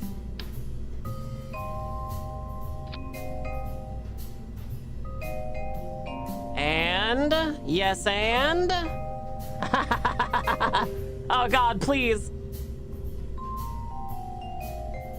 Gateway.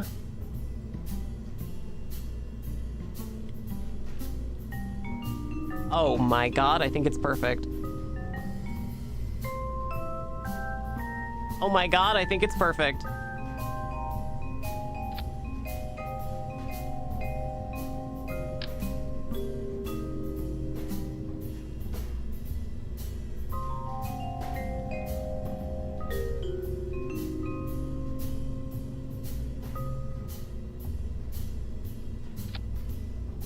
Yes, look at that. Nice. Now, we can extend all of them. Oh no! It's bent! It's a good thing we tested this. Okay, there we go. Perfect. That looks a lot more like the picture.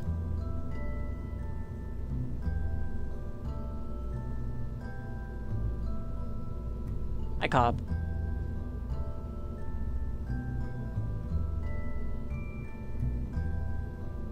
Okay, retract and retract. Okay, good. We got it. So that's the solar array portion. I don't know how we're gonna get all of this into space, to be honest. I don't know how we're supposed to get all of this into space.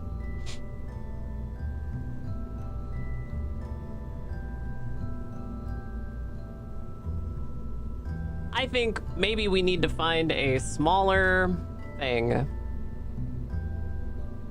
Let's do a subassembly, and then we'll make these a subassembly. We'll say, solar.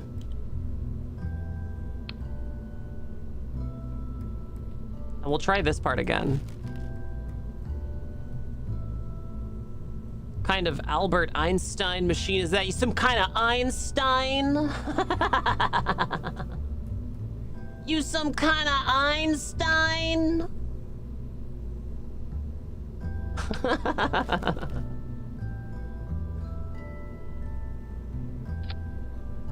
Yeah, we might have to just end up using one of these. So we're building the gateway, right? This is the thing we're trying to build. We're building this component right now, the power and propulsion component. So it has to have solar arrays, check, right? Solar arrays, check. It also has to be able to dock with things, so it's got to be big enough to support the shielded docking port, which is what's on the other craft up there.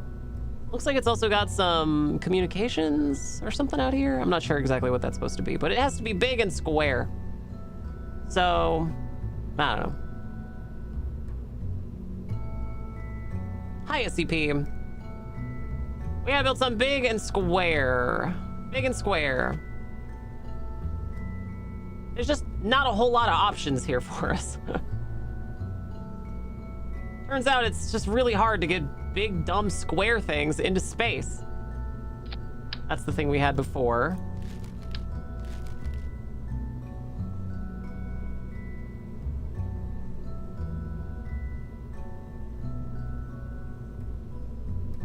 Containers. That is a slightly smaller container that could be fine for our purposes. It's just circular. It's just cylindrical. Oh, it's a mirror. Yeah, it could be a mirror. That's true.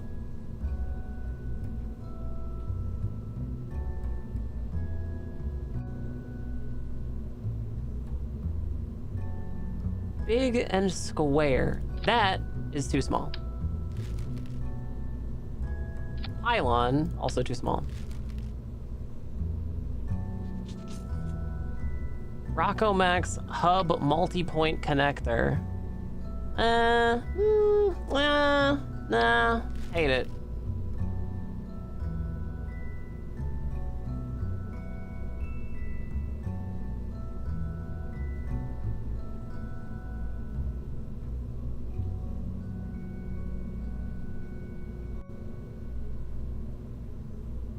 That's right, porcelain. Yeah, big square. That's why Borg cubes should actually be Borg spheres. It's objectively more efficient to make spheres.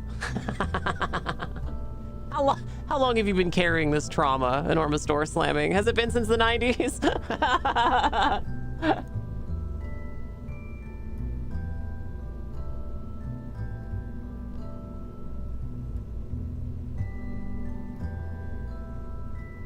But does it go in the square black hole? That's right, it goes in the square hole.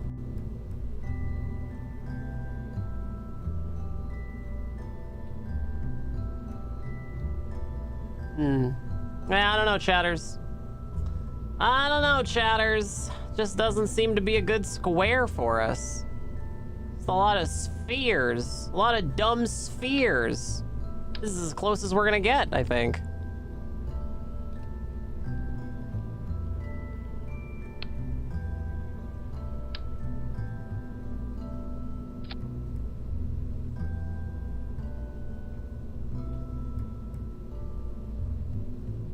Can we even put one of those shielded docking ports on here? Oh, we can.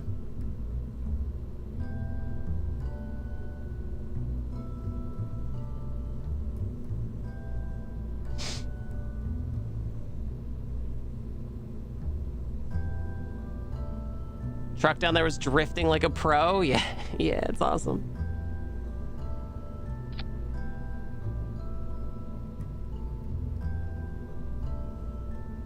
What's with the shield next to people's names? Yeah, it's a mod. I don't actually see a shield next to people's names. Just I see a wrench, so I have no idea.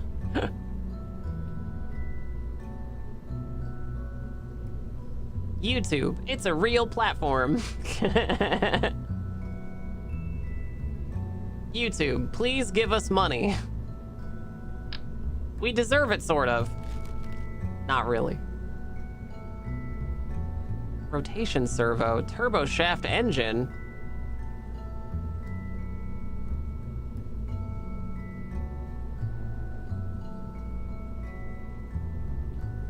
This thing looks like it would be awesome if I could figure out how any of it worked.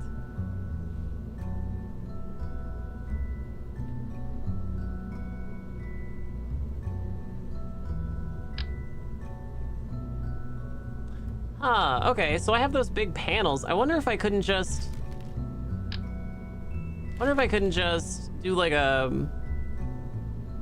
one of these modular girder segments, and then slam some panels on them, you know?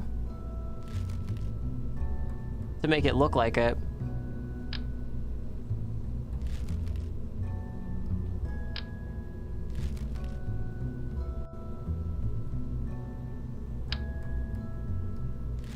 Tubes, it's all tubes. It's tubes the whole way down.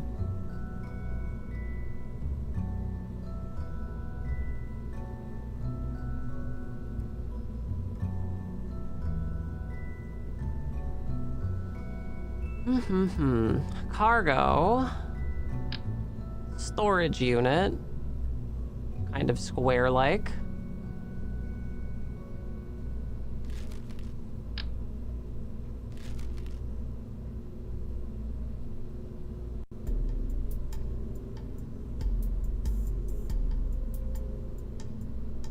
Oh, a nuclear reactor. Oh, cool.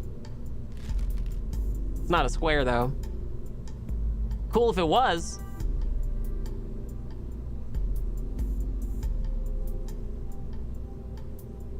Not sure why this game hates squares so much. Gives me all this other extra garbage I can use. Never gives me any square cubes. Just give me a cube, game. Cube me.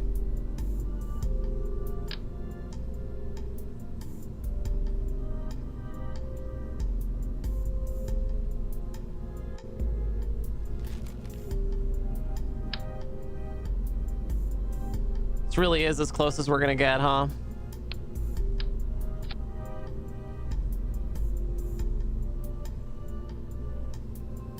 God damn it. Fine. Fine. Whatever.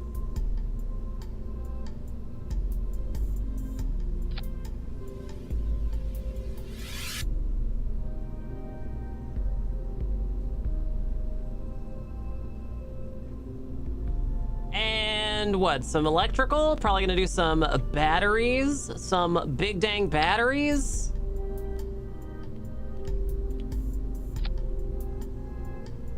Probably we should put the batteries on the other side.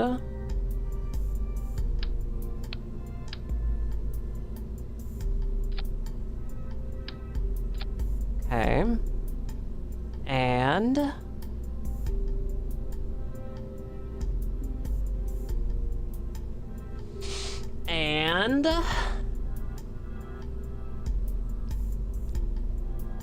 it's gonna need RCS because we have to be able to move it, so we should do that.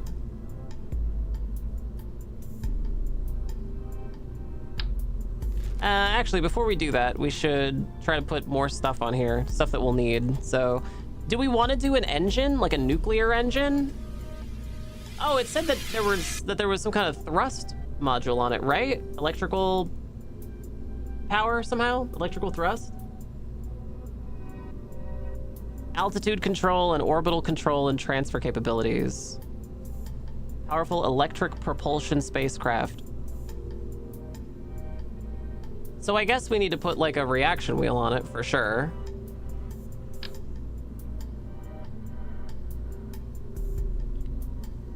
Right there. And then what else?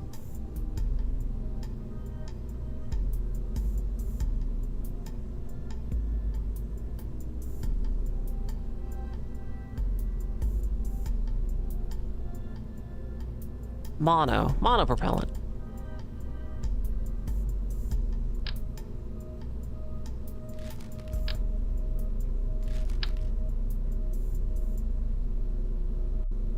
Yeah, mono. Some solar panels? Yeah, we got those. That's what these things are. They're huge, right?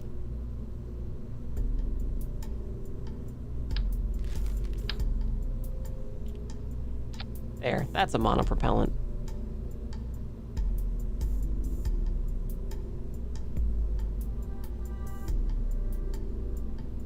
Electric propulsion system.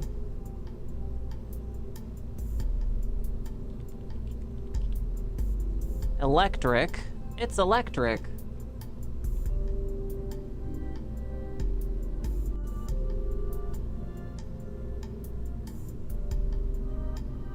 I guess we just have that one thruster, so...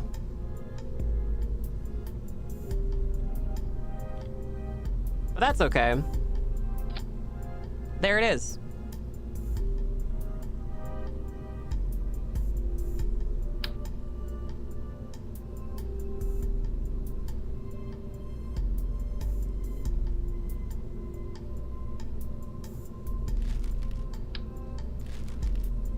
Maybe what we should do is do one of those multiple engine chassis things. The quad adapter. Slam this on the back, and then we can put a bunch of those little electrical propulsion systems back here. Yeah, like that.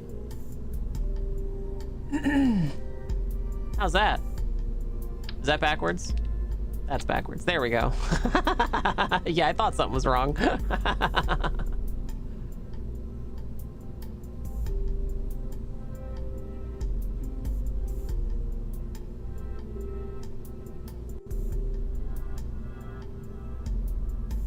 Okay.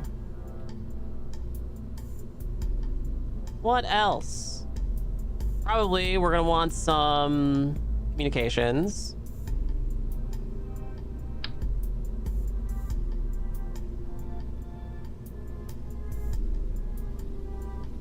Although, I think we're gonna do communications on a different module, right?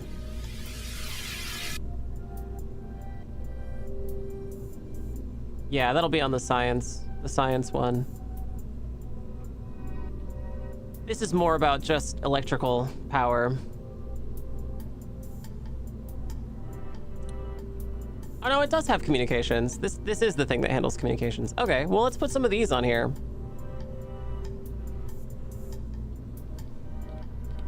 We'll just use the one.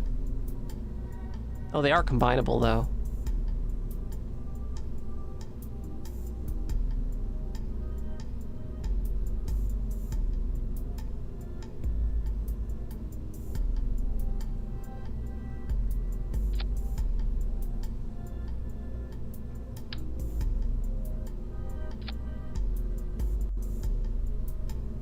Okay.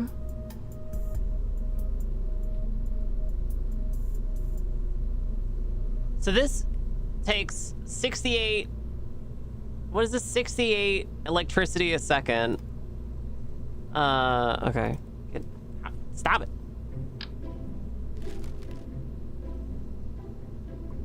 These generate... 100 each. So I think we'll be fine.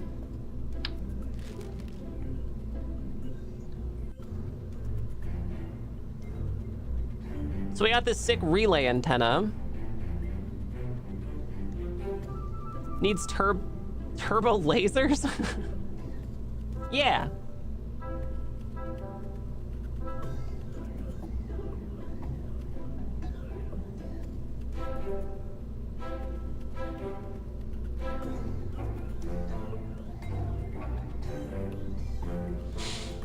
What else? Payload. Probably, oh, some science maybe? Put a little science on here. There's an infrared telescope. Oh, a survey scanner. That could be good. Actually, no, the survey scanner can't go in that orbit.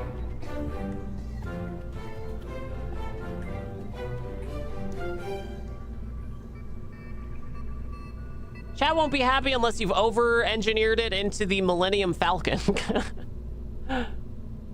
Large scanning arm. How large is it?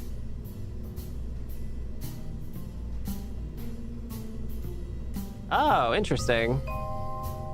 Okay. What does it do? What do you do?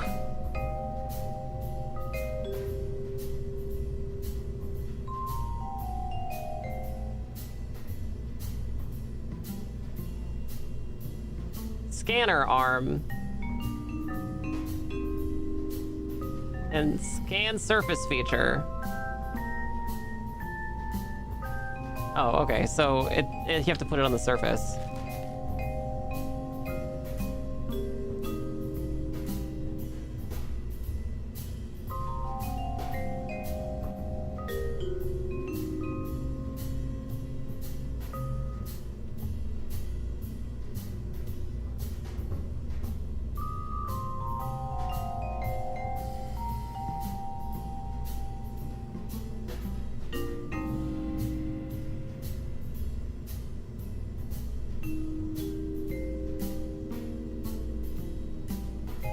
There's another scanning arm. All right. Maybe we don't need any of this, actually. I think I'm rethinking all of this. I don't think we need any of it. Communications, though, that's important. Maybe a couple of these, too.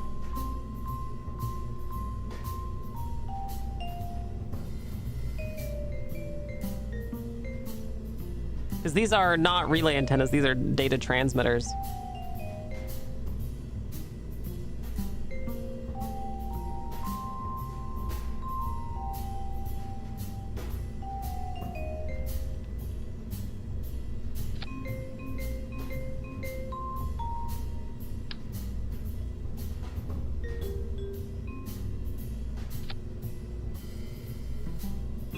God, they look very stupid, though.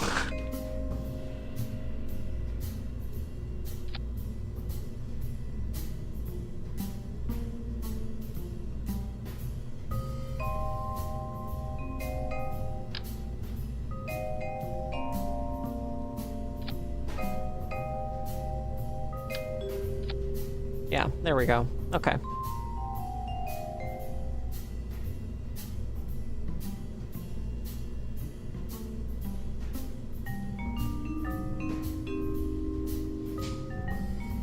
Yeah. Yeah.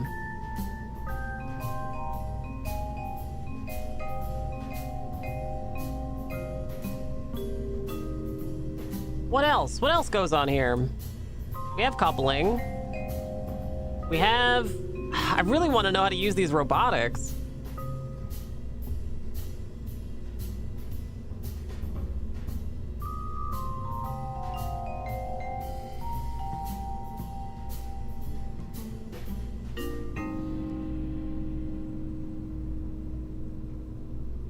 Should we put a nuclear generator on here? A nuclear reactor? Nah, we don't need it. It would be cool. We don't need it. We don't need it. We don't need it. It would be cool. Oh my god, this thing holds so much stuff.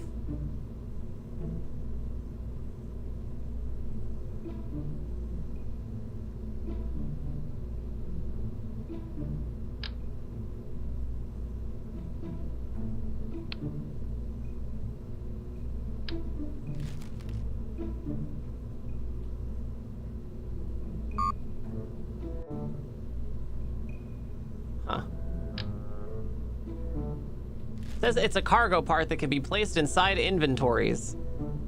I guess except for this one. I don't know. Who can say?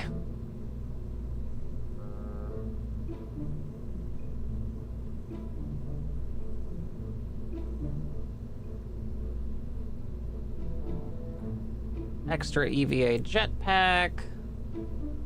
EVA experiments kit. Radioisotope thermoelectric generator.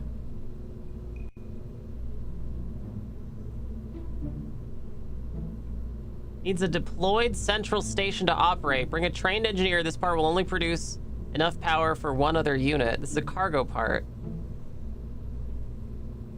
Huh. What is it? Okay, well, I don't know. Well, fine.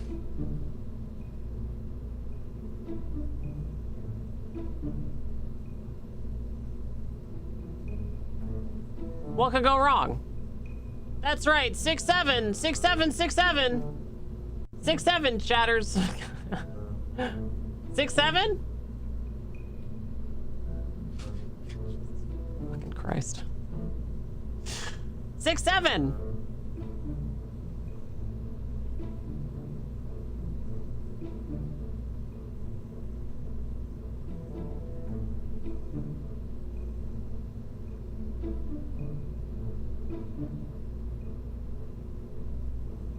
I guess we should bring more of these screwdrivers. A harpoon?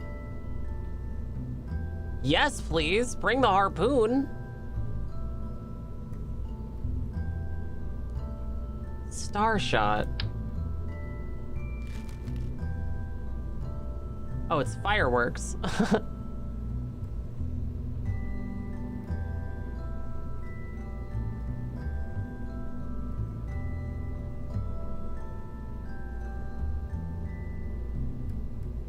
Herbal attachment system. Free telescoping joint. Oh, I see. Cable hook. Joint socket. Resource transfer station. That could be good. Grappling hook. Huh, neat.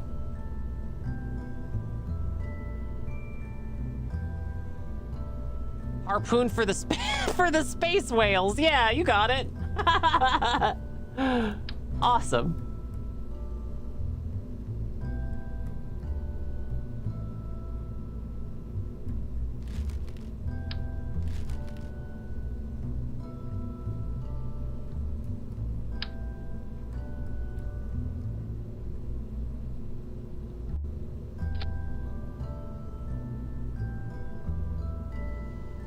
Okay, yeah, there we go. This will be the next module. I'm staying on the ship. No, we won't be getting any space whales. We won't be getting any space whales. Yet.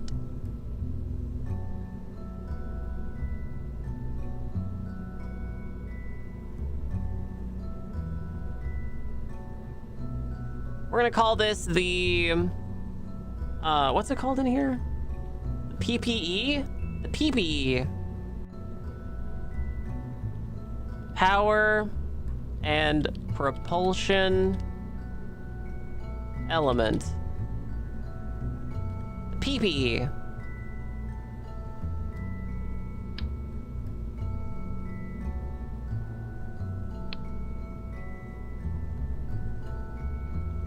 PPE.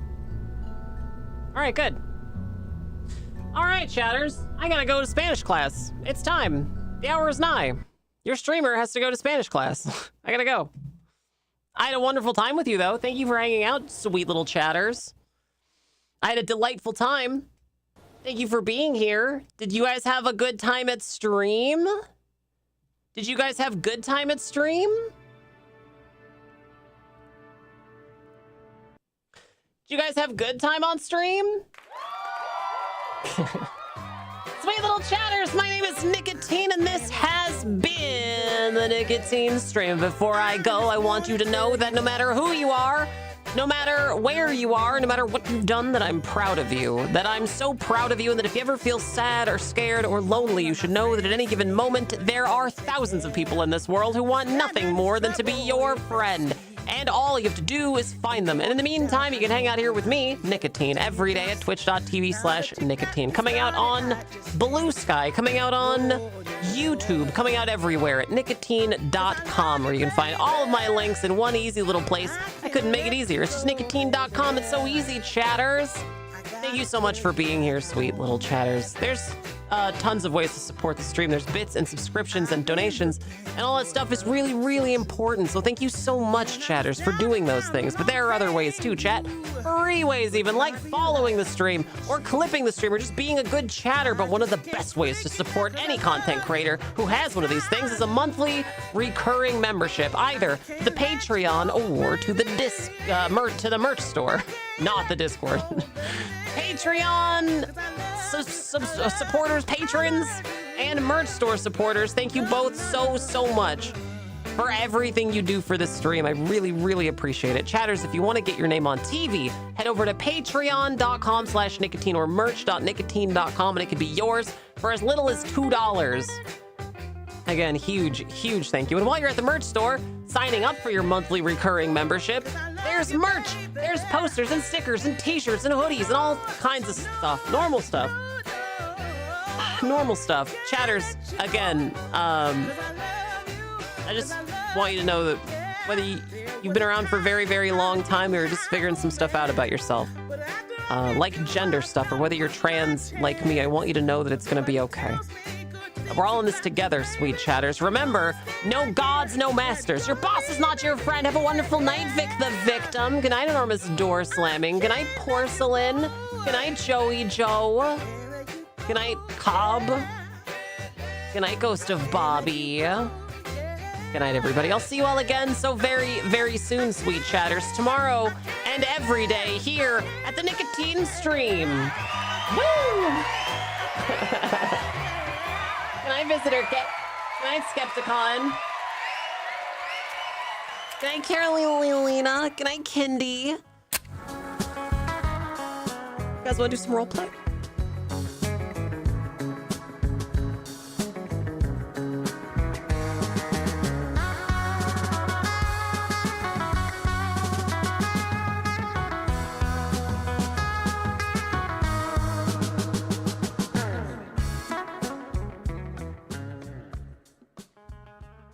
You'll never get away with this, Nicotine. Just wait until we drop 1,000 screwdrivers to save Vic the Victim from abandonment in the orbit of the moon, Batman.